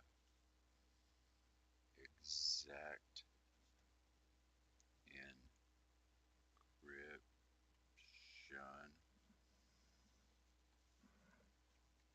algorithm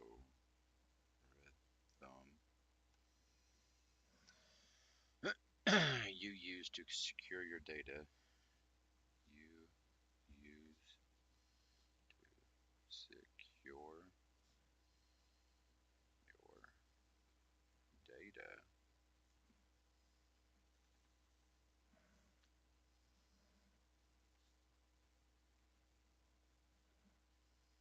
Oh,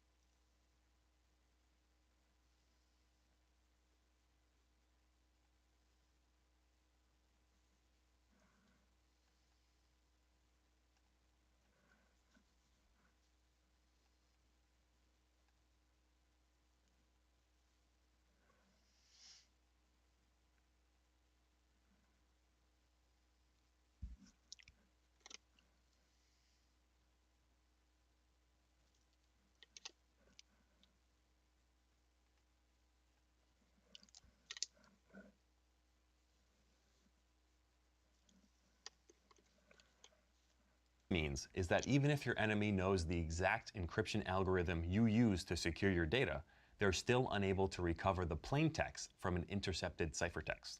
You may also hear this principle referred to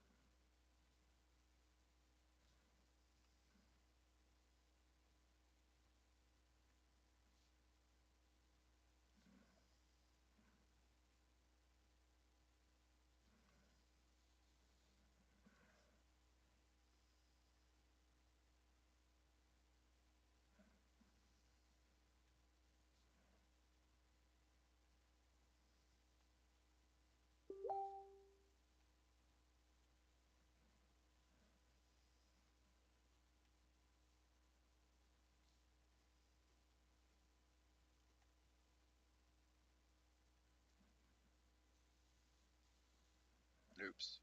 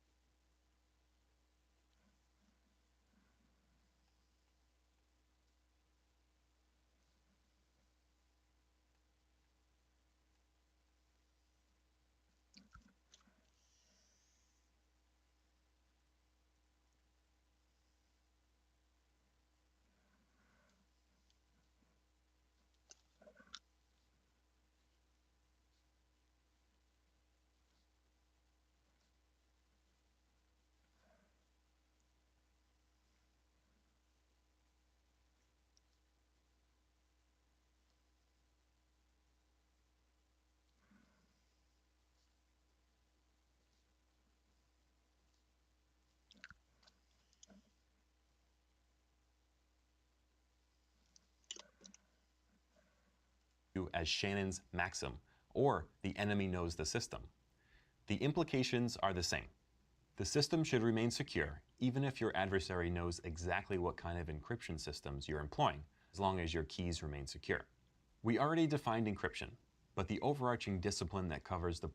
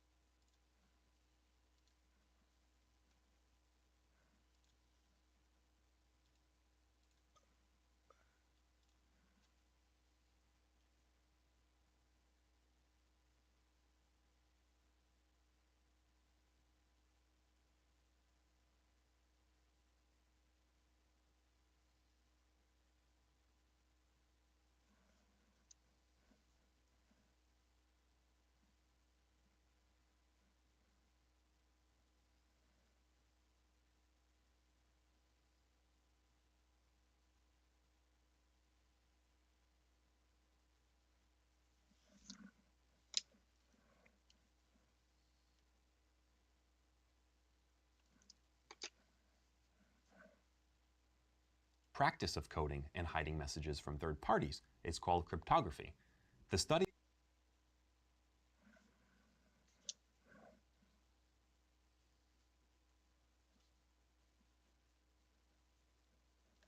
Study this practice is referred to as cryptology. Is referred to as cryptology.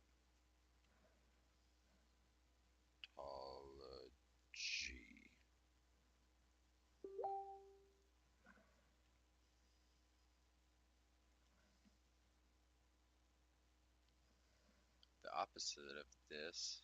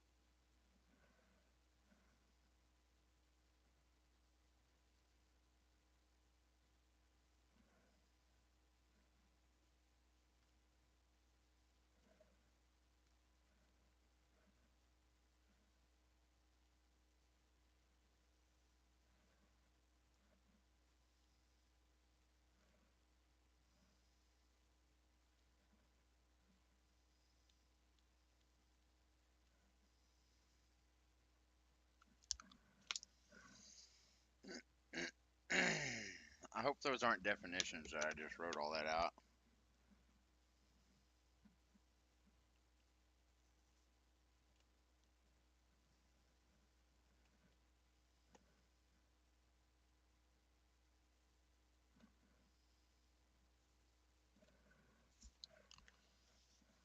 Study of this practice is referred to as cryptology.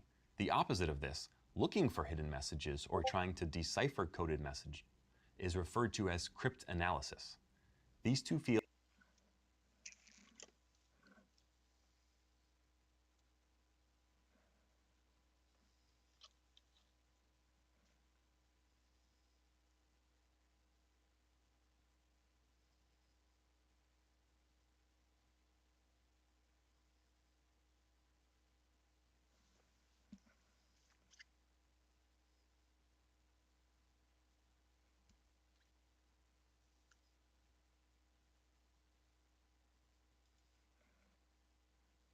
have co-evolved throughout history, with new ciphers and cryptosystems being developed as previous ones were broken or found to be vulnerable. One of the earliest recorded descriptions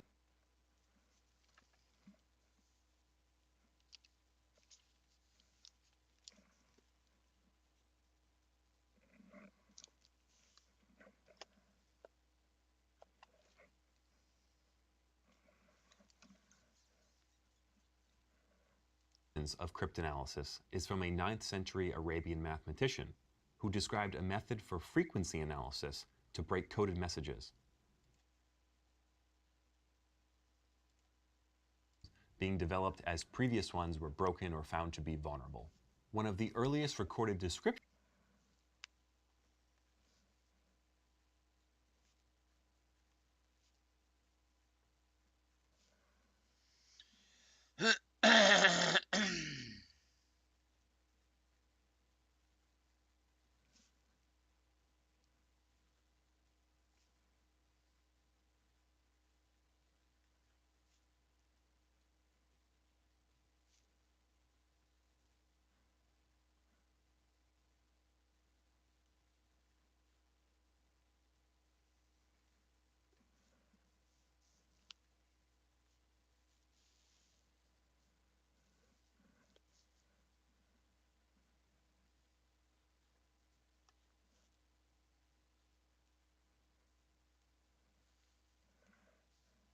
is from the 9th century.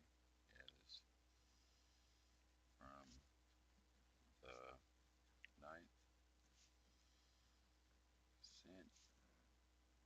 century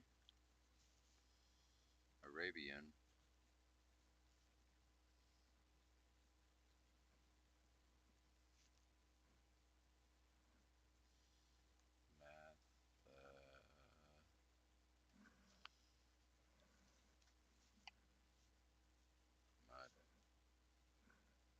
mathematician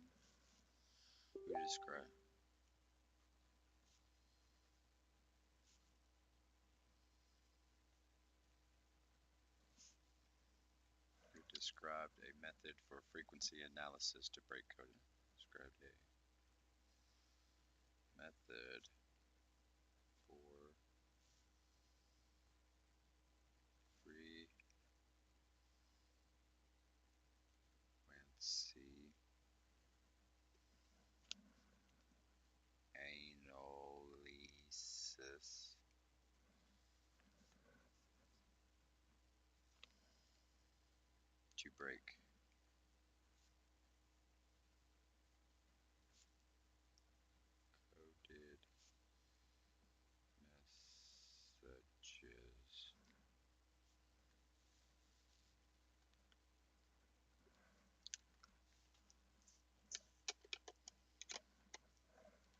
of cryptanalysis is from a 9th century Arabian mathematician who described a method for frequency analysis to break coded messages.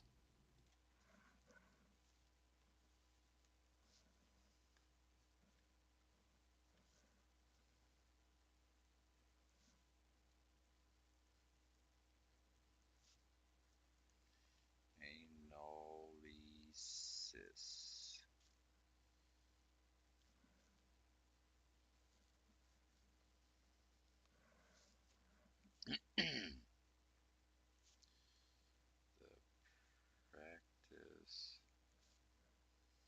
studying the frequency of studying the frequency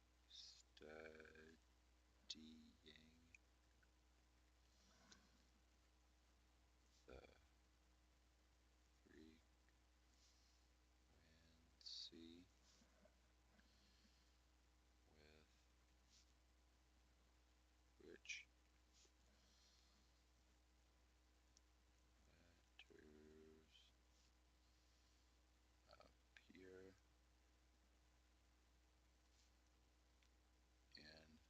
in a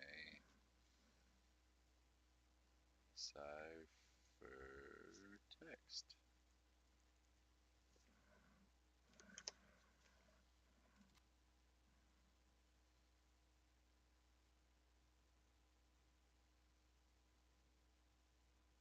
Okay. Frequency analysis is the practice of studying the frequency with which letters appear in ciphertext. The premise behind this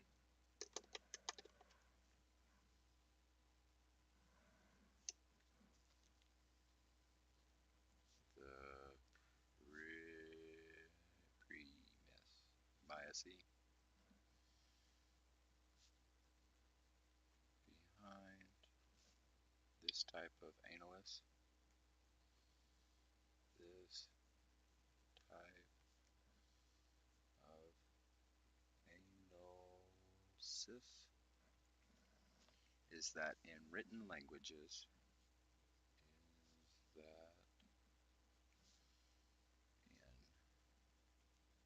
is there two T's?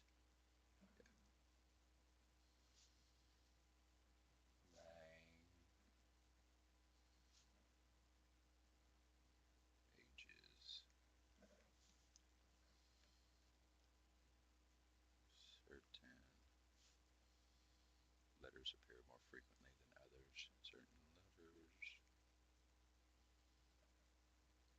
appear more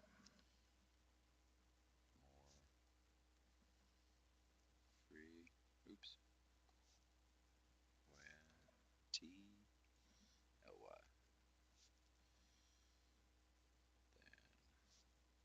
than others. And some letters are more commonly some letters commonly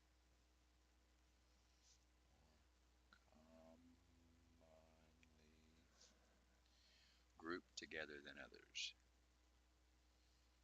Grouped together than, yeah, than others.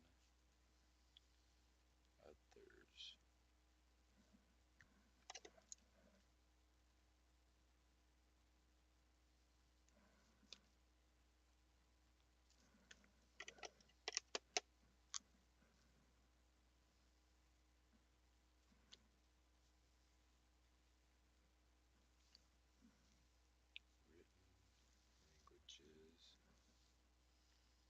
Certain letters appear frequently.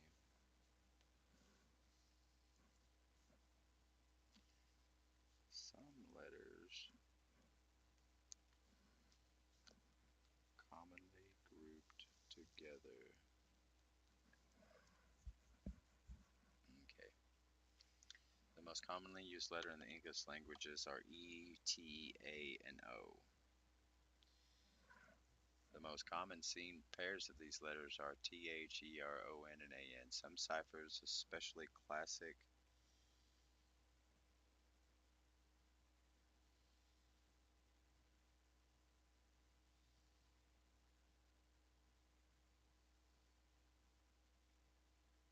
I need to write that down.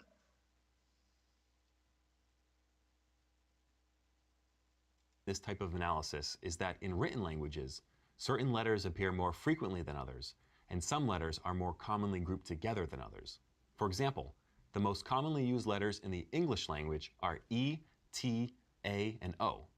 The most commonly seen pairs of these letters are TH, ER, ON, and AN.